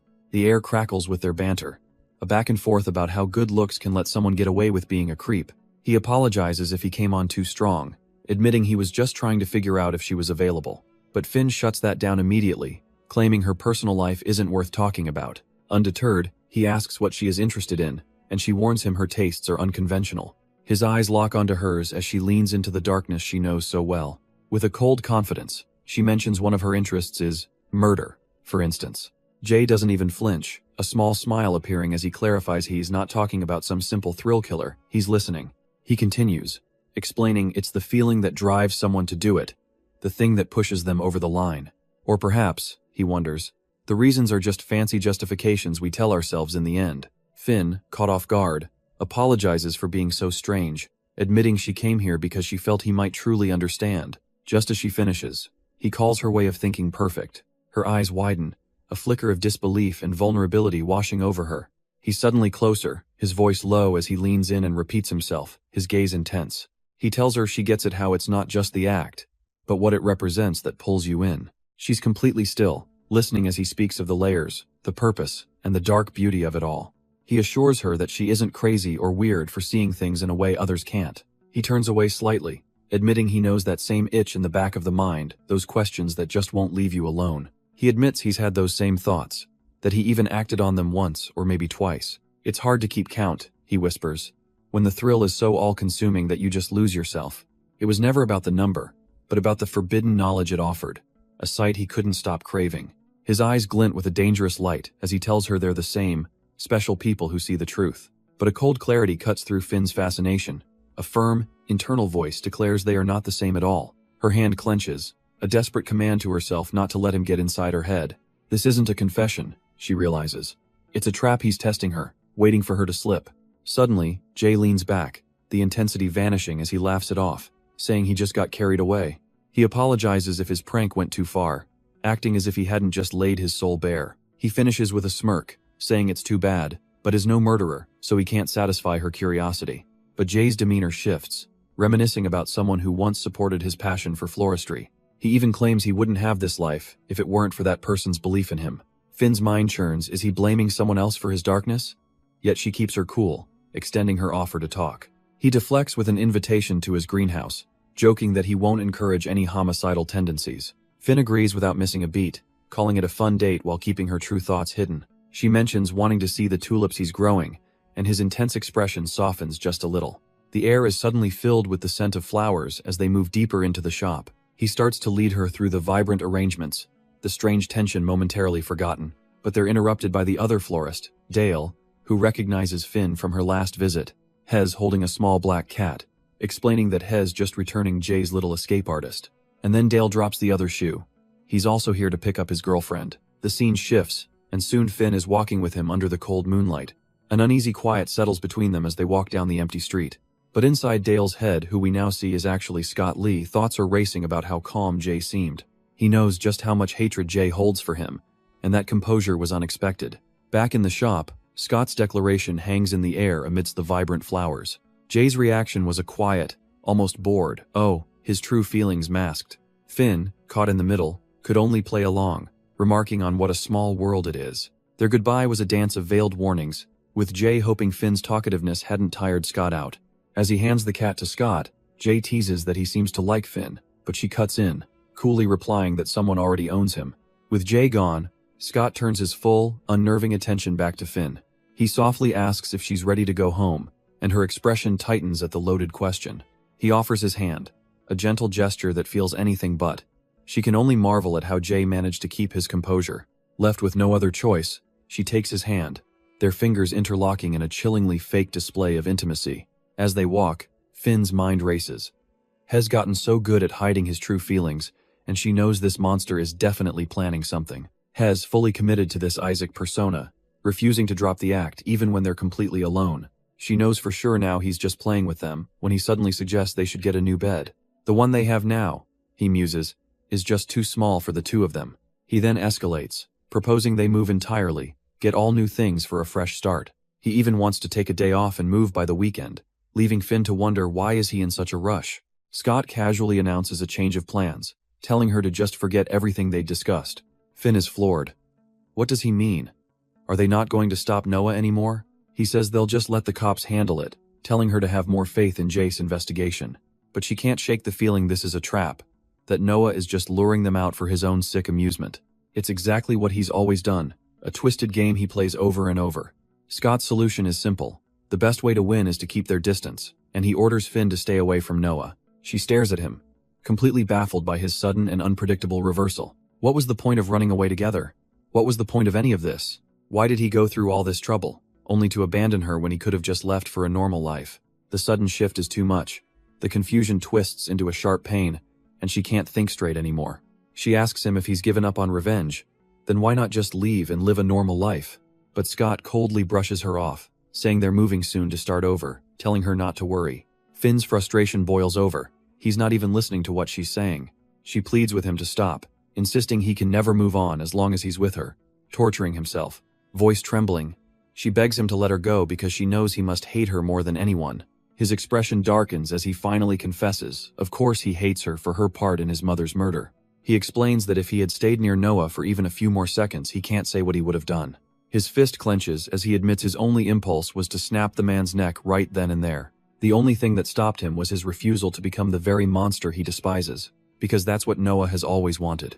To break him down and remold him into an empty killer, just like himself. Scott reminds her that she wanted to protect him, and now he's going to tell her exactly how. He confesses that the only real threat to him right now is himself, and he needs her to ground him. With a heavy heart, he admits she's the only thing standing between him and completely losing it. He knows it's a confusing mess for her, but explains that his entire life has been torn apart by emotion. But being with her has sparked something new, a feeling he wants more of, a reprieve from the endless hatred. He starts painting a picture of a future where they could do things together, not in secret, but like everyone else. They could travel, cook, or even, he muses with a small laugh, start a family together. Pulling her into a tight embrace, he asks if they should just move out this weekend and make it real. Overwhelmed by his words, Finn can only cry, burying her face in his shoulder. Tears streaming down her face, she silently nods her head, giving him her answer. Isaac holds her, a rare, peaceful smile gracing his lips as he savors this moment of hope. But while they are lost in their bubble, the police are closing in. A call comes through with a major break. They've confirmed Dale is really Noah Inoue. The bad news, however, is that they can't charge him with identity fraud. It turns out he's close with the real Dale, the actual shop owner, who lets him run the business.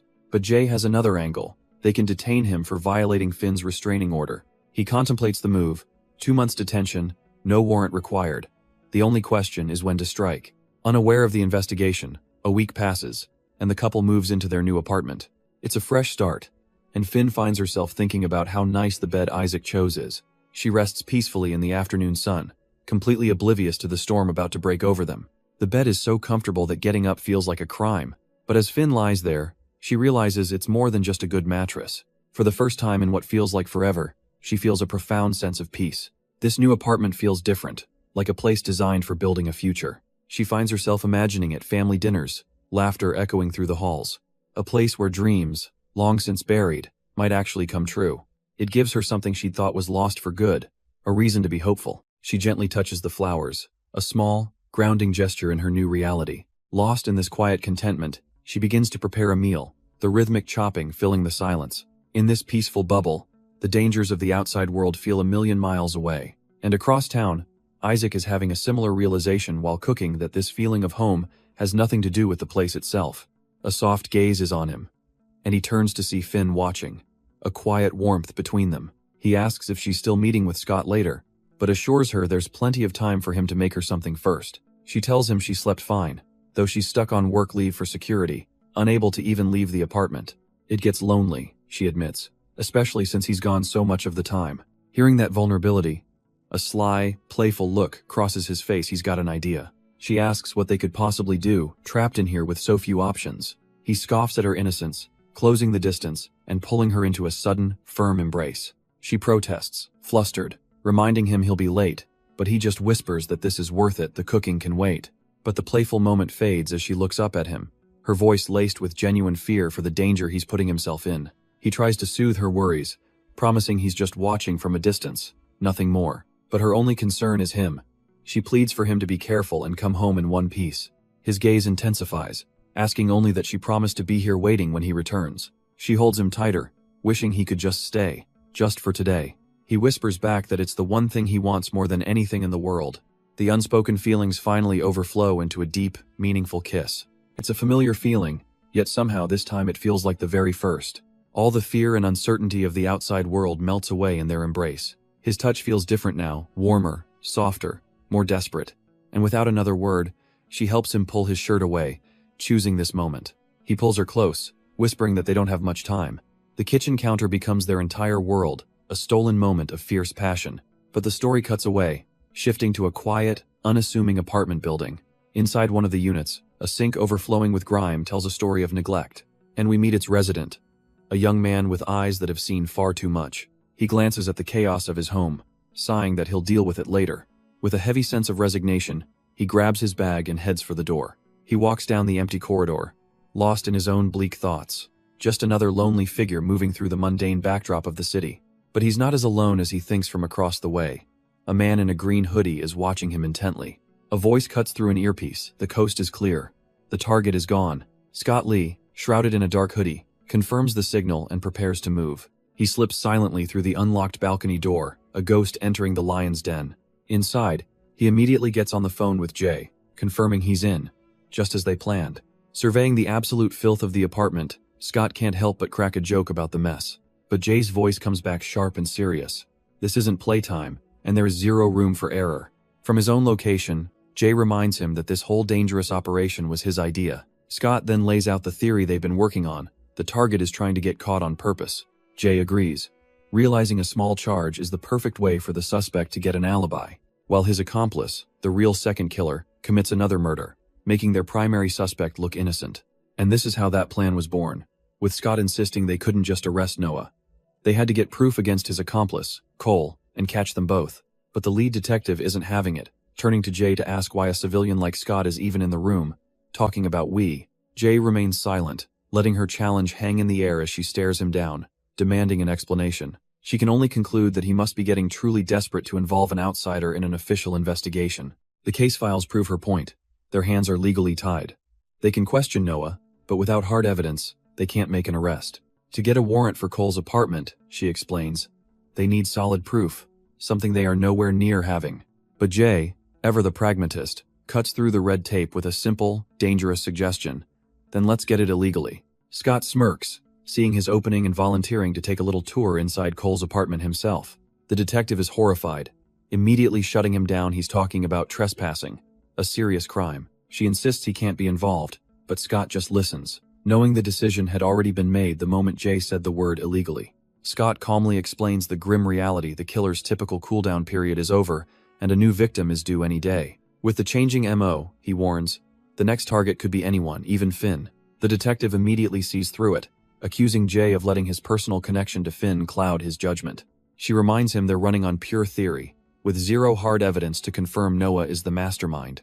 But Jay argues back, insisting this isn't just about one person, it's about preventing another murder. She lays out the career-ending stakes. If word gets out, he's off the case, but that's only if someone talks. Scott presents his no-lose scenario. If he finds something, it's case closed. If not, no one ever has to know. He puts the final decision in her hands, challenging her to be the one to officially shut them down. The immense pressure weighs on her, forcing a reluctant, weary sigh. She finally gives in, warning Jay that while she won't snitch, if he gets caught, he's on his own. With her reluctant approval, the team immediately gets down to planning their unsanctioned move. But Scott quickly points out a flaw. They're short-handed, and more importantly, they need someone they can absolutely trust not to snitch. Jay ponders this for a moment before a confident smirk spreads across his face. He knows just the guy. Their new recruit is practically vibrating with excitement, gushing that this is the coolest moment of his entire career. Back at their makeshift headquarters, Jay lays down the ground rules for Scott. Find a solid clue, but touch nothing else. Now inside the target's apartment, Scott reports back that he's digging through trash in a filthy room. The place is a disaster, filled with unpacked boxes that suggest the occupant simply gave up on living. Jay listens, as Scott complains about the stench, dryly remarking that he should have worn a mask from the start. Ignoring the jab, Scott prepares to search the cabinets, hoping to find a murder weapon or some kind of trophy when a strange sound catches his attention. The moaning is coming from the computer, which is left on, playing some very explicit content amidst a mess of snacks and trash. Scott scoffs into his comms, reporting that the guy's browser has over 20 porn tabs open. Jay asks for any particular theme, and Scott confirms it's all about dominating women. But it's not just that the suspect spends most of his time after work on anonymous forums. On one site, he finds a post from a user claiming to be a messiah, purging the world of filth. And attached to the post are what look like crime scene photos. Suddenly, Jay's partner remembers her coworkers whispering about this exact thing. They were horrified, talking about how the leaked photos showed blood everywhere. She explains it was on an anonymous forum called Bloodit, and Jay immediately forwards the link to Scott. Scott pulls it up, and his blood runs cold. These aren't official police photos. Judging by the fresh blood and night setting, these were taken by the killer himself, long before anyone found the bodies. But there's a crucial detail. The images online aren't direct digital copies. They're photos of Polaroids. This means their suspect either took them himself or, more likely, has the physical prints, a smoking gun. As Scott searches, he feels something is off. Noah is clearly setting this guy up, but some of the details in the posts are wrong. Back at the office, the female detective scrolls through the comments, her face twisting in disgust. It's a cesspool of incels and gorehounds, worshipping the killer like some kind of twisted hero. Just then, Scott's voice crackles through the comms. Hez found them, tucked away in a drawer. A whole stack of Polaroids, physical proof linking their suspect, Cole, directly to the murders. With this, Jay knows they can get a warrant. He tells Scott he did a good job and to get out of there. But as one door closes, another flies open. A call comes in from the team watching Noah. He's gone. For the first time since they started surveillance, has broken his routine, and Jasgut screams that something is wrong.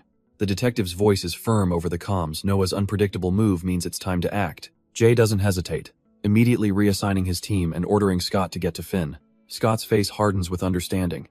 Today is the day this twisted game finally ends.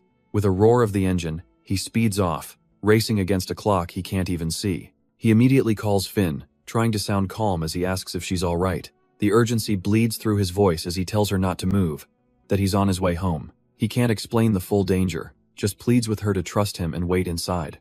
On the other end, Finn casually agrees to wait for him and ends the call. But the second the line goes dead, a voice remarks how surprising it is she actually came.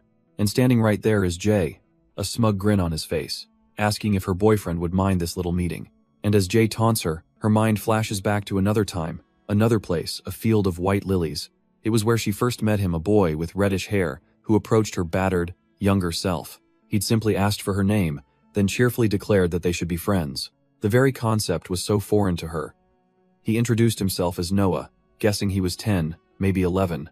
She glared back at him, insisting she wasn't lying about her own age when he called her too short. He was so persistent, following her even as she tried to shoo him away to bother other kids. Noah just calmly replied he had no friends, so she could be the very first one. She found it strange he wasn't scared of her, especially with the dead rabbit he was casually carrying. Her curiosity piqued. She asked what rabbit meat tasted like, but Noah admitted he didn't know. If he wasn't going to eat it, she wondered, why hunt it? He just met her question with a quiet, knowing smile. Noah noticed her gaunt look, asking if she was hungry, looking like she hadn't eaten in months. She quietly admitted her dad didn't leave her any food again. He just smiled, suggesting they hunt some forest chicken to fill their stomachs. And just like that, the memory fades, shifting back to the quiet light of the present day. Finn gasps, jolting awake in her bed, her heart pounding. The dream was so real, so vivid, that tears well up in her eyes. A single drop traces a path down her cheek, carrying the weight of a past she can't escape. Her thoughts are pulled back to the current plan, using a restraining order to force a confession. But she sees a flaw, voicing her concern that another murder could happen while their suspect is detained. She reluctantly agrees it could work, but her hesitation is so obvious that she's immediately called out on it. Jay lays out the strategy, admitting that while arresting them is simple, he doubts Noah would crack under pressure. He suggests a different angle, putting the heat on Cole, who seems like a much easier target to break. He sees her hesitation and concedes that it feels too simple, but perhaps they've been overestimating their target all along. Leaning in, he reassures her that the most important thing is her safety, something he knows Scott also prioritizes. The mention of Scott only deepens her worry, as she fears this focus on her safety might compromise the investigation. Shifting gears, she asks about Cole, and Jay reveals his plan to personally spy on the man's apartment without a warrant. Hez confident it'll work. Cole is sloppy and predictable, only avoiding capture because a smarter player is covering his tracks. Finn's mind begins to list the potential evidence they could find: trophies, emails, maybe even the missing weapon. Her own words trigger a horrifying flash of memory. A bloody knife, gripped tightly in a violent struggle. The vision burns in her mind, her eyes wide with the chilling reality of what they're truly up against. Still shaken, Finn needs to know the plan, asking Jay when this is all going down. His gaze is fixed, his answer short and absolute. Tomorrow, the operation begins, with Ali posted outside Cole's noodle shop, getting an update on his status. Jay's partner, watching from his car, reports back that so far, there's nothing out of the ordinary. Cole is still inside, business as usual, completely unaware he's being watched. Back at the station, a senior detective tells the team to stay put, confirming Jay is en route to make the arrest. He gets another call. Isaac came through, tracing an IP right to Cole's doorstep. They just need the warrant. And just like that, the female detective arrives with a folder and a confident smile. They've got it. But the moment of triumph is cut short by an urgent call from Jay's partner. Their target is closing up shop early, flipping the sign as the last customers leave. Time just ran out. The senior detective relays the update, telling the team to hold their positions and wait for instructions. With a firm, unwavering gaze, the female detective gives the final order: Jay, go get him. Elsewhere, a phone rings through the silence of a sunlit apartment. The call from Scott goes unanswered, and he can only laugh bitterly, convinced she'll always choose the other man. Jay's frustration finally spills over. He feels like every time they try to escape their past, she drags them back in. But Scott is lost in his own despair, clutching a letter, admitting he was happy just talking to her. He breaks down, a bitter laugh escaping his lips as he realizes he was right all along. He can't believe he let himself hope, even for a second, that things could be different. With a final, weary sigh, he accepts his fate. He tried, but this outcome was inevitable. His hand closes around a multi-tool on the table, a dark resolve settling in. Scott's resolve hardens. Fine. He'll just finish what he started. The scene shifts, and night falls over a quiet little noodle shop. The sign on the door clearly says they're closed for business. But inside, someone is still waiting with a patient stillness.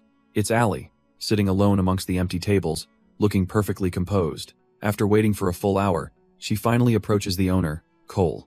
He immediately fumbles for an excuse, blaming a non-existent dinner rush for the delay. Ali plays it cool, telling him not to worry as he rushes to pack her meal. She glances outside, surprised to realize just how much time has passed. Stepping out for a call, she explains she got takeout for herself and Finn, hoping to catch up.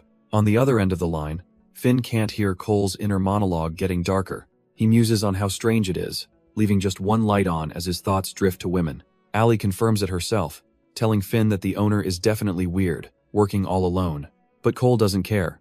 To him, she's just like the rest, rotten underneath it all. He finally approaches with her food, and Ali quickly tells Finn she has to go. She turns to grab her meal, completely oblivious to the danger she's in. A sudden, sharp gasp is the only sound she makes as her eyes widen in terror. Cole lunges, a knife held high, his face twisted in a snarl as he moves to strike. But the scene fractures, flashing back to a bruised woman sitting in a garden. A young Isaac, known then as Noah, listens as she talks about the meaning of flowers. The memory lingers on a bush of vibrant red camellias, a flower that represents longing. His mother's voice echoes, musing that flowers are just like people: they exist, they bloom, and then they wither away. The scene snaps back to the present night, a voice calling out to Scott. He's on the phone, seething with frustration, but his associate cuts him off. Forget Isaac, they have a real problem. With a grim look, the man reveals the terrible news. Finn is not at her apartment. On the other end of the line, Jay's partner confirms it. Shed already left by the time he arrived. A wave of dread washes over him as he realizes she didn't seriously go to find Cole alone, did she? Scott relays the plan. They're heading to Cole's house now, and Jay is on his way to make the arrest. But Jay's partner is spiraling, desperate to find her himself, even if he has to search the entire city. Suddenly, a memory sparks in Scott's mind. Noah's greenhouse. He sends the coordinates. It's the only place she would go. On the other end of the line, Jay's partner tries to reassure Scott, telling him he's on the right path. He begs him to stay calm, to not jump to conclusions about why Finn left. But for Scott, any attempt at rationalizing this is pointless. It's already too late. The call ends, and he collapses into his seat, admitting to himself he's at his limit. His associate notices his distress, asking if everything is okay and where they're even headed. But Scott doesn't answer, his mind suddenly fixated on a single, distant memory. The image of the old greenhouse surfaces, a place they haven't been to in years. Rows of beautiful flowers, a symbol of a past that was meant to be pure, but instead, it became a source of tragedy. a memory that ruined Noah. He recalls her standing there, as a younger him promised the flowers would soon bloom, both of them silently aware that it had ruined them, too. She simply admired the flowers, calling them all pretty. Noah felt a bit let down by her subdued reaction, but she assured him she was just bad with words. He smiled, offering to show her his personal favorites instead. He even told her he could teach her how to grow her own, if she wanted. The simple, kind offer made her heart skip a beat. He then confessed how glad he was that she actually came. He'd been hoping she would, admitting it had been a long time since anyone had just listened to him. But the tender moment shatters as a knife appears, plunged into the soil beside the flowers. Noah's expression hardens, and he tells her he's done playing this sick game. He demands to know how long she's going to keep up the act, leaving Finn completely stunned. A sudden gut feeling strikes Jay's partner, telling him they need to check on Cole, and their car speeds off. Meanwhile, Jay is already outside the noodle shop, gun drawn, his instincts screaming that something is wrong.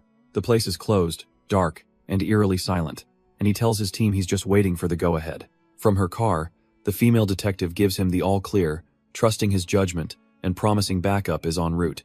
With a final word of caution in his ear, Jay steels himself for whatever lies inside. He slips through the door, his steps silent against the cold floor. But the moment he's in, his stomach drops. He immediately spots it fresh blood. Cautiously, he moves deeper into the trashed restaurant, stepping around a growing crimson pool. Jay scans the disarray, his senses on high alert for any sign of life or threat. Then, his eyes lock onto a purse left on a table, a chilling clue. There was a customer here.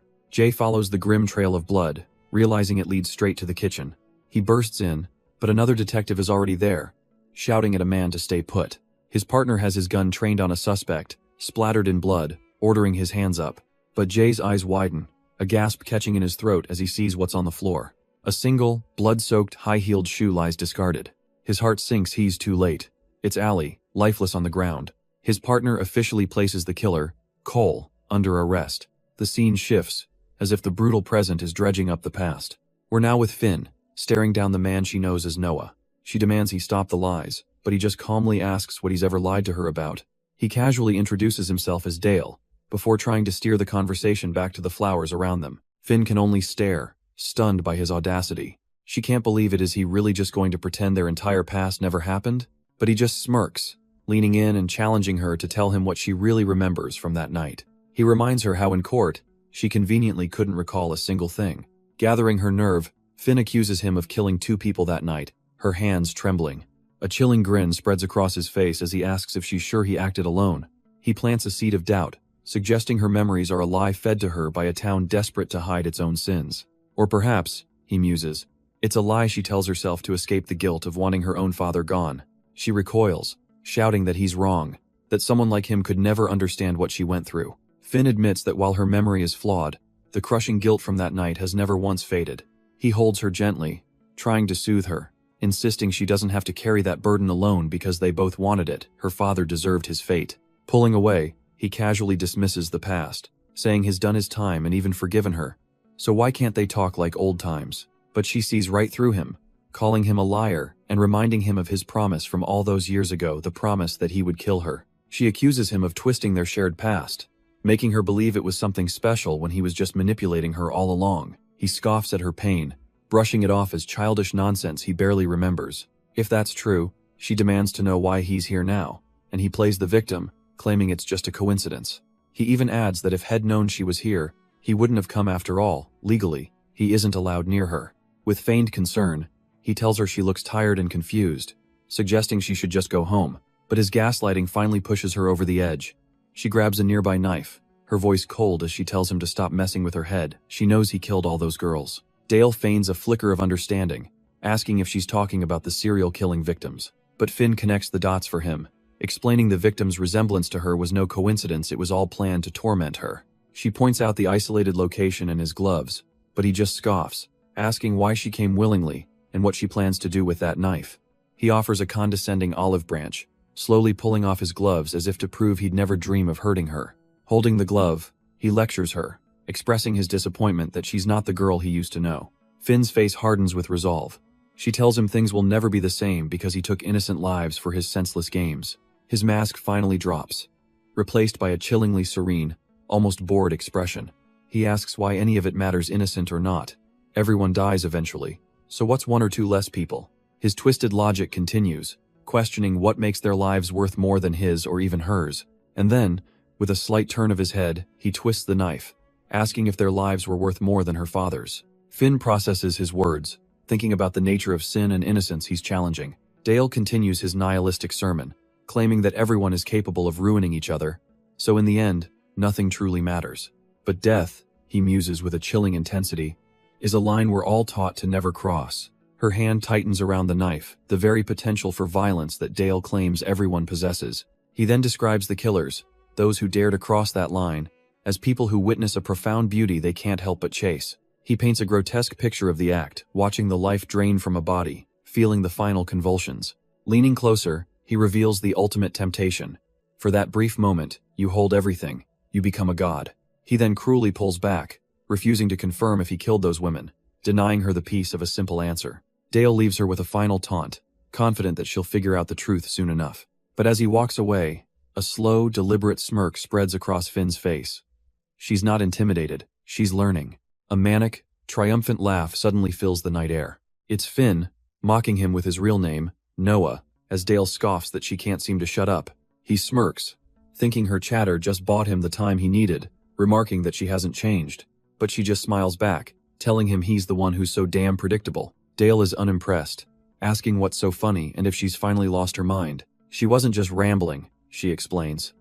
She just needed to confirm something. This little last talk, she says, has settled all her doubts. Then the trap springs. She reveals she knew he was under surveillance, and meeting her would trigger an arrest. He scoffs, telling her to let them come. The police will see he isn't one of the murderers. And that's the slip. Finn's eyes narrow. How did he know the police were looking for more than one killer? Dale scoffs, telling her to give it a rest. He's not admitting to anything. She knows why he's so confident. He's made sure there's no evidence to find. Not a single fingerprint left, especially on the missing murder weapon he so conveniently planted. A double-edged gardening knife, perfect for forensics to find the victim's DNA. But only the fingerprints of the man he's trying to frame. A flawless plan. He tries to play it off, suggesting maybe Hez just innocent, but she isn't buying it. The media would eat it up, a man getting revenge on the woman who put him away. But as she turns to him, she asks if he knows what's even better evidence than a weapon. His eyes widen in dawning horror as she gives the one-word answer, a body. And with that, she raises the knife, ready to create some brand new evidence herself. Her resolve shatters, a single question hanging in the air. Why? But he just reaches out, asking why she's the one making such a pained face. It's cruel, she thinks, to see something so genuine at the very last second. He takes her hand, pulling the knife she holds directly toward his own chest. Maybe death is beautiful after all, he muses. A final way to stop ruining lives. A sickening drip of blood hits the floor. He's turned her weapon on himself. He pulls her into a final embrace, apologizing for ruining her plan. His mind screams her name in denial as the world begins to fade. He collapses with her, lamenting that she's really and truly lost it. His hand grips hers, holding the blade in place as his life drains away. With his last breaths, Dale mocks her, telling her she sees it now, doesn't she? Her control was just a delusion. He looms over her, whispering that she's not some god passing judgment, just a murderer holding a knife. And now, he makes sure to add, her fingerprints are all over the weapon, locking her into this crime. His hand is still clamped over hers, a grim reminder of the choice he forced upon them both. He even suggests she pull it out and run, a cruel offer since that would only make him die faster. The life is draining from his eyes. He knows he'll be gone before any help can possibly arrive. Her own eyes widen in terror as she realizes the trap. This beautiful garden is now a crime scene, and she's the prime suspect, with or without the knife. Meanwhile, a car quietly pulls up nearby. Inside, Cole decides it's safer to stop here, telling his associate Hell go check things out first. The driver looks on, asking him to unlock the doors, ready for whatever they're about to walk into. The driver reminds Cole of his orders from Scott, not to let him out of his sight, sensing he's up to something. Cole gives nothing away, his gaze fixed forward as his partner asks if he should be worried. Arriving at the property, they spot the greenhouse, but it appears completely empty from a distance. They creep closer for a better look, but still see no signs of life, prompting the driver to suggest searching elsewhere.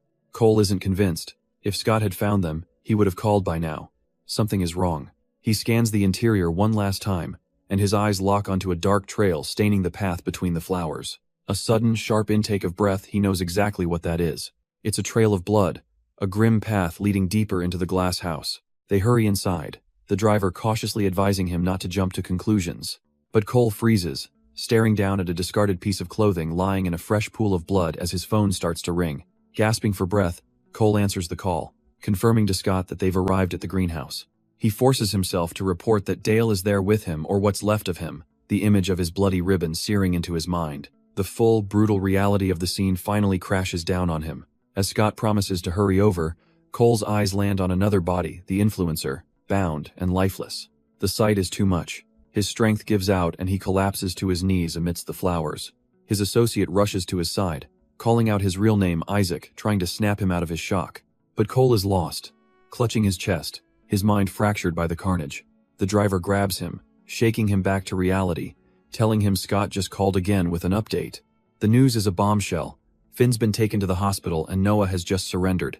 Scott's orders are clear: get to the hospital, and get there now. At the hospital, Jay's partner is on the phone, confirming he'll be taking Noah to the station. He hangs up, his expression heavy with the weight of the night's events. His eyes land on the man who surrendered Noah, sitting alone in the waiting area, nursing a bloody arm. The detective approaches, his voice cold as he tells Noah it's time to get locked up. Meanwhile, the stark reality of the situation hangs heavy over the doors of the intensive care unit. A chilling voice echoes in someone's mind, mocking the secret talks they had with Noah while planning the murders.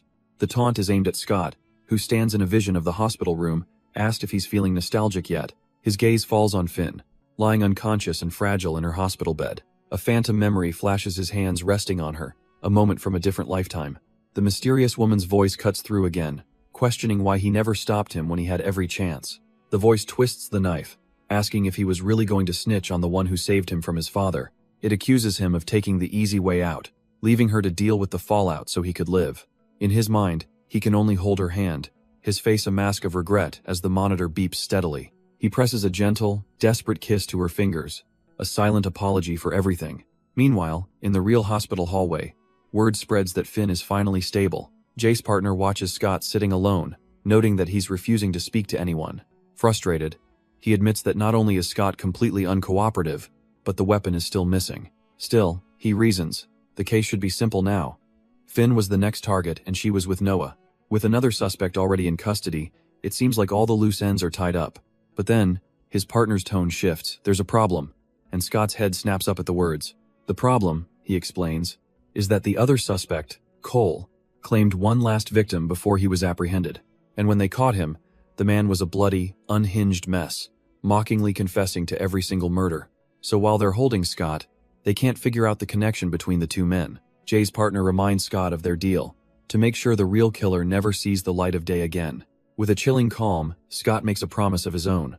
If that man gets out, even for a second, he will personally hunt him down and kill him. The detective just listens, understanding that this has been Scott's endgame from the very beginning. But the situation is even more complicated than a simple copycat, because they still have the other suspect in custody, the one they caught at Finn's apartment building. And all he does is sit there, rambling endlessly about flowers, soaking up every ounce of attention. Back at the precinct, Jay's colleague voices what they're all thinking. None of this makes any sense. If Noah really wanted to hurt Finn, why would he be the one to rush her to the hospital? Just as Jay decides to go interrogate him again, he's interrupted. The chief wants a word. He's called into the office of the man in charge, Arthur Caldwell. The chief immediately gets down to business, demanding to know why Jay is holding off on a press conference when they've already caught the killer. Jay explains they believe there are two killers, both in custody, and that a survivor from last night's attack is now in the hospital. The chief cuts him off, already aware of Finn and Noah. He asks for any hard evidence linking Noah to the murders, and Jay has to admit there is none. With a weary sigh, the chief gives an order that floors him. Release Noah immediately. He argues that Noah saved the girl's life, and with Cole's full confession, the case is officially closed. Jay protests that Noah still broke a restraining order, but the chief is done listening. Punish him for that, he says, but drop the murder charge. But the chief isn't just following orders, he's furious. He asks Jay if he's really going to let Noah walk away again, believing this is their one chance to make things right. Jay's silence is taken as an accusation, and Arthur snaps, asking if Hez implying their original investigation was wrong. His mind flashes back to a heated argument years ago, where Arthur insisted that Finn should have been punished too. He remembers the cold, hard facts. Finn's fingerprints were on the murder weapon, and it was only their pity that kept that damning detail out of the trial. Back in the present, Arthur coldly asks if Finn is even keeping up with her therapy, reminding Jay that neither she nor Noah are normal. He accuses Jay of being too emotionally involved, his judgment completely clouded by his personal feelings. And with that, he delivers the final, crushing blow. Jay is officially off the case. The world seems to fall away as the weight of that order settles in. Sidelined and powerless, Jay finds himself back at the hospital, quietly watching over the still unconscious Finn. His partner asks what his plan is now. Jay's resolve hardens. He'll stick to their original agreement and stay away from her. But staying with her only made Jay realize how hard she was trying to vanish from his life. He watches over her, the silence heavy with unspoken history. As Finn lies unconscious in her hospital bed, Jay stands guard. He can't keep his promise, leaning over her sleeping form, his expression a mix of sorrow and concern. He gently rests his forehead against hers, a quiet, desperate plea for her to be okay. But in the darkness of her mind, a voice echoes, commanding her not to dare die on him. A terrifying memory surfaces, a bloodied man looming over her, declaring she's not allowed to die. He gave her a reason to live, and only he would decide when it's over. He promised to give her a new, desperate reason to stay alive. He would destroy everyone she loves. Her only choice was to survive if she ever dared to try and stop him. His voice echoes in the nightmare, a final, chilling verdict from her past. He sneers that she made her bed, and now she has no choice but to lie in it. A single tear escapes as Finn's eyes snap open, pulling her back to reality. She slowly sits up, taking in the sterile, sunlit room. She's in a hospital, but the memory isn't done with her. His face flashes again, threatening everyone she loves. Isaac, the name is a pained whisper, the ghost she can never seem to outrun. She can't just lie here and wait. She has to do something. Ignoring her body's protests, she slips out of the room into the cold hallway. Barefoot and unsteady, she stares down the corridor with desperate resolve. But the simple act of standing is too much, and she gasps, clutching her gown in a wave of pain. A single thought cuts through her pain. They can't let him go, no matter what. She stumbles to the nurse's station, weakly asking to borrow a phone as a nurse voices her concern. Finn insists it's an urgent call she must make, just as a news report flickers to life on a nearby TV. The broadcast announces the arrest of the serial killer, a 8-year-old noodle shop owner named Cole Fisher. Her head snaps up, her eyes wide with disbelief. That's not Isaac. The news continues, displaying a photo of his final victim, a woman named Aiko Tanaka. A single tear traces a path down her cheek as the reporter adds that Fisher was a recently paroled sex offender. Rooted to the spot, she listens as the report confirms he confessed to all the murders, while Jay watches her from the doorway. A police spokesperson appears on screen, beginning a press conference with a declaration of justice. He thanks the community for their patience, officially bringing the city's nightmare to a close. But for Finn, there is no peace, only the chilling echo of a past that defines her. Her story begins simply enough: my name is Finn, and this man, with the piercing eyes, was Isaac. She started dating him, even with a nagging suspicion that he might be a psychopath. It was her creed: suspect everyone until they give you a reason not to. A philosophy born from the one terrible truth she held on to, the truth about Noah, her childhood friend. He was the one who murdered her father when she was only 14. The sight of him, drenched in blood and laughing manically, is a memory that never fades. And so, she did the only thing she could. She testified against him. And so, with her testimony, Noah was sent away to prison. But even years later, Finn has always lived with the chilling belief that he'll come back for her. The problem is, her memories of that night are fractured, riddled with gaps she can't explain. So much time has passed that she doubts she would even recognize the monster from her past. It's at this time that a new, terrifying series of murders begins to unfold. The victims all share a disturbing profile. They look exactly like her. The crime scenes are a gallery of horrors, each one a potential preview of her own fate. At the station, Jay's partner asks him if he really believes in coincidence. As a detective, she muses, you have to assume nothing is a coincidence, especially when the clues form a clear pattern. Jay silently agrees. It's the same logic has always drilled into Finn, which is why she reports anything odd directly to him. And just as that thought crosses her mind, a hand grabs her arm, yanking her back to reality. A man with striking blue hair asks her what's wrong, why she was running like that. Finn can't even answer, her body racked with tremors she can't control. He sees her terror and gently pulls her into a hug, telling her she's safe. He holds her close, trying to soothe the panic overwhelming her. But in her mind, another figure is there, watching them from the shadows. She clutches his jacket, trying to ground herself in the here and now. But a voice in her head whispers a chilling warning: Noah is close. Her memory flashes back, not to Noah, but to the day a boy named Isaac stumbled into her life. a seemingly innocent meeting that marked the beginning of her long nightmare. Her mind drifts back to another night, another man walking away from her. A voice cuts through the memory, asking if she was all right. He was waiting for her, asking if she was coming, but she just stood there, paralyzed by a feeling she couldn't yet place. Then the image fractures, replaced by a boy with a battered face telling her it was time to go back. A sudden, terrifying clarity hits her. The missing pieces of her past begin to slot into place as she hears him call her name. Snapping back to the present, she stares at her own reflection, barely recognizing herself. The face staring back is a blood-soaked girl in a red hoodie, asking if she's forgotten who she is. And the memory finally returns in full, his chilling proposal to kill her father and run away together. Her mind tries to reject it, telling herself she must be remembering it wrong. But her reflection, a bloody specter of her past, hisses that she is the real monster here. The guilt had become so unbearable that she'd clung to Isaac, hoping he could help her remember. She'd asked him then, wrapped in his arms but drowning in her own self-doubt, if he could possibly still want to be with someone like her. His response was immediate, pulling her closer without a moment's hesitation. He'd whispered that, of course he did, that he didn't want anyone else. But the more time they spent together, the more a chilling pattern began to emerge. There was an eerie familiarity in Isaac's behavior, a phantom echo of the boy named Noah. He had the same disarming gentleness she remembered from her past, the exact same smile that had once put her at ease. His laugh, his mannerisms, and even that terrifying streak of violence, it all lined up. Finn was almost certain. Noah and Isaac had to be the same person. But there was just one thing that kept her from being sure. A single detail that didn't quite fit the monster she remembered. She tried to cling to the hope that Isaac was different, that he wasn't like Noah.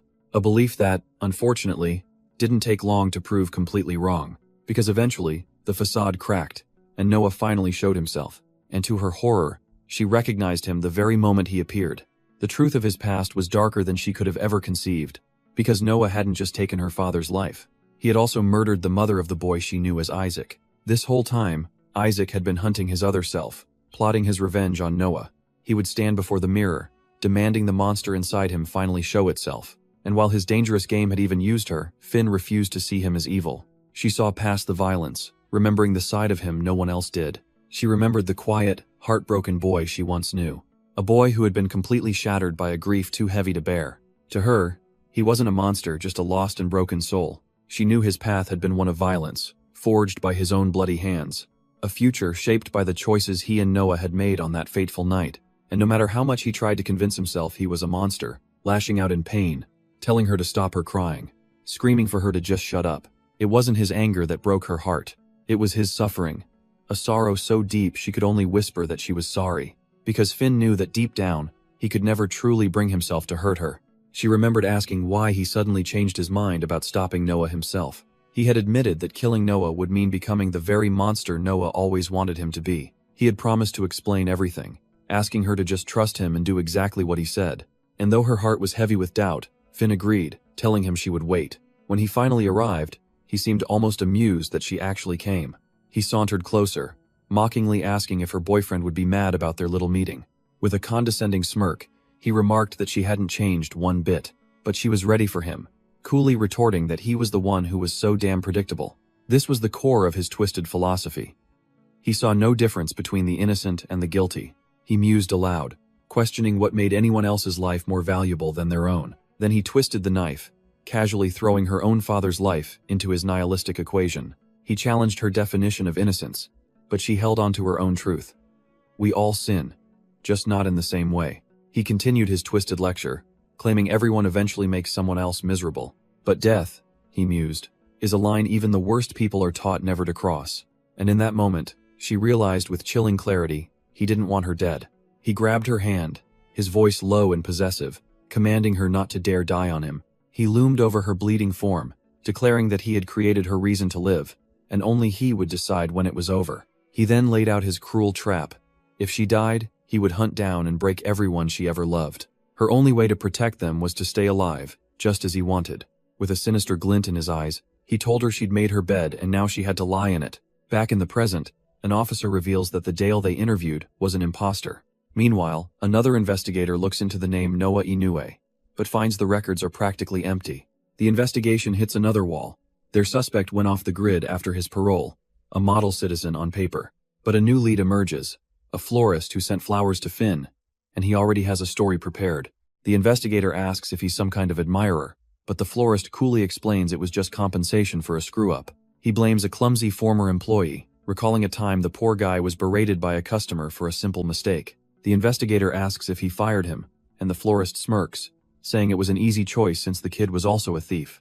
He then offers to give them the ex-employee's name, a little too eager to be helpful, because he needed a scapegoat, and that scapegoat was a young man named Cole, found at a bloody crime scene. The whole thing was a setup, revolving around the missing murder weapon, a gardening knife left in plain sight. A perfect plant, the victim's DNA would be on the blade, but no fingerprints from the killer, who had worn gloves. The only prints left behind would be Cole's, allowing the true murderer to walk away completely clean. But the killer's twisted logic goes even deeper, recalling a conversation about what's more damning than a weapon. The answer, he realized with chilling clarity, was a body. The memory cuts to a younger him, Isaac, kneeling in a pool of blood, struggling to breathe.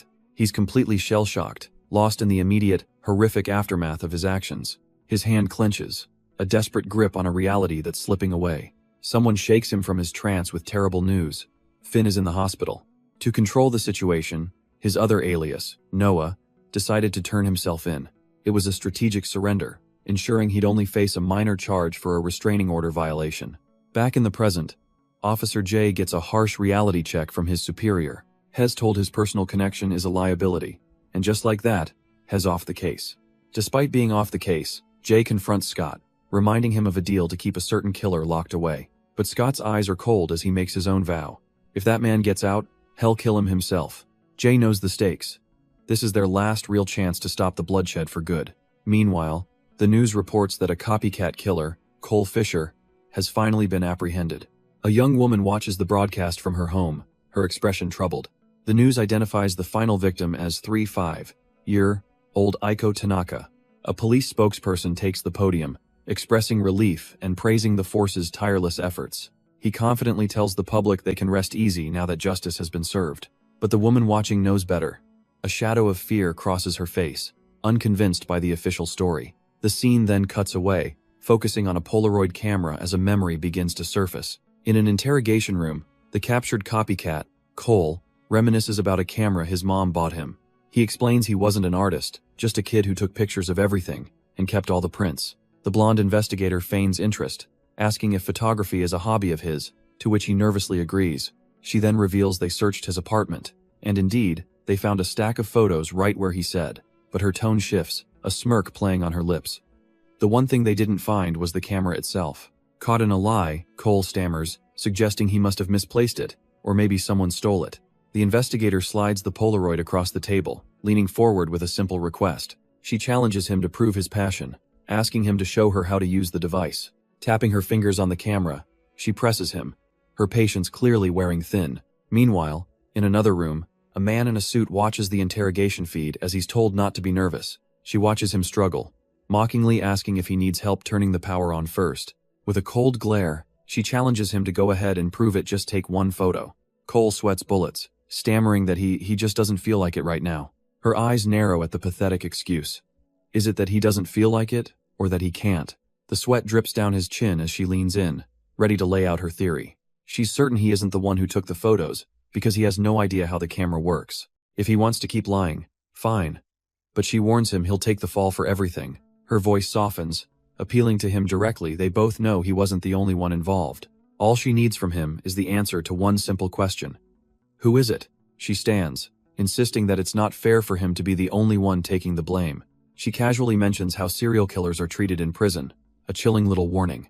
Leaning in, she asks if he's being blackmailed, pressing him to reveal who's pulling the strings. His hands clench at the offer become a witness, and she can help him get a lower sentence. She dangles the ultimate prize, the possibility of walking away from all of this, if he just tells her the truth. Cole looks like he's about to implode under the pressure. And then, the dam breaks. A desperate scream of denial echoes through the room. He slams his cuffed hands on the table, suddenly confessing that it was him. He killed them all. But his confession warps into a hateful rant. The victims were filth. They deserved what they got. He even turns on her, spitting that she's one of them too. But she watches, utterly unfazed. Outside the interrogation room, the verdict is in. He's completely snapped. So the plan worked. They know Cole is just a copycat, but he's still protecting the real killer. The female officer notes his unwavering loyalty. He'd rather take the fall than say Noah's name. Scott Lee corrects her. This isn't loyalty, it's worship. Cole sees Noah as a savior. He explains that this kind of devotion isn't cheap. Noah must have given him validation, a sense of purpose. And then Scott makes a chilling connection. It's the exact same manipulation he tried on Finn. The only difference, he remarks, is that Finn rejected him. The new strategy is set. They won't just press him. They'll make him remember who turned the myth into a man. With the case momentarily set aside, the officer's attention turns to Scott himself, asking about Finn. She wonders aloud if the two of them still see each other anymore. But he shuts it down. Hez only here to make sure Noah rots, and then Hez out of her life forever. With his piece said, Scott turns to leave, telling them to keep him posted. But the officer isn't done with him, casually dropping a bomb as he reaches for the door. Does he not care why Finn is resigning? The word stops him cold. Resigning? He can't quite believe it. She looks at him with knowing eyes, informing him that Finn is going back. Back to their hometown. His expression tightens as the unwelcome memories surface. His mind flashes back to a grand estate at dusk, the air filled with celebration. A perfect couple, a bride and groom, are welcomed onto the stage for their special night. Through the focus of a camera lens, the memory sharpens. He was there, working as the photographer, capturing their perfect moment. The officer's words echo, pulling him from the past. Finn is heading back to where it all went wrong. He can't wrap his head around it. What in the world could she be thinking? Back then, he was just Isaac. The handsome photographer, the wedding guests were all whispering about. They traded rumors, wondering if he was single again, though no one really knew his story. But Isaac was lost in his own world, his gaze distant and unfocused. Abruptly, he shoves his camera into his assistant's hands, telling her he has to go. She's completely baffled. The event isn't even over yet, and he's just leaving? With a wave, he's gone, casually announcing he'll be taking a month off. His memory then drifts further back, to the quiet, sun-soaked town Finn is now returning to, a place filled with winding roads and the ghosts of their shared history. He remembers a much simpler time, a carefree chase with a young Finn's laughter in the air. A voice from the past calls out, recognizing the familiar redhead running through the streets. The town's gossips watch her go, whispering about the drunkard's daughter always causing trouble. They cluck their tongues, saying her poor father loses his mind looking for her when she sneaks into the woods. As she disappears, they mention another local tragedy, poor Noah, covered in scratches and bruises. The memory fades, and now, an older, more composed Finn walks those same streets, returning home. Her destination is a familiar one, a simple brick house with a green gate, number 24. Back in the past, a young Isaac finds her barefoot in a field, asking how she can even run on such beat-up feet. She just shrugs it off, explaining she has to sneak out quickly before her father notices. He looks at her, his expression turning serious, as he tells her that people have been talking. When she asks who, he confirms her worst fears. It's the villagers, and their words are never kind. He relays the cruel village gossip. They're saying her own mother is the reason for her bruises. Finn quickly denies it, insisting the marks are real but just from chasing rabbits all day. Isaac leans in close, his expression serious, asking her to do him a favor and say nothing. He puts a finger to his lips, sealing the pact this has to stay just between them. She stares back, her young face holding a gravity far beyond her years. He reaches out his hand, a silent offer to lead her away from it all. Their fingers intertwine, a small moment of solidarity against the world. As the memory of them walking away plays out, the adult Finn watches the ghosts of her past. She's completely lost in the moment, the wind carrying the weight of that old promise. But her trance is broken as a voice calls out, pulling her sharply back to the present. A young woman with blonde hair approaches Finn. Guessing she's not from around here, she politely asks for directions, looking for the local police station. Soon enough, she arrives at the Fishertown police station, ready to start her search. But she's immediately met with a roadblock at the information desk. Officer J explains that releasing records isn't so simple, especially for a case over a decade old. He then smoothly offers to take her number, promising an update if he finds anything. His colleagues in the back can't help but snicker, seeing right through his little game. He presses on, asking if she's a relative, implying that might just change things. But she's had enough of the runaround and decides she'll just come back another time. Standing outside with her luggage, she feels a wave of frustration. No one here seems to take her seriously at all. She has to admit, maybe that officer had a point. Finding records this old won't be easy. As the sun sets, she decides her first priority should be finding an inn for the night. But before she can take a step, a man's voice calls out, begging her to stay right there. He rushes forward, wrapping her in a tight embrace, asking where on earth she's been all this time. He tells her that his mother is going to be so happy to see her, but all Finn feels is confusion. The man says someone never gave up hope, never stopped waiting for her to come home. His words hang in the air as his gaze drifts past the missing posters. Posters with her own face on them. Finn's eyes widen, the pieces of this bizarre encounter clicking into a terrifying picture. Sensing her stiffness, the man pulls back, his own face filled with dawning horror and regret. He stammers an apology, realizing he must have mistaken her for someone else entirely. He trails off, his voice heavy with disappointment, admitting she just looks so much like her. But before another word is spoken, a cold, sharp voice cuts through the air. It's a clear warning. He has the wrong girl, and he better let her go before he's forced to. Finn's heart stops. That voice, she knows that voice from somewhere deep in her past. She turns, and standing there with an unreadable expression is a face she never expected to see again. Isaac. He's here, looking at her with an intensity that pins her to the spot. The other man immediately backs off, raising his hands and admitting that it was all his mistake. Isaac gives him a condescending look, offering a bit of advice to avoid such trouble in the future. Flustered, the man tries to explain he got carried away because she was the spitting image of his sister.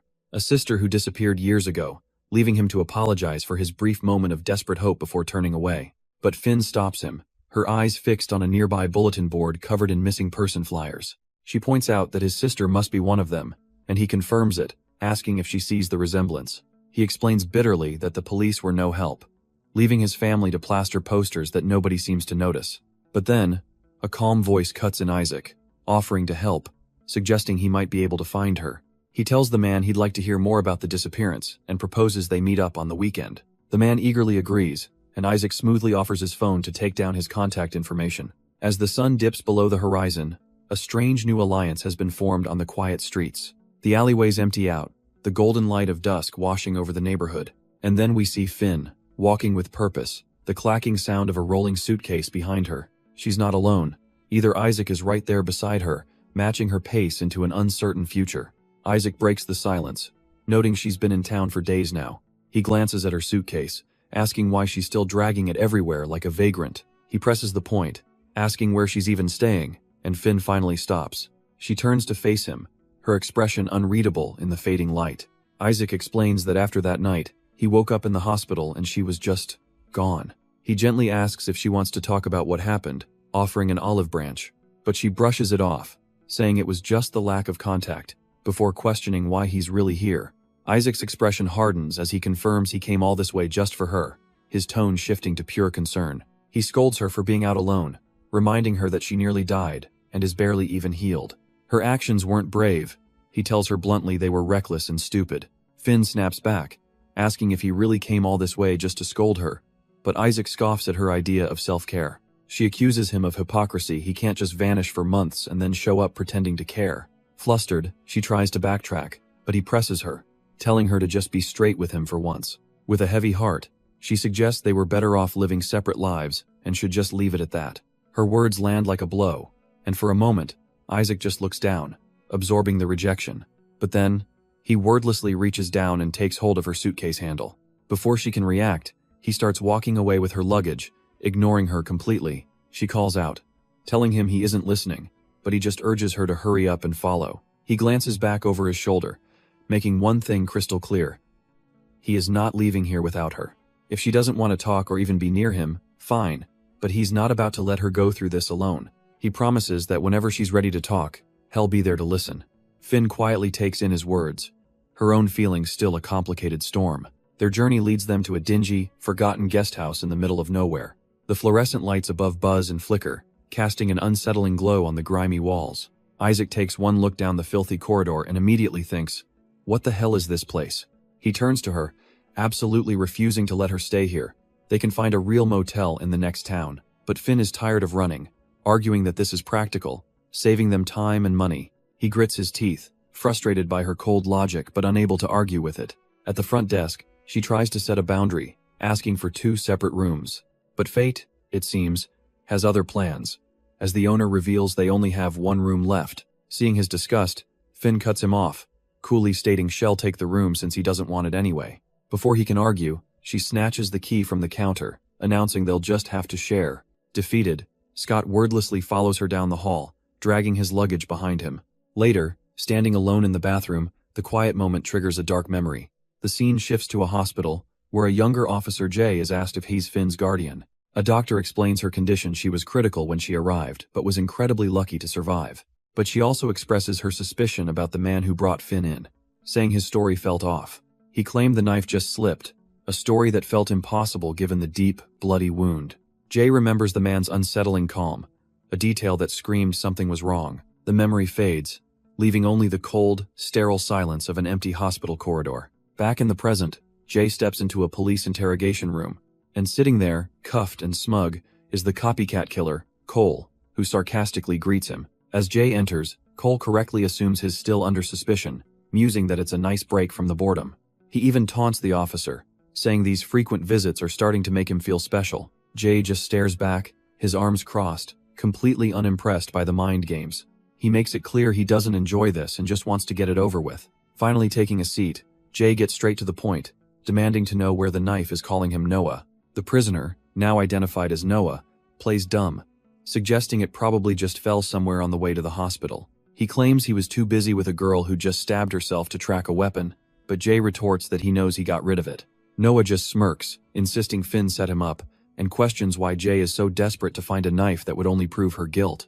Jay leans in, his voice low and intense, refusing to believe Noah just panicked and dropped it. Noah just smirks back, feigning innocence, suggesting maybe he really did panic while trying to help a dying girl. The officer cuts through the act, laying it out plainly. That knife is the missing murder weapon. He explains it's the same double-edged blade used on 3 other women, with identical wound patterns. And now Finn has those exact same injuries, which means she must have found the weapon in his greenhouse. Jay spells out the stakes. That knife connects everyone, carrying Finn's blood, the victim's DNA, and Cole's prints. And most importantly, it would have Noah's fingerprints all over it. But Noah just scoffs, calling it a messy party that the police weren't invited to, earning a sharp rebuke from the officer. He then flips the script, questioning if this is Jay's theory or just a story Finn fed him, suggesting she's setting him up again. He insists Finn is the master manipulator, playing the victim while having the detective completely under her spell. Jay just looks tired of the act, sarcastically noting how everyone's a manipulator except Noah, of course. Noah leans back with a smug grin, claiming he's just a simple florist who's been living clean since he did his time. He calmly states that without new evidence, this is just harassment, and taunts Jay about getting a lawyer. But the detective calls his bluff, confidently stating that Noah has the right to a lawyer, but he won't use it, because he's so arrogant, so convinced of his own lies, that he actually believes he can talk his way out of anything. Noah deflects, twisting the accusation back towards Finn, reminding Jay that she already admitted to stabbing herself. He casually wonders just how many times she's tried to end it all, suggesting her psychologist misjudged her instability. And with that, Noah's words finally find their mark, igniting a dangerous fury in the detective's eyes. Jay slams his hands on the table, his patience finally snapping. He declares this conversation over for today, hoping Noah might actually tell the truth next time. With a final warning that they will talk again, the detective turns his back. He promises that he'll be right here, waiting, and with a heavy thud, the interrogation room door closes. Noah sits there alone, his smug expression completely unfazed by the detective's rage. Then, the scene shifts, pulling us back into a memory of a cheap, rundown room. A much younger Noah stands with a girl, who seems shocked by how bad the place is. He asks if she's having second thoughts, but her resolve is firm. She's not leaving. Later that night, moonlight streams into their small, humble room. The two lie in bed together, a quiet distance separating them under the covers. While Allie feigns sleep, Isaac stares at the ceiling, his mind clearly racing. He watches her, the silence of the night feeling heavy between them. His gaze is filled with a restless, complicated emotion he can't seem to shake. He can't help himself, his hand gently reaching out to touch her hair. A frustrated sigh escapes him, a quiet moment of vulnerability. But the silence is broken when she calls out his name, Isaac. Turning over, she reveals she's been awake this whole time, just like him. She sees right through him, asking if he's planning to investigate the missing person cases. Isaac's mind races. Head tried to track Noah after he got out but found nothing. Realizing he must have come back here, how could he have missed it? Of course, this is the only place Noah would go. Finn presses on, sensing they're close to answers, asking if he thinks Noah is connected to the missing women. She reminds him of the posters, of the victim who looks just like her. It's too much to be a coincidence. Isaac stares at the ceiling, absorbing the dangerous implication of her words. He turns the question back on her, his voice low, asking why Finn really came here. Sitting up, he tells her she hasn't let go, that she's here to try and stop Noah again, but she's not ready for it. His fists clench tightly, the memory raw as he reminds her that they almost lost her before. Finn's gaze doesn't waver as she asks him flatly, is he going to try and stop her? Isaac lets out a dry laugh. He knows better than to think he could stop her, she's far too stubborn. But his expression shifts as a new thought takes hold. He turns to her, suggesting that this time, she could be stubborn with him. Her eyes widen slightly with understanding. She agrees, insisting on no more secrets. They do this together. He finally concedes, telling her they'll go to the station first thing tomorrow morning as she lies down. Isaac watches over her, the weight of their new pact settling in the quiet room.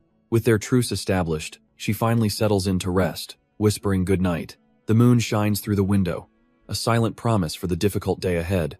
But the next morning, standing before the Fishertown police station, a critical flaw in their plan emerges. The police won't release details to strangers, so their only path forward is to speak with the victims' families. Isaac, ever the stoic guardian, confirms he's coming along, much to Finn's slight annoyance. She asks if he's mad, but he just points out the obvious. Without him, she'd be meeting a total stranger alone. He mocks her lack of a concrete plan, and she has to admit she's just going to figure it out as they go. Their meeting is with a man named Gino, who seems genuinely grateful that someone is still trying to help. He offers to find them a better place to talk, but Finn politely declines, eager to get to the point. She asks if he knows any of the other families, and luckily, he does. He has their numbers from a search party. The conversation turns to one of the girls, Megan, sparking memories of cruel town gossip about her, and we see a glimpse into her tragic childhood. A small, hungry girl, dismissed by her own grandmother. Megan's grandmother launches into a bitter tirade, claiming the girl was abandoned on her doorstep. She then turns on Finn and Isaac, suspiciously asking if they're reporters looking for a story. Her voice echoes over the quiet storefront, declaring she's done looking for that ungrateful girl. Inside, they meet her grandfather, who seems just as defeated, sighing that Megan simply left him. He coldly tells them she brought shame on the family, and isn't welcome back, ever. Back outside, Gino sighs, guessing it's easier for these families to believe their daughters just ran off. But Finn isn't convinced. What she felt back there wasn't grief or denial. It was pure resentment. Gino looks troubled, admitting their reaction is strange. They should be desperate for answers. He then reveals the town's ugly secret. The families learned their daughters were working disreputable jobs. Isaac cuts straight to the point, asking bluntly if he means they were prostitutes. Gino confirms it, warning them to be careful before offering his help and taking his leave. As night falls, the town is cast in an unsettling purple glow, and a heavy silence settles between them. Isaac notices Finn has gone quiet, gently suggesting they can pick this up tomorrow if it's too much. He looks away, admitting his own guilt is starting to weigh on him. Finn confesses with a heavy heart that deep down, she already believed all the girls were gone. She'd told herself this was for justice, a way to find Noah, but now she fears she was just obsessed with being right. Isaac thinks of Gino, who still clings to the simple, desperate hope that his sister will come home. But a new resolve hardens in Finn's eyes. Even if this isn't about Noah, she wants to help them. Isaac smirks, asking why she's saying it like she needs his blessing. He simply turns and walks away, telling her to do whatever she feels is right. Isaac gently cups her face, promising that no matter what, he'll be right there with her. The scene shifts to a different part of town, where a group of women are gossiping on a corner. They laugh about their clients, complaining that the married ones are always the clingiest. Suddenly, a man's voice cuts through their conversation, asking if any of them are free. It's Isaac, with Finn standing just behind him, looking completely out of place as he shuts down their flirty advances. A woman with short, light hair eyes him suspiciously, asking if he's a cop and refusing to talk if he is. She tells him to get lost, explaining she's got bills to pay and can't afford trouble from talking to strangers. But Isaac presses, warning her that silence won't keep her safe if another girl goes missing on her watch. Before she can answer, another woman with long red hair steps forward, calling her friend a buzzkill. She then spots Finn and brazenly offers Isaac a threesome in exchange for information. The light-haired woman takes a drag from her cigarette, her eyes filled with suspicion. But Isaac ignores the offer, his attention drawn to another woman nearby, uttering a single name. Susie. He remarks on the uncanny resemblance, how she looks just like the missing girl. The other woman scoffs, saying girls don't just go missing here, they're taken, and no one cares. But the look-alike clarifies they aren't cops, they're just trying to find a friend's sister. A flicker of understanding crosses the woman's face. She knew it wasn't just bad luck. She wants the truth, too. She begins her story, the scene shifting to a grimy, poorly lit room. A fleeting memory of one of the lost girls, just living her life, unaware of the danger. Her voiceover describes the crushing hopelessness of their world, a place where you can't count on anyone. She explains how they begged for help when the disappearances started, but were dismissed by everyone as not worth the trouble. She continues, explaining this wasn't just a local problem. The same stories were popping up in nearby towns.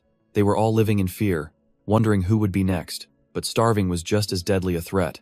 So they did what no one else would. They tried to investigate, keeping track of every girl who vanished. Susie was the last. She was just a sweet kid, trying to earn enough to finish school, not someone who belonged in this world.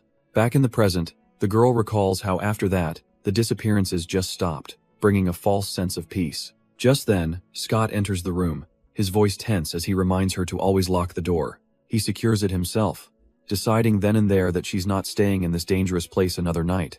His tone softens as he asks if she's having one of her space outs again.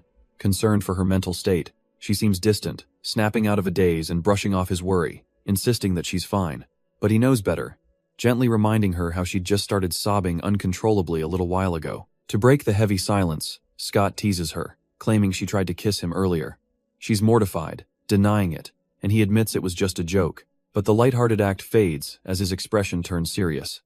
He cuts to the chase, asking what's really on her mind. He gently prods, wondering if her mood is connected to Susie, and her quiet reaction confirms his suspicion. She begins to explain, recalling a time in her past when she was constantly asking for help, but it was like no one could see her, as if she didn't even exist. Shed thought if she just kept trying, someone would finally notice. A painful memory floods back a younger version of herself, alone and ignored, watching the world pass her by. No one ever came. After a while, she simply stopped trying. The look on her younger face is one of heartbreaking resignation.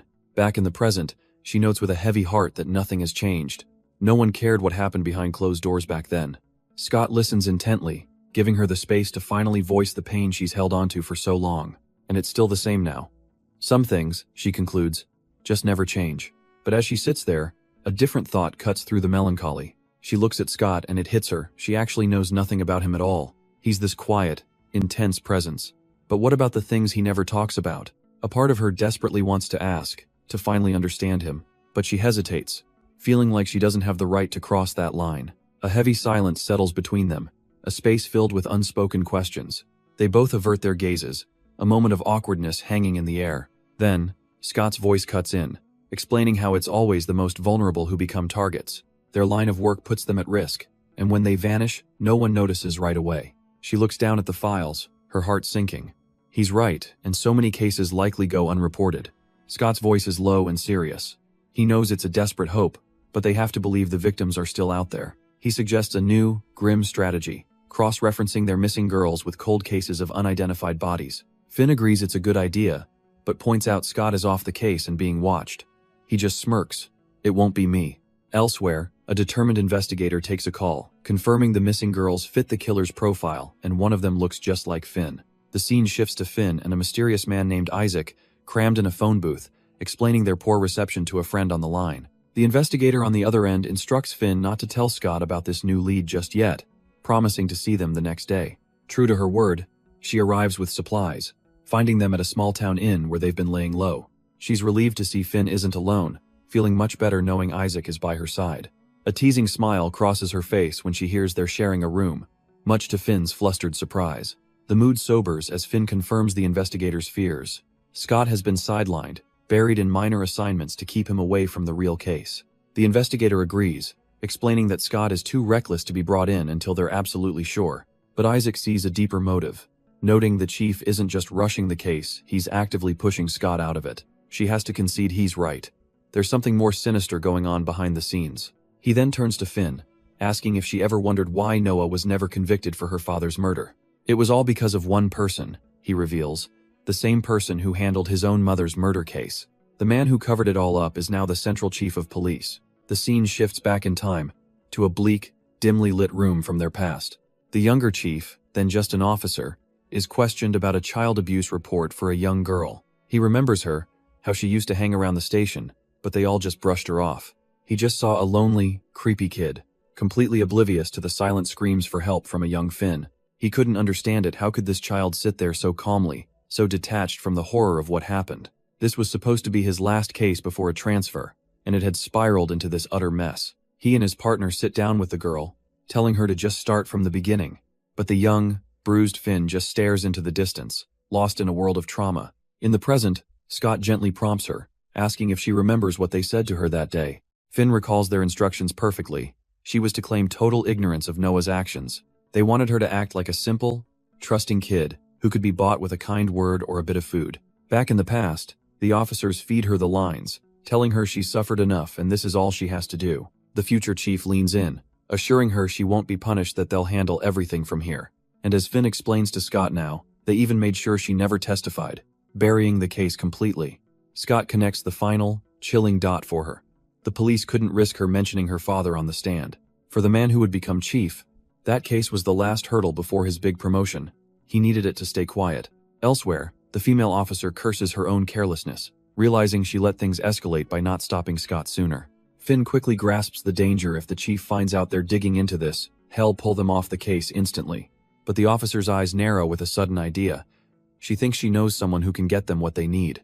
Their inside man is Julian Hahn, a seemingly harmless records officer buried in a mountain of paperwork. She asks him to pull cold cases with unidentified victims from the last year, a task he believes he can handle easily.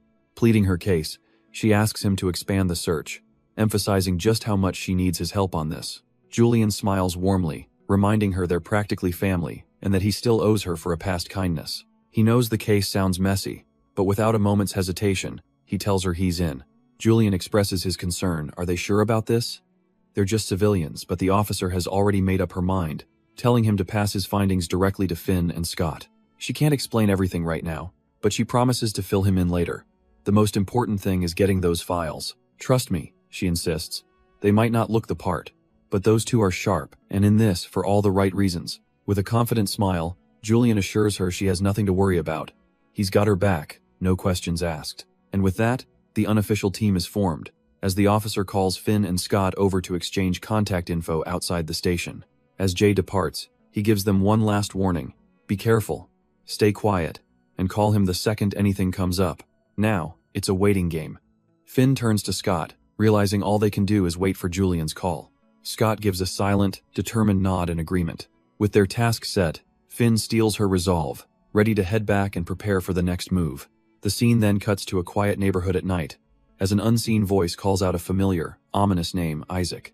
As they walk through the quiet night, Finn finally breaks the silence. She questions his sense of direction, asking if he even knows where they're going. Scott stops and turns, a thoughtful look on his face as he pivots the conversation entirely. He finds it funny, he says, how she can recall her police interrogation with perfect clarity, but when it comes to Noah, the boy from her past, her memory is just a blur.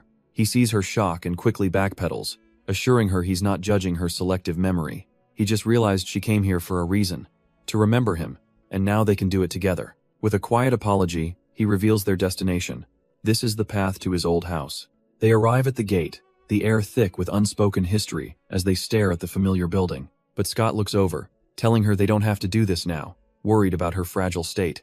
But Finn turns it back on him, more worried about his feelings than her own. Scott's expression remains steady, almost placid in the face of his own trauma. He brushes off her concern, promising they won't be long as he approaches the gate. With a low creak, the old gate swings open, revealing the path to a sealed-off past.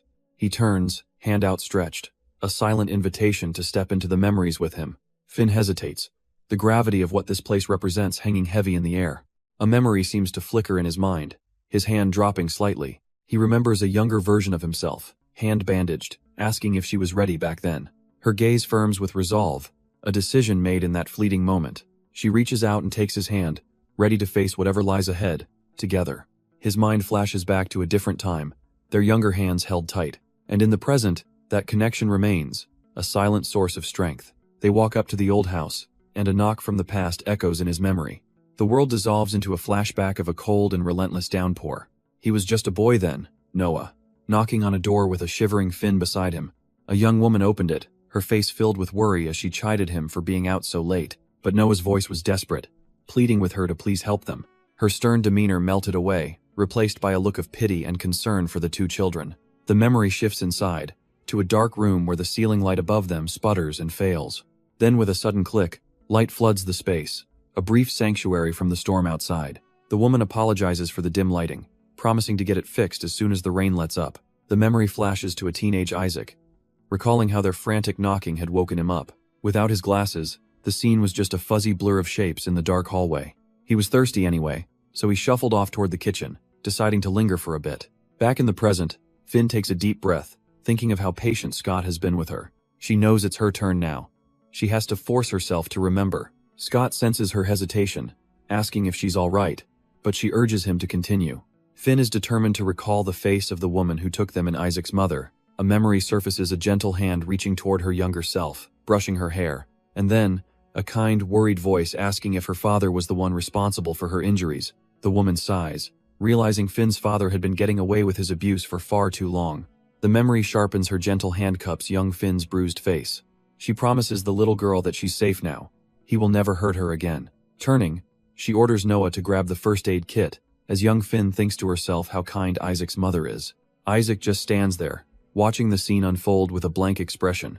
The flashback shatters, and back in the present, Scott gently asks if she's remembered anything. Finn looks down, confessing she'd heard so many terrible things about his mother, but now realizes they were all wrong. But Scott quietly corrects her, explaining that after a while, she wasn't herself anymore.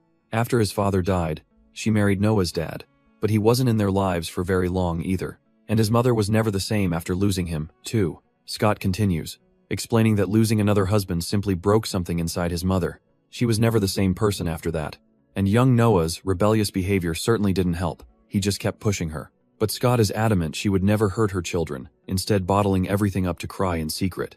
When it all became too much for her, she started jumping from one religion to another, desperately seeking an answer. He didn't see it then, but it was a sign she was losing herself, praying for some divine intervention. Finn listens, asking if she ever got better, and Scott confirms she did after therapy, but not before she dragged them through her breakdown, believing they all needed to be saved. He tells Finn that through it all, he stayed by his mother's side as she finally pulled through. And with that, Finn's own memories seem to shift, realizing Scott's mother never stopped trying. Her voice cracks with regret as she admits she was used in court, a pawn to turn everyone against his mom. Scott listens in silence, his expression unreadable. He then asks a simple, cutting question. If the detectives didn't want her to testify, why did she? Finn looks down. The answer dredged up from a painful part of her past. She did it because she believed the last thing the world needed was another monster, a decision she made after seeing a young, broken Isaac cry. Scott presses further, asking if her belief that he was a manipulative liar was truly her own. She admits her memories are a fog. She doesn't trust the child she was, who understood nothing. Seeing her confusion, Scott offers her a choice. Does she want to hear the rest of the truth? Scott begins to recount the story from his perspective, a memory that starts with a loud thud, the sound of his mother collapsing. Finn, looking bruised and broken in her own memory, agrees to try and piece the truth together with him. The scene flashes back to that night, where a young Finn watched as his mother asked for a medical kit, but the boy returned with a bat, and the brutal attack is reflected in the girl's horrified eyes as his mother crumples to the ground. He remembers watching her, still awake, trying desperately to crawl away from her attacker. Even then, she was trying to protect him, her struggle a silent signal for him to hide. Back in the present, Scott stands before a door, explaining this is where the worst part of the memory is buried. Finn steels herself, insisting she's ready to see it, telling him not to worry about her. His hand reaches for the handle, pausing for just a moment before revealing the final piece of the puzzle. With a grim and steady gaze, he slides the door open, ready to confront the truth together. Finn peers into the room, her expression unreadable as the door slides open. A voice from the past urges her forward, telling her not to just stand there. The memory floods in. A younger Scott, a bound woman, and a twisted promise of reciprocity. His mother, broken and bloodied, had already given up, seeing freedom only in death. But in the present, a sharp gasp cuts through the silence at Scott, his composure shattering. He turns away, covering his face as he weakly excuses himself, unable to bear the sight. Finn just stares, utterly confused by his reaction, a flicker of doubt in her eyes. Her hand clenches tight, something is wrong. This isn't how she thought she would remember it, because as she looks into the room, there's nothing there. She doesn't understand, she doesn't remember any of it at all. Outside, the quiet patter of rain begins to fall, washing over the silent, bewildering scene. Scott pushes his way outside, stumbling into the cold, pouring rain. Finn follows him out, her mind racing with worry. Is he mad, or is he hurt? Then, watching his back, she realizes with a sinking heart he might be crying. All she can do is stand there, desperately hoping she's wrong. An old, painful memory surfaces, the image of a young boy sobbing uncontrollably. She reaches out, placing a gentle hand on his shoulder to pull him back from the edge. He turns, his face a carefully constructed mask, and mutters that he's just starving. Trying to change the subject, he asks if she wants to grab some dinner, but the heavy moment has passed, and they silently agree to postpone this for another time. So they just stand there under the awning, watching the rain fall around them. But just as they're about to leave, a voice from the shadows calls out a familiar name. Scott turns, his face a mask of cold indifference, as he's finally found. A man from his past looks him over and welcomes him back, calling him Isaac. Scott immediately cuts him off, making it clear this isn't a friendly reunion. But the man, Gino, isn't deterred, casually inviting them to sit and catch up. His eyes slide over to Finn, with a snide remark about Scott still being popular with the ladies. That's it. Scott grabs her arm, deciding he'd rather walk in the storm than stay here. Gino quickly tries to backtrack, claiming he's let go of their old feud. He even tries to apologize for whatever he said back then, brushing it off as old news. But mentioning the cop he beat up, and his mom only deepens the icy silence. Scott's jaw tightens. He knows that apology was just for show. Gino's friend warns him he's drunk, but Gino just smirks, asking why Scott's in such a rush to leave. He then points a finger, directing his venom towards Finn. He asks if she knows about Scott's reputation, his time in juvie, or his penchant for nearly killing people in fights. Laughing manically, he brings up their shared tattoo, mocking how Scott used to act like the whole town was his enemy. His friend tries again, telling him to sit down, but Gino insists he's just doing Finn a favor. She deserves to know about the family she's with, his troublemaker, brother, and their deranged mother. He leans in, sneering that it's funny how Scott turned out just like his murderous brother. But instead of lashing out, Scott turns away from the noise and leans into Finn's space. He whispers that there's something he needs to tell her himself. He admits that for a time, Noah was a good brother, even if he couldn't bring himself to say it. And if his brother taught him anything, it was to never, ever take crap from anyone. But Gino's bitter rant continues, cutting through the sudden downpour that traps them there. He demands to know why Scott even bothered to return, and you can see Scott's hand clench tightly. He sneers, accusing him of just dragging this poor girl along for the ride. Scott pulls Finn closer, trying to shield her, his expression hardening against the onslaught. Using his old name, Gino screams that the crazy just runs in their family's blood. But before Scott can even move, Finn steps past him, and a sharp slap echoes through the rain. The force of the impact sends a nearby plastic chair tumbling to the wet ground. Gino's friend just sighs. A look of pure resignation on his face. He knew this was coming. Gino clutches his stinging cheek, telling Finn she should worry about herself. But her gaze is cold, remarking that empty cans always make the most noise. She adds that Scott was lucky to escape, otherwise he'd be as worthless as Gino, and Scott just listens. Gino lets out a derisive scoff, a twisted smirk forming on his lips. He bursts out laughing, mocking her, asking who she thinks she is to lecture him. His tone shifts, demanding to know her real story, because nobody sticks with Scott out of pure kindness. He leans in closer, probing, asking if she just has a thing for pathetic lost causes. Then he invades her space, whispering that her brand of crazy is actually kind of hot. He claims that out of respect for his old friend Isaac, he'll keep his hands to himself.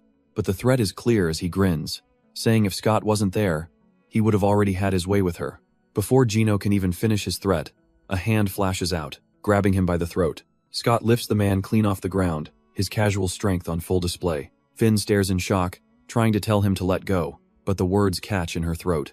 She grabs Scott's arm, trying to pry his fingers loose, stunned by his raw power. With a chilling calm, Scott tells Gino he thinks too much with the wrong head.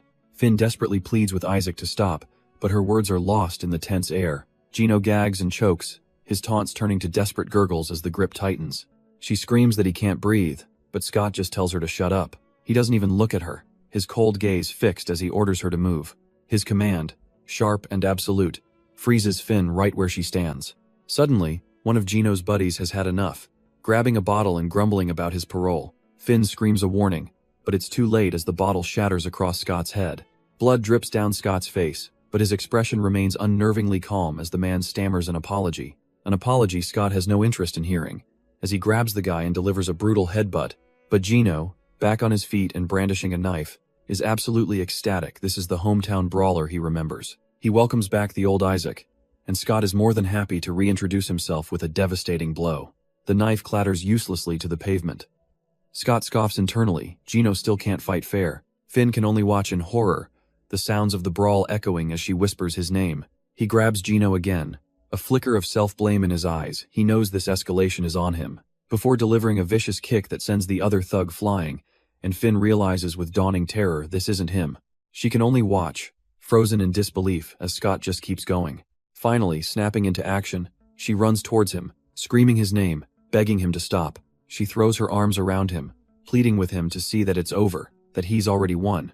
But the man she's holding isn't listening, and with a violent shove, he throws her aside. Finn tumbles to the ground, the crash of metal echoing her own shattered composure.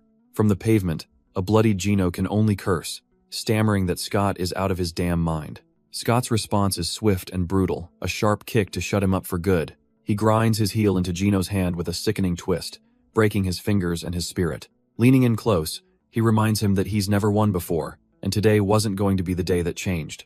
Then, without another word, Scott turns and walks off, leaving Finn alone to wonder where that monster is going. But he wasn't leaving. He was just getting started, grabbing a steel pipe from the trash. Finn looks on in disbelief as he stalks back towards them, murder in his eyes. She glances at the other thug, already unconscious, wondering why this isn't over yet. Gino is a crumpled mess on the pavement, completely out of the fight. A single drop of rain falls, and a horrifying thought hits her. Is he actually enjoying this? Then the heavens open up, the downpour mirroring the storm of violence in the alley. As Scott raises the pipe to finish the job, Finn throws herself over Gino, shielding him with her own body. He stares down at her, baffled by her stubbornness, asking if she even knows who she's protecting. But her gaze softens as she notices the blood on his face, realizing he's been hurt too. His anger seems to fade for just a moment, his voice low as he asks her to look at him. But her plea twists into a pained rejection, telling him he reminds her of someone she can't stand.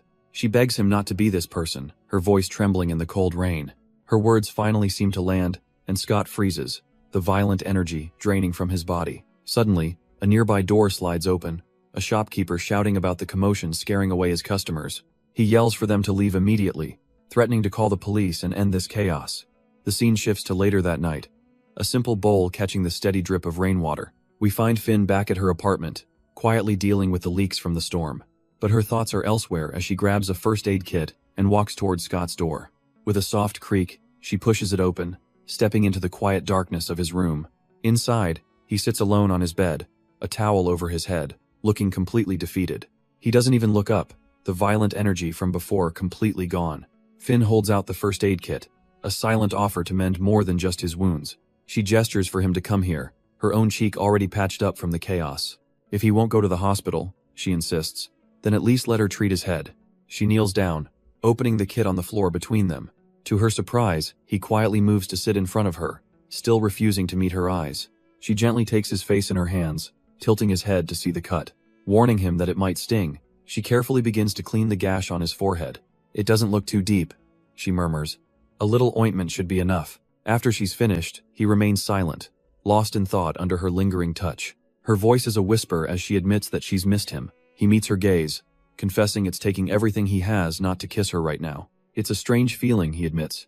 Considering his past hatred was so strong, all he thought about was hurting her. She looks away, reflecting that he might have been the only one who would have ever believed her about her mother. If only they had met sooner, he muses with a heavy heart.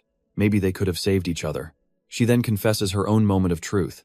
Back in the greenhouse when she thought he was gone for good, the relief she felt realizing he was alive was twisted, because it meant she truly didn't want to lose him. He recalls the moment she threw herself in front of him, his expression turning serious. If he had actually hit her then, he admits, he would have completely lost what was left of himself. Finn looks down, whispering an apology, saying it was like he wasn't even there anymore. Looking her straight in the eyes, he cuts through everything with a simple, desperate truth. He needs her, but he can't bear the thought of her being chained to him just because she feels she has to fix him. He gently holds her face, asking her to tell him what she really feels deep down. Because when all the chaos finally ends, he truly wants a future with her. Finn's mind, however, drifts to a darker conclusion, imagining a cycle they can't break. She'd cling to him to stop herself from spiraling, and he'd stay out of a misplaced sense of duty. In the end, there would be no salvation for either of them, they would just drown together. She imagines herself saying the right thing, the logical thing that it could never work. They would say their final goodbyes, and that would be the quiet, heartbreaking end of their story. Then they would simply turn their backs and walk away, into separate lives, forever. But that bleak future was just a nightmare, because in reality, Finn collapses into his arms. He holds her tight, whispering his true desire, for them to finally be together. Overwhelmed, all she can do is cling to him, her tears soaking his shoulder. He pulls her in even closer, a silent promise in the strength of his embrace. In the soft blue light of the room, they finally find a moment just for themselves. Words are no longer needed as they seal their decision with a kiss. They've made their choice, and for now, the rest of the world can wait. But elsewhere, under the cold fluorescent lights of an interrogation room, their world is about to collide with reality. Officer J sits across from the monster he caught, impatiently asking about his own family. The copycat just smiles, taunting Jay about how close he's gotten to Finn and to Isaac. But Jay pivots, clarifying he wasn't asking about Isaac's family, he wants to know about the copycat's real one. The killer just scoffs, asking if Jay wants to hear about his mother just to tick off boxes on a serial killer checklist. Jay plays it cool, suggesting a man who loves to talk as much as he does would relish telling his own story. And with a theatrical sigh, the copycat agrees, promising to tell the detective the full truth about his childhood. He spins a tale of a perfect upbringing, loving parents, well-off, homeschooled, and never once abused. A smug grin spreads across his face as he taunts Jay, noting this isn't the tragic backstory he was looking for. Does a happy home disqualify him from being a monster in the detective's eyes? Jay doesn't flinch, explaining that plenty of killers come from good homes. Sometimes it's about nature, not nurture. The copycat twists his words, musing that he was damned to be a psycho no matter what. But Jay cuts through the theatrics, reminding him of the blood on his hands before asking if his stepmother was the real abuser. The copycat scoffs, telling the detective he's already made up his mind about who the monster is. He then tries to flip the script, claiming everything he did was to save both Isaac and Finn. Jay listens stone-faced as the killer tries to paint himself as their twisted guardian angel, but the detective isn't buying it, retorting that all he did was destroy them, and their falling in love was something he never planned for. The word love seems to catch the copycat off guard, an unexpected variable in his game. Jay leans in, a cynical edge to his voice, asking if he actually believes they're in love. The killer bursts out laughing, mocking the notion. Isaac might think it's love, he says, but Finn wouldn't even recognize it. He spins a dark theory. Finn isn't in love. She's just drawn to the familiar darkness in Isaac, the same way she always went back to her abusive father. And with chilling certainty, he declares that when he's finally free, she'll come running back to him. The cold, possessive claim hangs in the air, leaving Jay visibly disturbed by the man's absolute conviction. But Jay's heard it all before, scoffing that the killer will never get the chance. It's a typical profile. Narcissistic, a hero complex, and a habit of blaming everyone else. Outside, he vents to a colleague, the killer's words making him want to smash his fist through a table, or through the man's face. She remarks with a small smile that he almost did. She questions why he bothers, since the killer won't talk, advising patience until they have solid proof. But Jay feels the pressure. Cases like this can drag on for years, and what Finn did bought them precious time. His colleague adds that Noah violating the restraining order was an unexpected slip-up. Still, they're stuck. If Noah hadn't brought Finn to the hospital, the case would have been closed. This raises the real question for Jay. If he's killing lookalikes, why has he left the real Finn untouched? His colleague offers a chillingly simple explanation. It's a common pattern, seen in other killers before. Scott seems to dismiss her theory, questioning if the killer's motives even matter at this point. He's more focused on the present, ready to go have a little chat with the copycat, Cole. But Jay has other duties. As Scott starts to walk off, Jay calls out his name. He waves without looking back, assuring her they'll find a way to get her back on the case. She just chuckles, adding a quick compliment about his haircut as she turns to leave. Just then, a buzz from his pocket stops him in his tracks. He pulls out his phone to see a message from Officer Julian. The files are ready, with copies for Finn and Isaac. The scene then cuts away to a quiet house at dusk. A young woman's voice cheerfully announcing she's home. Inside, a girl with blonde pigtails walks in, completely drained from finals and complaining about being hungry. She stops suddenly, sensing an unfamiliar presence in the house, wondering if there are visitors. Not paying attention, she rounds the corner without a care in the world. She calls out to her dad about guests, sliding right into a solid frame. With a bump, she stumbles backward, completely caught off guard. But her annoyance vanishes the second she looks up and sees Scott Lee holding her steady. Her father appears from the kitchen, introducing his daughter Emily with an apologetic smile. But Emily's eyes drift past Scott, lighting up as she recognizes the pretty sis, Finn. Later at the dinner table, her dad jokes about them surviving the week, offering them a room. Emily, ever the observant one, asks why they'd share a room unless they were married. Her father quickly shuts down her nosiness, but she pivots, asking Finn why she was looking for the police station. The question hangs in the air, and for a moment, Finn doesn't know what to say. Thinking fast, Finn spins a wild story about being a top-secret detective, and Emily is absolutely captivated. Officer Julian Hahn tells them to get some rest, promising they can go over the case files Jay asked about tomorrow. As they head upstairs to the room he's offered them, Scott can't help but notice how happy the officer and his daughter seem together. The comment makes Finn wistful, admitting they remind her of Allie and how her stubbornness always ended in laughter. With his head resting in her lap, Scott listens as she calls those memories some of her happiest. He smiles softly, glad she can finally recall something good amidst all the darkness surrounding Noah. But this snaps Finn back to reality, a sudden panic rising that they're losing their sense of urgency. She begins to spiral, questioning if they're even chasing the right leads, as he tells her to just relax. He leans in to distract her, but her mind is stuck on one terrifying possibility. What if Noah gets out before they solve this? But Finn immediately shushes him, worried that Emily is just in the next room. Even though the girl is probably asleep, she whispers that the bed creaks with every little movement. A deep blush creeps across her face as she realizes just how awkward their situation is. The next morning, a sharp knock echoes through the house. It's Emily, checking to see if Big Sis and Big Bro are awake yet. Finn opens the door, a little flustered, as Emily cheerfully announces that breakfast is ready. She thanks the girl, promising that she'll get Scott up and they'll be down soon. A quick glance back shows him still sound asleep, oblivious to the morning's interruption. Later, Julian lays out a mountain of files for them on the table. He's compiled every case he could find, missing girls, unidentified bodies, all from their timeline. As they sift through the grim collection, Finn voices a thought that's been nagging at her about the city's serial murders. She points out the first two were surgically clean, but the later ones were sloppy, suggesting a copycat, but Scott has another idea. He explains that killers evolve, and their earliest work is often their messiest. Finn's eyes sharpen with a chilling hypothesis. What if Noah's first kill was right here, sloppy and overlooked? The sheer volume of cases is staggering, a graveyard of forgotten lives just waiting for someone to connect the dots. Scott admits he's overwhelmed, never expecting their small town to hide so many dark secrets. But Finn's gaze turns cold as she reminds him they already know who Noah's very first victims were. He asks if she means their parents, but then his voice drops, filled with disgust as he corrects himself. Animals. Before ever targeting people, he says. Noah honed his cruelty on rabbits, a detail she seems to have forgotten. Finn holds up a file, showing him the disturbing photos inside, explaining that in the chaos, patterns always emerge and she's just found one. Having found her lead, Finn calls Jay, asking her to review a specific file she sent over. Jay pulls up the case from a nearby town, confirming she sees the similarities Finn was talking about. Finn explains the victim is unidentified and doesn't match any of their current missing persons. Jay's mind starts racing if a local case matches the serial killings, and the copycat has an alibi that means two killers. Finn presses her point. If they can prove Noah was in town for that crime, they'd have grounds to bring him in. But Jay pumps the brakes, warning Finn to stay focused and not get carried away by personal feelings. She reminds Finn that this is too close to home, and they can't risk crossing civilian boundaries again. A quiet moment passes, and Finn's determination gives way to a flicker of doubt. She asks Jay, her voice small, if she's crazy for chasing this truth against such small odds. But Jay immediately shuts that down, telling her that stubbornness like hers is exactly what they need more of.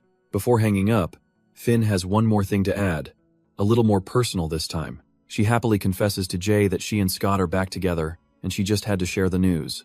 Jay takes it in stride, promising to say hi to Scott for her before ending the call. But the second she hangs up, a wave of renewed determination washes over her. Meanwhile, at their makeshift investigation headquarters, the door suddenly slides open. A young woman named Emily makes a grand entrance, declaring herself the fourth member of their secret squad. The man with glasses tries to send her away to do her homework, but she's already finished it all. He insists this is serious work, not playtime, but she refuses to be dismissed, adamant that she can help. Leaning over the table, she argues that with all these files, they'll need every brain they can get.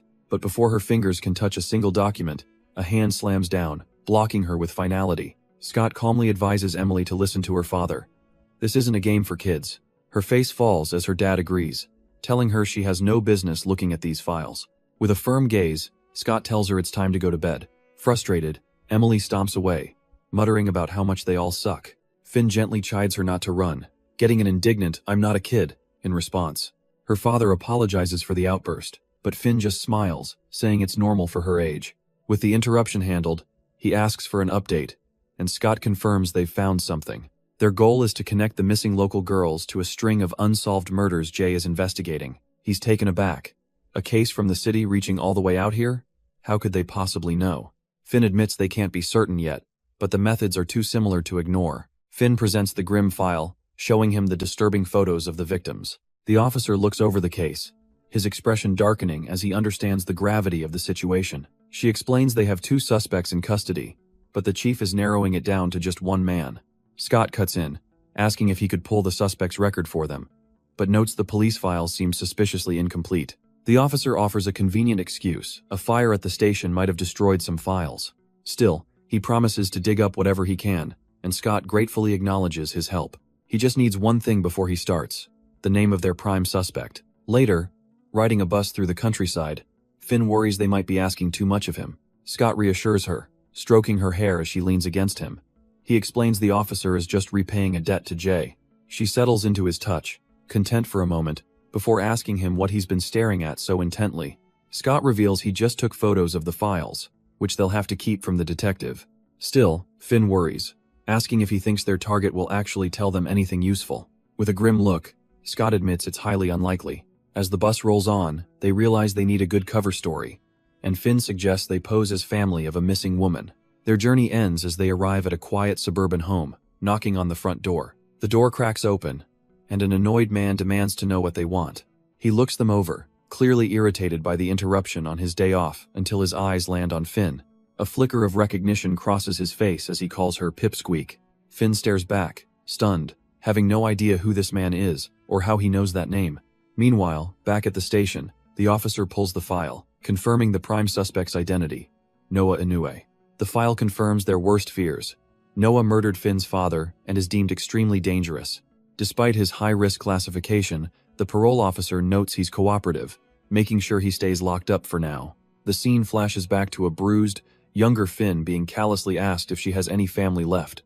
The interrogator, a younger Noah, presses her, cynically questioning if she ever secretly wished for her father's death. Even then, she couldn't deny the truth: her father was hardly a man worth fighting for. Back in the present, Noah scoffs at their investigation, asking if they're just playing detective. Scott retorts that somebody has to care since the police clearly don't, earning a sharp warning from Noah. He claims there's nothing to tell, that the case went cold because the victim was never even identified. But Scott pushes forward, revealing they know this isn't about just one girl, others have gone missing too. Noah's demeanor shifts instantly. Seeing the documents, he demands to know how they got their hands on police files. Seeing the conversation going nowhere, Finn places a hand on Scott's leg, quietly telling him it's no use. She looks at him, her expression firm. It's time for them to just go. As they turn to leave, a polite but hollow thank you hangs in the air. But Noah isn't done, his voice dripping with condescension, as he asks why the Pipsqueak even came back. He can't believe she'd crawl back to this hellhole after finally getting a chance at a normal life. A life, he sneers, that her father could never give her. Finn listens, his words washing over her, her resolve only hardening. She stops, turns back, and asks him a simple, cutting question. If he could fix a past mistake, would he? Before he can answer, she shoves her phone in his face, showing him the faces of other missing girls. She tells him plainly that if these victims don't get through to him, then she doesn't know why they bothered coming at all. One by one, the faces of the missing girls flash across the screen. Noah's eyes narrow, his usual arrogance faltering for just a second. As they walk away, the weight of their past hangs heavy between Finn and Scott. She reaches for his hand, her voice small as she asks if Noah was right about them. She can't help but wonder about the normal life they abandoned, the one they almost had. But Scott looks at her knowingly. He tells her she'd always be haunted by the what-ifs. A sad smile touches her lips, as she agrees she was never one to just walk away. He reassures her they're on the right path, but he needs her to be all in. She promises she won't quit this time. Elsewhere, the police are poring over grainy surveillance footage from a train station. Jay holds up the evidence: a bright red jacket, so conspicuous it feels like the culprit wanted to be noticed. Jay lays it all out. Cole's schedule at the flower shop made it perfectly convenient for him to be their man. And what a coincidence. They found the exact red jacket tucked away in his closet. Her colleague has to ask, with all the evidence pointing his way, could he have actually done it? But Jay just scoffs. There's one big problem: the guy can't even keep his own lies straight. We see Cole in interrogation, stumbling over his own words, changing his story mid-sentence. Jay's frustration is boiling over as she calls him out for constantly flip-flopping on his confession. She leans in, pressing him with a hard fact. None of the victims' doors were forced open, but when she mentions Dale, the man who gave him a job, Cole completely loses his composure. He sneers that she could never understand the bond he has with the man. With rattling chains, Cole defends Dale as the only person who ever saw past his criminal record. Jay mulls over Cole's words, wondering if his devotion is the same as what she's seen before. But her thoughts are cut short when a colleague tells her there's an anonymous call she needs to take. He leans in and clarifies that the call is specifically for someone named Noah, and her expression hardens. The call is patched through to the team at the central police station. Jay gets on the line, but there's only silence on the other end as she asks who's there. She tries to coax them into talking, but the line clicks dead, leaving her with nothing. Annoyed, she demands to know what the caller said before she took over. The officer who answered first explains he was a man, and he only spoke a single name, Noah Inoue. They realize the call is untraceable, likely from an old phone booth, and they'll have to catch him live. The use of Noah instead of Dale tells Jay everything. This caller is someone close, and now, he's their top priority. Jay doesn't hesitate for a second, barking an order to her colleague to bring Scott here, right now. Meanwhile, at a different precinct, dispatchers are handling the usual chaos of the city. A phone rings, seemingly just another emergency call coming in. A female officer answers professionally, identifying herself as Central Police. But the voice on the other end makes her blood run cold, her eyes widening in shock. She turns to her partner, breathless, confirming their worst fears it's him.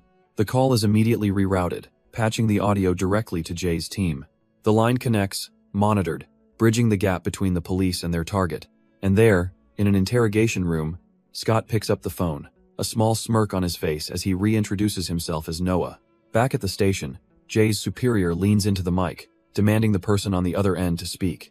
On the other end of the line, the caller's voice is laced with confusion, asking if he can be heard, warning that they're being listened to. Across from Scott, the copycat Cole calmly confirms that he's well aware of their audience. Jay and her superior listen in, completely baffled, concluding that the caller seems just as clueless as they are. The man's confusion turns to anger, as he demands to know who's on the line, but he's cut off by a cold, clear voice, promising to make sure it's done. A faint, dismissive sound escapes Scott's lips as he hears the promise. A flicker of dark amusement in his eyes. But before anyone can react, the line goes dead, the caller vanishing without a trace. Jay's superior steps into the interrogation room, his voice sharp as he questions Scott, pointing out that the mysterious speaker knew his name. For the first time, Scott's composure cracks, his gaze falling to the table as he seems genuinely lost in thought. His interrogator presses harder, demanding to know what the message meant, mocking him about running a cult or collecting fanboys like Cole. But Scott ignores the taunts, looking up with a chilling focus to ask a single, haunting question. Where is she? His voice sharpens with unnerving urgency, demanding to know exactly where Finn is right now. The scene cuts away from the cold interrogation room to a quiet, sun-drenched window. And there she is, Finn, sleeping peacefully in the morning light, seemingly safe. But her rest is suddenly shattered as she gasps, her eyes flying open as if jolted from a nightmare. We're then pulled into a memory of a breakfast table, a conversation from a time long past. A younger Finn sits with her friend, Emily, who's annoyed that her busy father is having Finn help her. Emily isn't buying the excuses, accusing them of hiding some top-secret business from her. Finn can only look away, wishing she could explain but insisting her father has a good reason. Her friend scoffs, muttering that good fathers don't make other people do their jobs for them. Then she asks a question that hangs heavy in the air. Where is her big bro?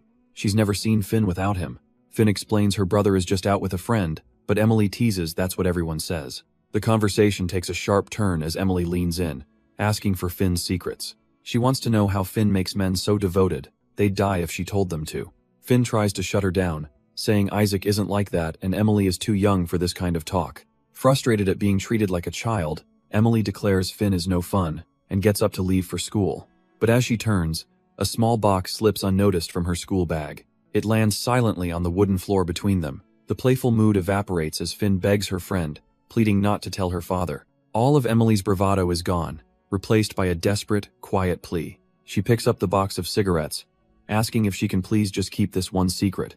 But Finn isn't keeping the secret. She tells Emily to be honest with her father herself. The younger girl's pleading act vanishes, replaced by a cold annoyance. She drops the facade entirely, telling Finn to stay a clueless big sister and mind her own business. With a casual wave, she announces she'll be home late, leaving Finn to deliver the message. The door slides shut, leaving a stunned silence in her wake. Finn is left alone, processing the venomous words from the girl she just tried to help. Later that night, the house is dark and quiet, but someone is inside, hunched over in the hallway as if struggling to stand. It's an officer, Julian, his face strained with pain. Finn finds him, asking if he's okay, but he just brushes it off as tired knees from a long day. She then asks where Isaac is, only to learn he's also gone, and she feels a pang of guilt for keeping Julian. The situation gets worse when Finn admits she argued with Emily, who also hasn't returned yet. A quick glance at the clock confirms that Emily is hours late, and Finn's worry spikes into full-blown alarm. Deciding she has to act, she resolves to search for Emily and asks Julian to come with her, and he readily agrees. He gives her a pained but grateful look, thanking her for her trust and concern. Elsewhere, under a flickering street lamp, Emily is fuming to herself, still stewing from the earlier fight. She sits alone in the dark, grumbling about wasting her last box of something she paid for with her own savings. But a sudden noise from the shadows cuts her off, and her head snaps around in alarm. A figure emerges from the darkness, his voice cold as he advises her to turn back. He ominously warns her that she's walked right into a dead end. As night settles over the city, the frantic search for Emily is underway. Finn and Officer Julian start by questioning one of Emily's friends. The girl confirms Emily asked to hang out earlier, but she had to go straight home. She gives them a list of the usual spots they could try looking.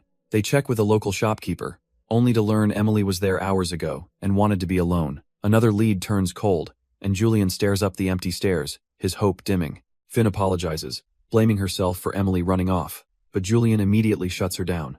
This is his failure as a father, he insists, but then a thought strikes him. He tells her there's one last place they can look, a place of significance. It's the street where he first met her, a memory from a happier time. Finn questions their route as they speed past a dark trail leading into the woods. Julian knows the place.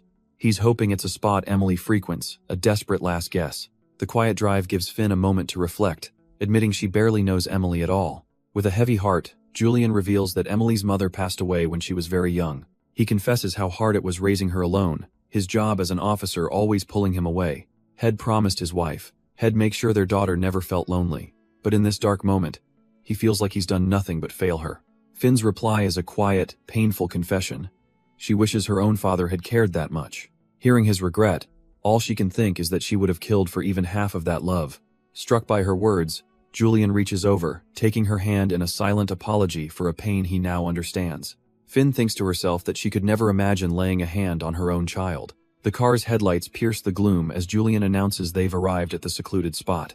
As they get out, he grabs flashlights and casually asks if Isaac knows she's out here. She confirms that he does, and Julian breathes a sigh of relief, glad Isaac won't worry. But just as he relaxes, he suddenly pauses, his eyes catching something in the darkness. A lone school bag sits abandoned on a tree stump, instantly filling him with dread. At that same moment, Isaac is arriving at the Fishertown police station. He walks in with purpose, announcing to the front desk that he's here to pick up Emily. His name is called out, but as he turns the corner, his confident expression vanishes. He sees Emily sitting there, disheveled, and demands to know where she's been and what happened to her clothes. Emily collapses into his arms, trembling as she whispers how terrified she was. The station detective cuts in, asking Isaac if he's the one who answered Julian's phone. He explains that Emily stumbled in here completely panicked. She was chased through the forest, and though she escaped, she's convinced her attacker is still out there. Isaac's gaze hardens as he processes the news. Someone was in the woods with her, still clinging to him. Emily confirms it, her voice cracking as she says she saw someone.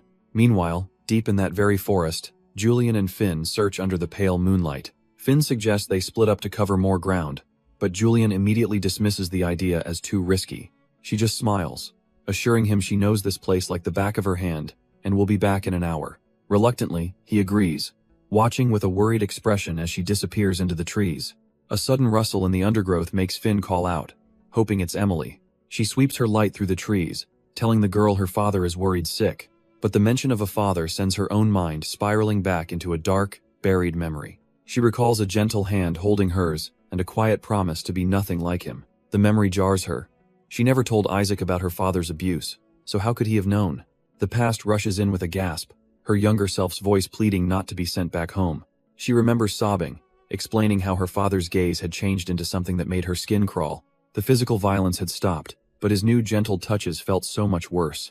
She had begged Noah, her voice breaking, admitting she couldn't face going home anymore. And with chilling resolve, he had promised her that her nightmare would end that very night. A sudden rustle in the dark woods puts Finn on high alert. Flashlight cutting through the night, she calls out, hoping to find Emily. But her beam of light lands not on a person, but on a small white rabbit, sitting beside a figure lying in the grass. Elsewhere, Officer Julian desperately searches for Finn, his voice echoing through the trees. He urges her to stop, pleading that if she's looking for the killer, she needs to back off now. Finding her, he tries to explain that the station just radioed in, but trails off, confused by her stillness. Finn looks back at him, her expression dead serious, telling him he's going to need a detective and backup. Her light reveals the truth. Another victim, bound and murdered just a few hours ago, the killer possibly still lurking nearby. She holds her gaze, waiting for the officer to grasp the horror of what they've just stumbled upon.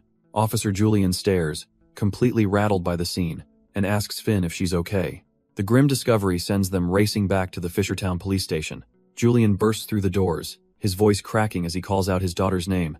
He finds her sitting there, safe but visibly traumatized, with Scott Lee watching over her. Overwhelmed with relief, he rushes to embrace Emily, who apologizes for not going straight home. While father and daughter have their moment, Scott's attention shifts to Finn, asking if she got hurt. He pulls her into a tight embrace, his voice heavy with regret for letting her go out alone.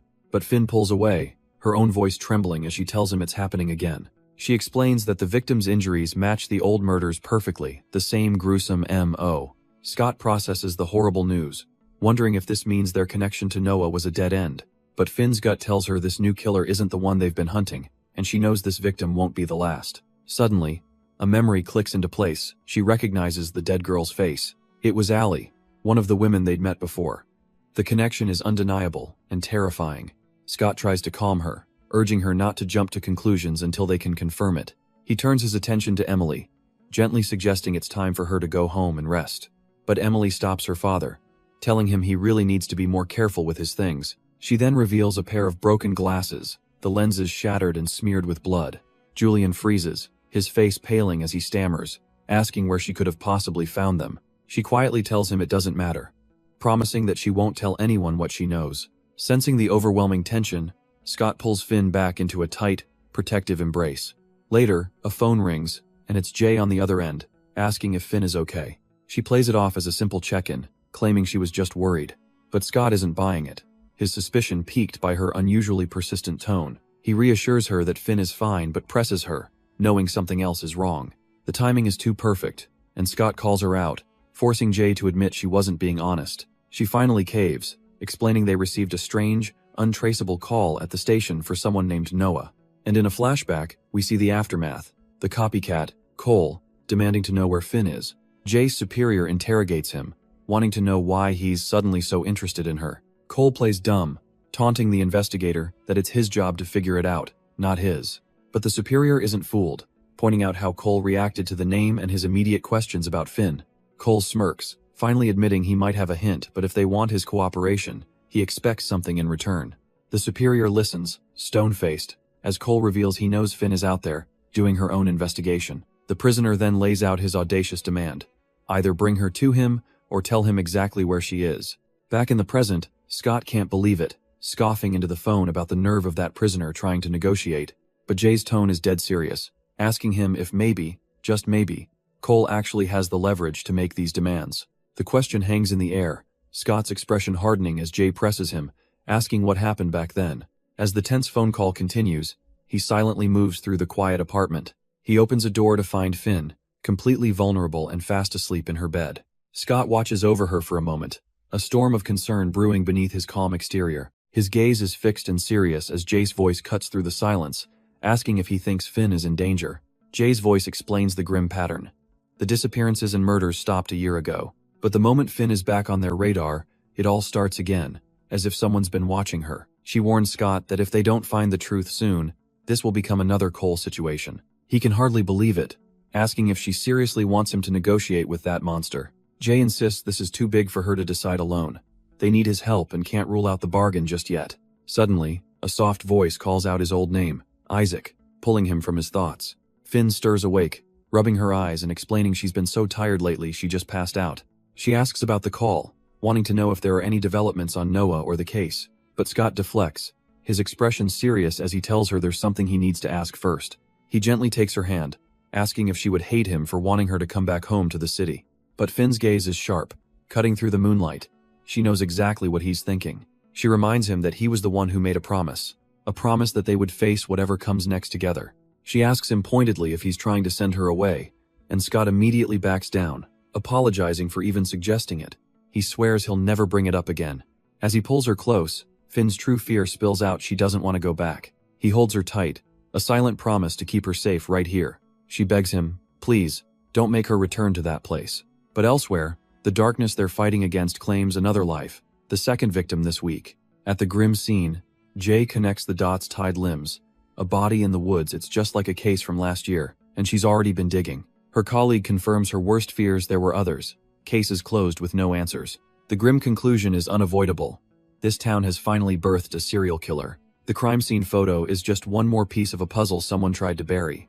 It all floods back, a memory of a desperate woman asking when they'd finally take this seriously. In a heated confrontation at the station, she accused the police of not even looking for the missing girls. Another woman stepped forward, her voice raw with grief, accusing the lead detective of ignoring their pleas. She told him that if he had just listened, the killer wouldn't have taken another one of their friends. But the detective was tired of her interference, telling her she was only slowing them down.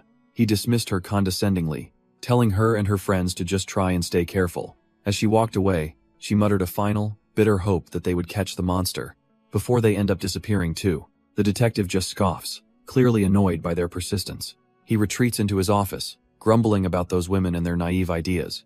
Still complaining about his time being wasted, he's told there's another visitor for him.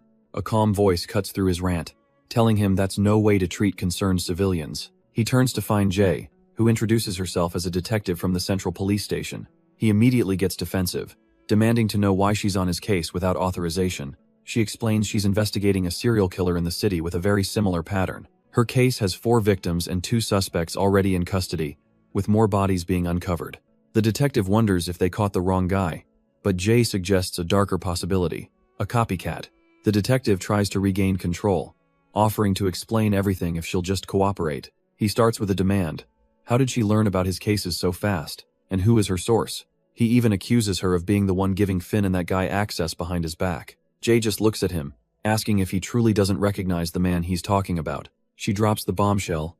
That man is Isaac, the son of the woman Noah murdered long ago. And to make it all worse, she reveals Noah is now one of their prime suspects. The detective freezes as the pieces violently click into place for him.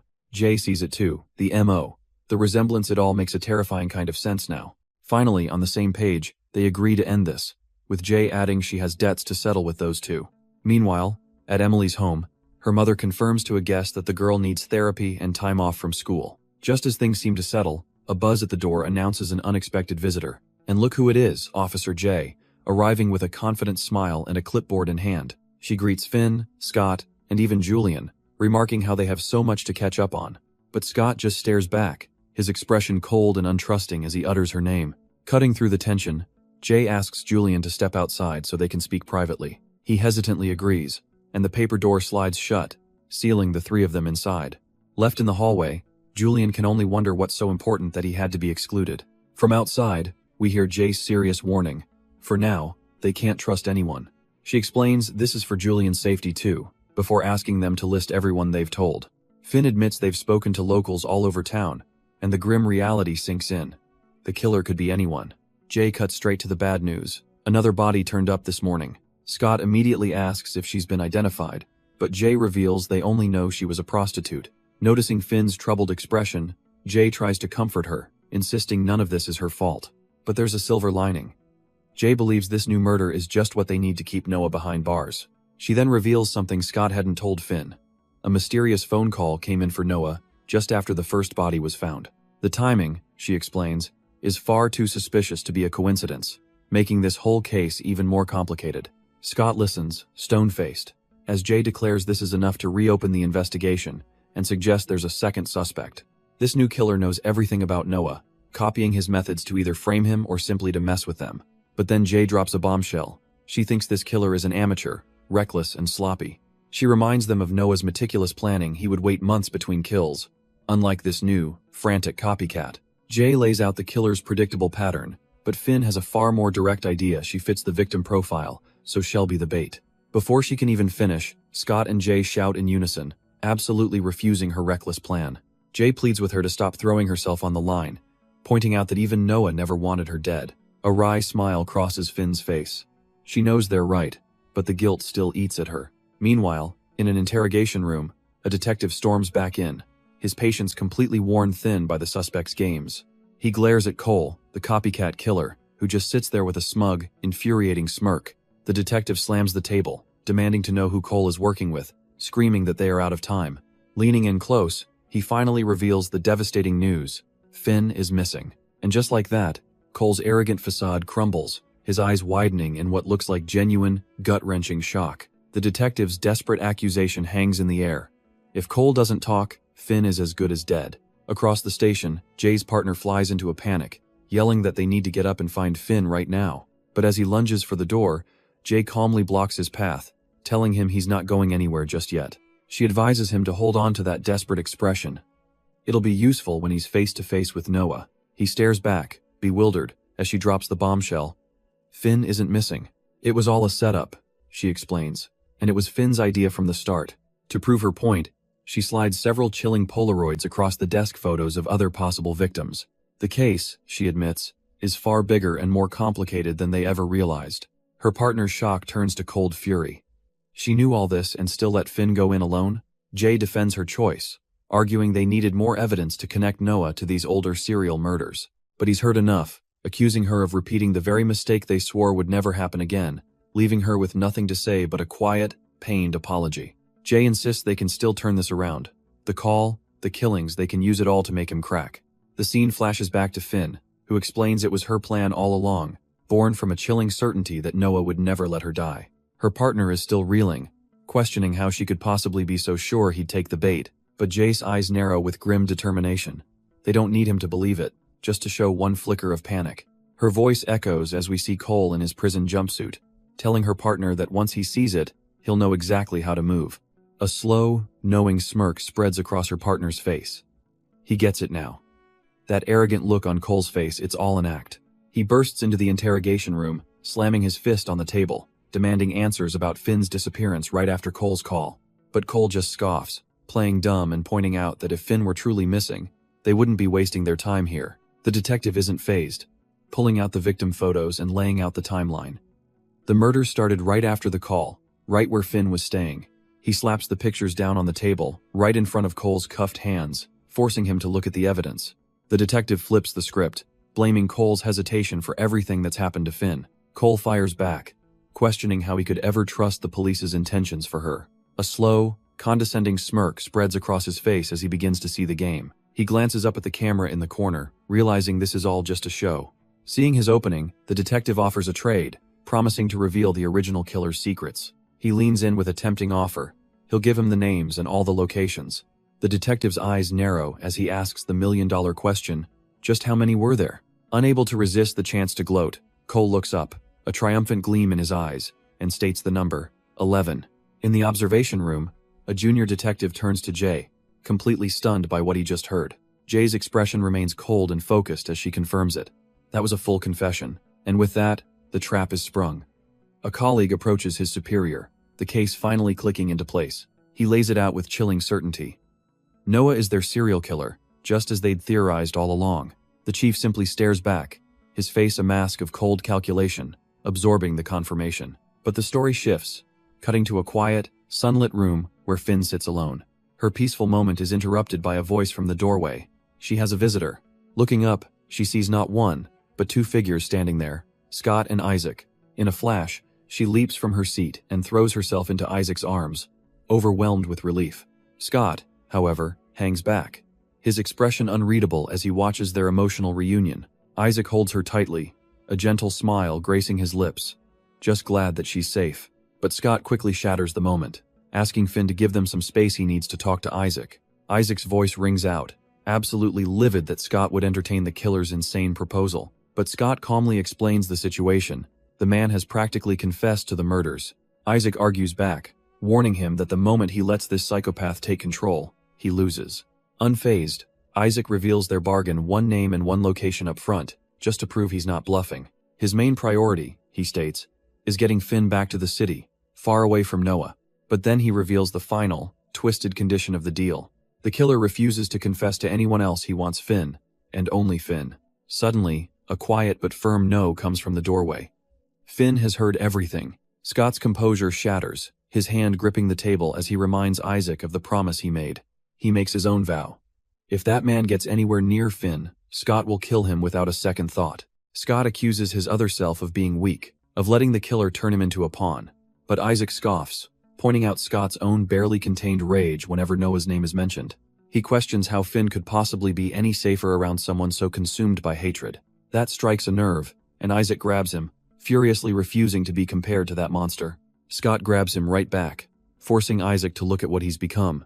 This rage, this loss of control is exactly what the killer wanted to inflict upon him. Their heated confrontation is suddenly cut short by a sliding door. Finn steps between them, her patience gone.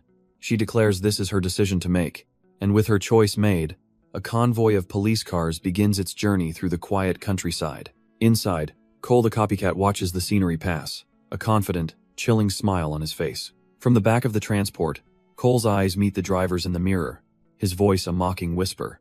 A faint, chilling smile spreads across his face as he soaks in the moment. He admits it's hard not to feel nostalgic as his mind flashes back to this very countryside, to the day he was first brought here as a young boy named Noah. His guardian explains that this new life, with this new woman, cost him everything. He then tasks Noah with being a good older brother to her son Isaac. A hollow promise is made that from this day forward, they would all be a happy family. Back in the present, Isaac's hand tightens around Finn's, begging her to reconsider, but she pulls away, telling him the decision is made, even as he argues that he should have a say. The real issue surfaces. He can't believe she hid a call from him, breaking their one rule of total honesty. He reminds her that she almost died last time, frustrated that his worry is making him the bad guy. Isaac insists that no matter how brave she thinks she is, he doesn't believe she can face that monster and come out unchanged. Finn listens, her expression heavy with the weight of his warning, but she turns to him with a condition, asking if she'll truly be alone. She needs him to promise that if she starts to break, he'll be the one to pull her out. His frustration melts away, replaced by a quiet understanding. He covers her hand with his own in a silent vow she didn't even have to ask. The moment arrives as Officer J walks down the sterile corridor of the investigation unit, and there sits Finn, ready, as a familiar voice greets her from across the table. It's Cole, the copycat, feigning concern for her safety with a sickeningly sweet smile. From the observation room, the detectives watch, noting he looks like he's just hit the jackpot. Finn tersely replies she's fine, but everyone knows Cole just got exactly what he wanted. Jay's colleague wonders if it's all a bluff, but she knows they have to play his game. The conversation turns to Scott, whose presence is questioned, but Jay insists Finn needs him there. Inside, Cole soaks it all in, the picture of a man in complete control, but Scott is anything but calm, his jaw set as he watches the scene unfold. His hand clenches into a tight fist, betraying the rage simmering just beneath the surface. Finn cuts through the charade, demanding to know why she's here, but Cole just laments that they aren't alone. He leans in with a chilling smile, telling her he just wanted to see her, and that should be reason enough. Finn stares him down, refusing to believe he confessed to murder just for a chat. Cole just offers a calm, almost gentle smile, enjoying her disbelief. Then he drops a single name that cuts through the tension. Megan. In the observation room, Jay's colleague instantly recognizes it. She was one of the missing girls. Jay is stunned. She expected him to toy with them for much longer. Cole calmly offers to lead them right to the body, no strings attached. He then dismisses Finn, telling her she's served her purpose and can go home. She's floored. Is that really it?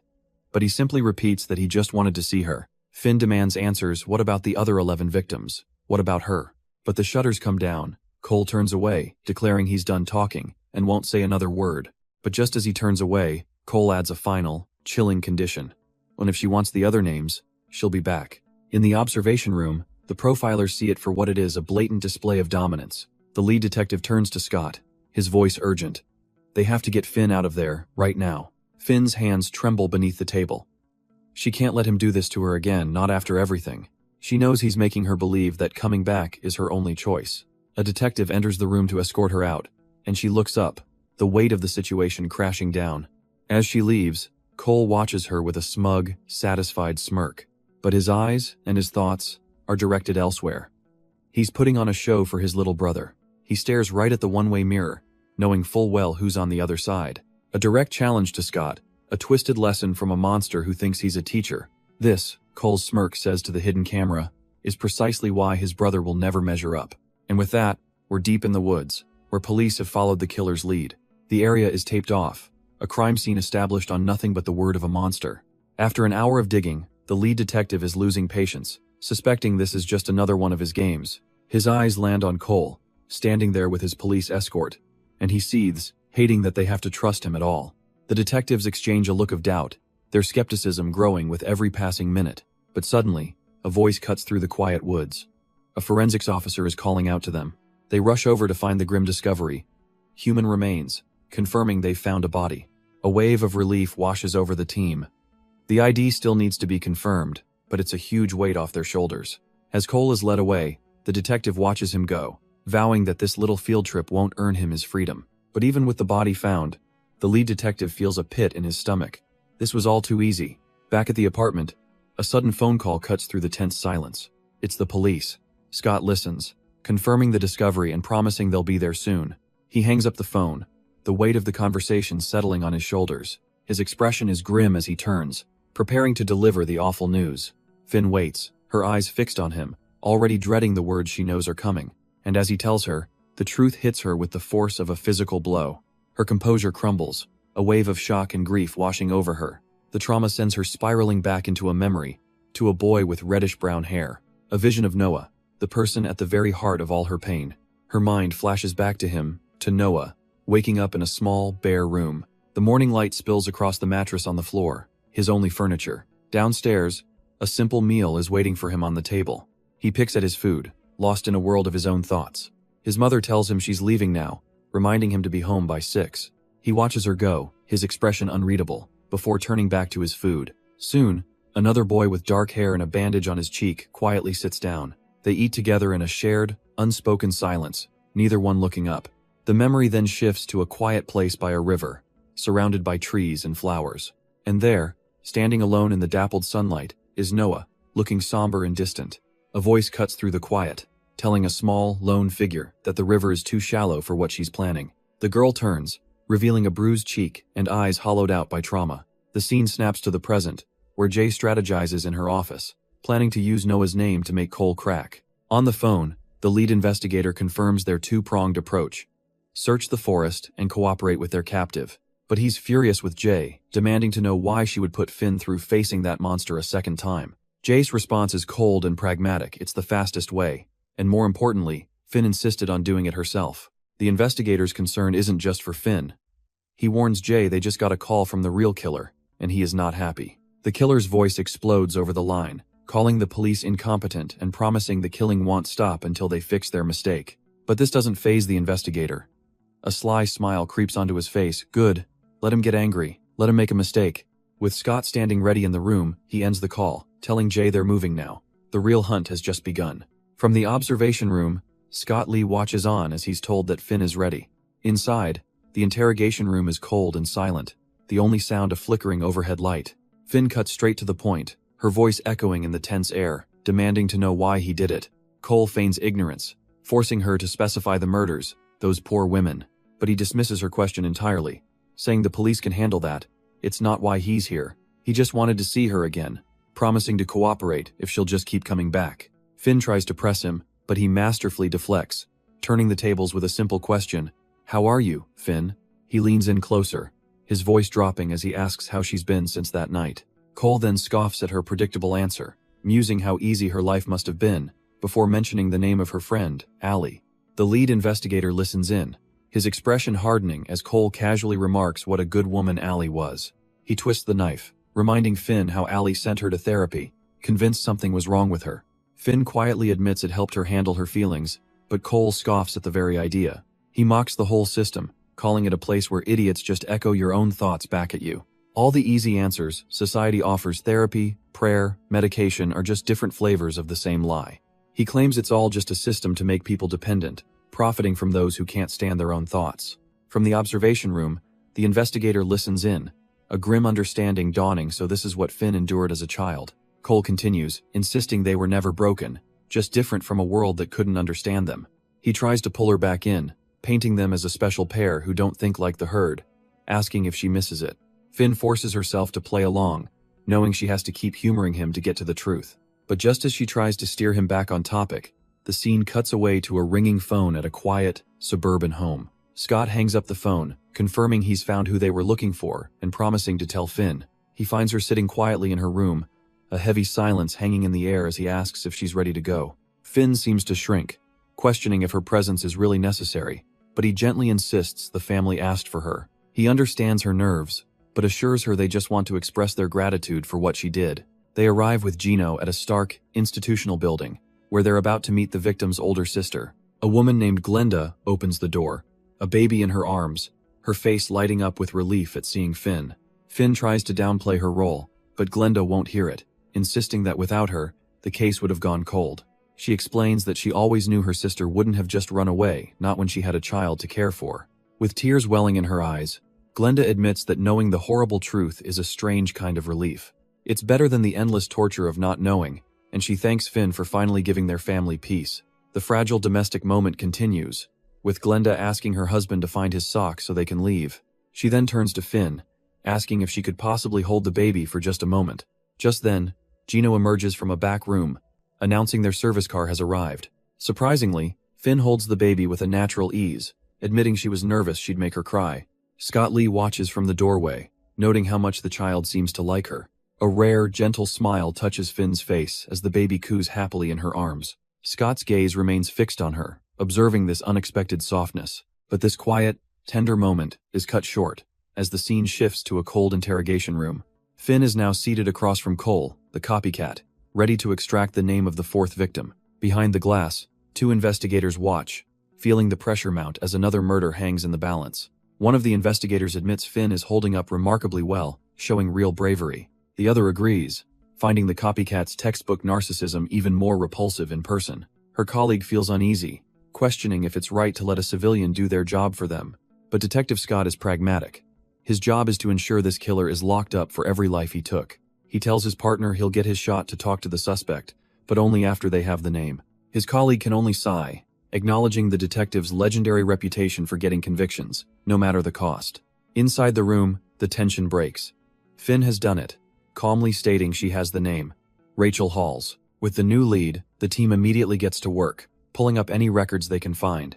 They find a missing person report for Rachel, but it's a dead end with no follow-ups.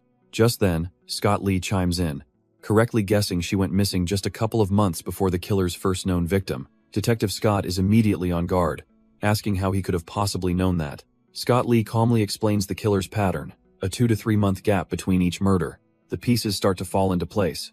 The killer is giving them the names in reverse chronological order, but one name is missing.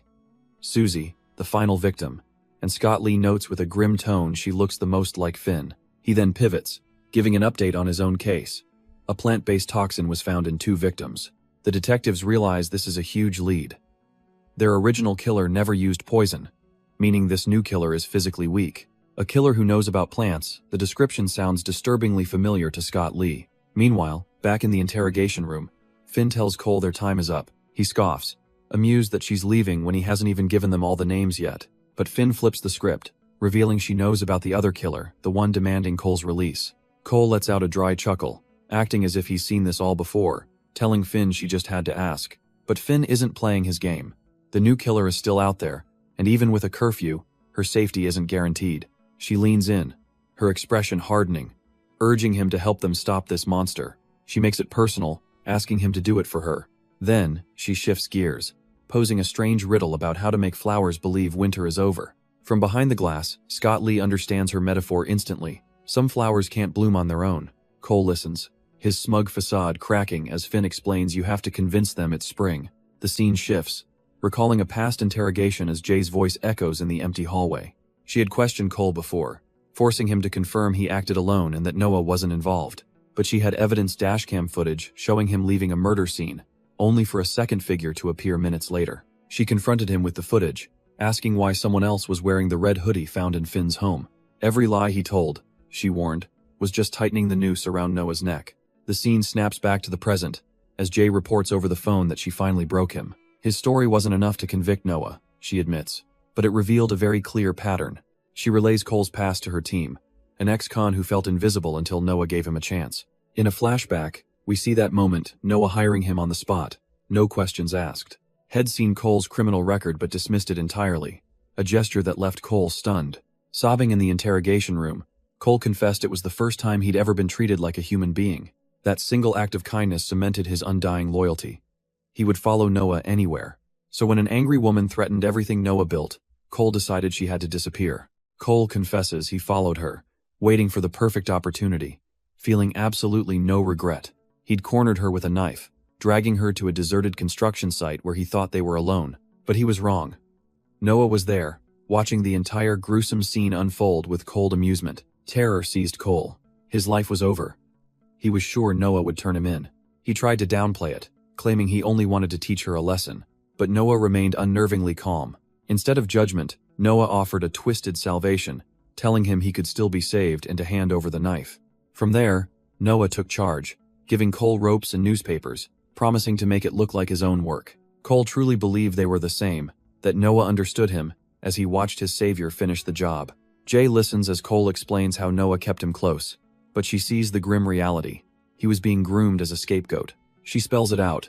Noah kept the knife, covered in Cole's fingerprints and the victim's DNA, ready to be found. The crushing realization finally hits Cole. He was never an accomplice, only a tool to be discarded. Back at the station, Detective Scott spells out Noah's twisted method of control. Finn and Scott listen, recognizing the pattern of emotional manipulation all too well. They now know the current killer is just another puppet, and the only way to find them is to dig into Noah's past. The scene shifts, showing the small hands of a young boy meticulously folding a paper charm. He gives the small trinket a little shake, seemingly satisfied with his work. It's a young Isaac, who looks up with an unnervingly focused and intense gaze. A small, chilling smile plays on his lips as he announces that he's home. His mother walks in, and he excitedly asks to place his newly made charm on the family altar. But she tells him to wait, and to spend time with his brother, a red-haired boy we know as Noah. Young Noah whines with thinly veiled jealousy, annoyed that his mother fusses over their dog. He then lures his brother Isaac outside, where their puppy lies whimpering and bleeding on the ground. Isaac looks on in horror, his face etched with worry as he realizes Polly is gravely injured. But a cold, knowing smirk crosses Noah's face as he calmly says she won't last long.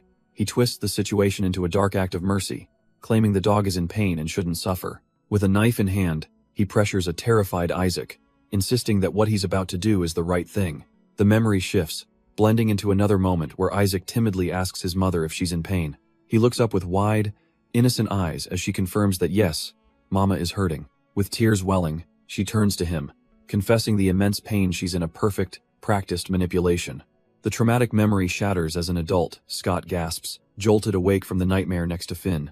Finn holds him close, asking if it was a bad dream, and he quietly confirms it was. He wonders why she's still awake, and she admits her mind is stuck on what Jay told them earlier. Her thoughts are clearly heavy as she stares into the darkness, asking Scott if he thinks they owe him.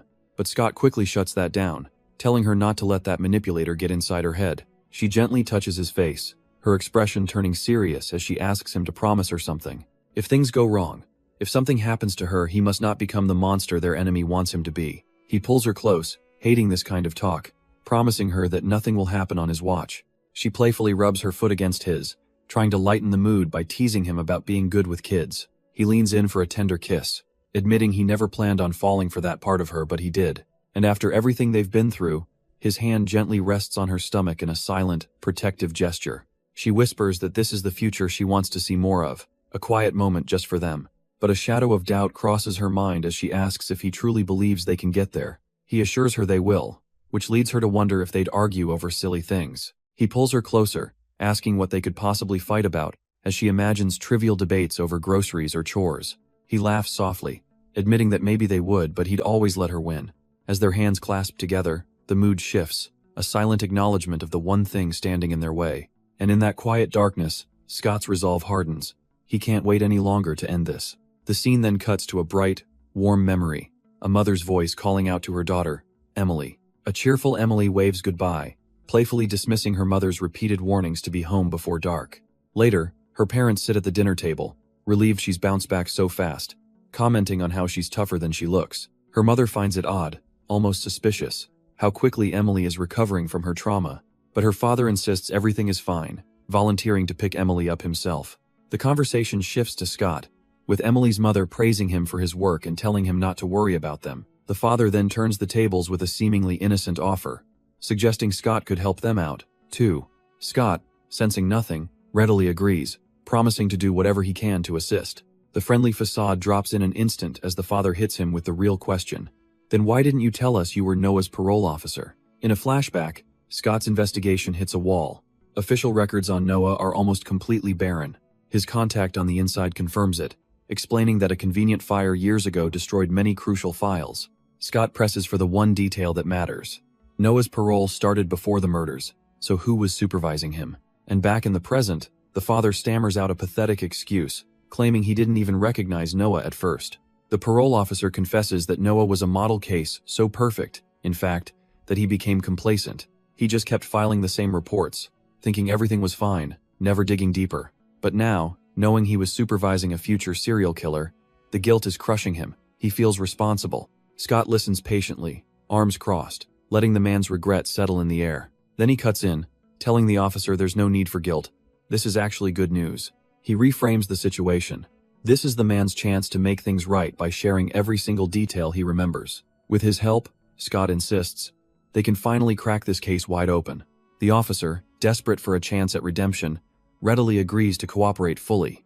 With their new ally secured, Finn stands, announcing they'll head to the station to brief Detective Scott. The parole officer quietly sees them out, the conversation over and a new, heavy responsibility just beginning. As Finn is about to leave, she pauses in the doorway. She turns back to Julian, the parole officer, with one last thing to say. It's just a simple compliment. She thinks his new glasses suit him well. The door slides shut, leaving Julian alone, his mind already drifting elsewhere. He can't shake the feeling seeing those two reminds him so much of Noah. Elsewhere, Scott and his team follow a lead, arriving at the nursery where Noah once worked. They learn the previous owner, a generous man, passed his business to trusted employees, which must be how Noah got his start. But it's a dead end. The one man who knew Noah best is already gone. The man they're speaking with then introduces his son, Daniel, who looks terrified to be talking to cops. An officer's eye is caught by some unusual charts, which Daniel stammers are just sowing calendars. Daniel nervously explains that the charts are just for knowing when to plant seeds based on temperature. Watching from afar, the other officers murmur about his strange way of speaking, one recalling he has a disability. The young man clarifies that the columns are for seeds, dates, and the gardener assigned to them, but the officer presses him, pointing out that some of these notes are ancient and he can still see Noah's name. At the mention of the name, Daniel happily confirms that Noah worked here and was incredible at growing tulips. A light bulb goes off for Scott. Noah's fixation on flowers must have inspired his entire modus operandi. His partner smirks, commenting that of course it did. Manipulation is basically Noah's brand. Oblivious, Daniel continues explaining the horticultural trick. You chill the bulbs so they think it's winter. Then, you move them to a warm place, convincing them it's spring, forcing them to bloom out of season. With that chilling parallel laid bare, the team knows they have their man. The team lays out the evidence. Daniel knew plants, admired Noah, and used poison because he was weak. But Jay points out one critical flaw: the caller didn't have a stutter like he does, and she wonders if it's all an act.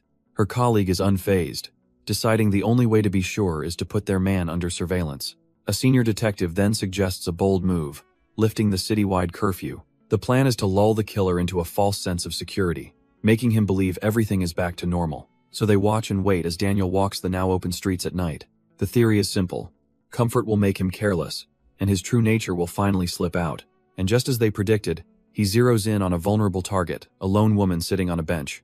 He approaches with a predatory grin, questioning if she's even old enough for this line of work. The woman, playing her part perfectly, seems desperate, pleading with him that it won't take long. He leads her down a secluded path, probing with questions, asking if she lives alone. She leans into him, playing the part, while he asks if this is her first time, a smug grin on his face. But just as they approach the woods, a voice cuts through the darkness, ordering them to halt. An officer steps out, informing them the forest is off limits. There's nothing down that trail. The officer's eyes narrow, accusing Daniel of being with a minor, asking if he wants to get arrested. He demands to see some ID, his gaze fixed on the bag slung over Daniel's shoulder. Panic sets in, and Daniel stammers an apology, turning to flee the scene entirely. But he's not going anywhere. The woman he brought here expertly trips him, sending him to the dirt. With Daniel neutralized, she drops the act and coldly orders the other officer to cuff him. The lead detective steps out, congratulating Jay on a successful undercover job, but reminding her their whole case now rests on what's inside that bag. They open the bag, revealing a grim toolkit: rope, tape, a knife, and a bottle of suspected poison. The lead detective smirks, offering a cold apology to the kid whose plans just went up in smoke. And there he is, cuffed on the ground, the would-be predator, looking utterly pathetic. The scene shifts, and a voice cuts through the quiet of an institution, calling out Finn's name. Her eyes snap into focus, locking onto the person sitting across from her. It's him, Scott, looking back at her from behind a table, clad in a prison jumpsuit. He calmly mentions that he sees she still has those blackouts. Leaving Finn stunned, he even knows. He explains it's something she's always done, shutting down emotionally when things get too much. And for Finn, it all clicks. These are the holes in her memory, a defense mechanism her brain created to survive. But Scott presses further, suggesting her mind hides things for reasons beyond simple trauma. He asks if she remembers the promise, the one they made right after the trial. The question triggers a memory, fractured and distant, of two young girls on a balcony. A younger version of him, being led away, flashes a confident smile, promising to come back for her. But the memory ends there. Scott explains that back then, overwhelmed, she simply passed out. He tells her he can fix it, that he'll tell her everything she wants to know, just not here. Finn looks down, confused. What could be so secret that it can't be said in this room? Suddenly, a knock at the door interrupts them. An officer says Detective J needs the room. He delivers the stunning news. Jay says they've already caught him, the killer.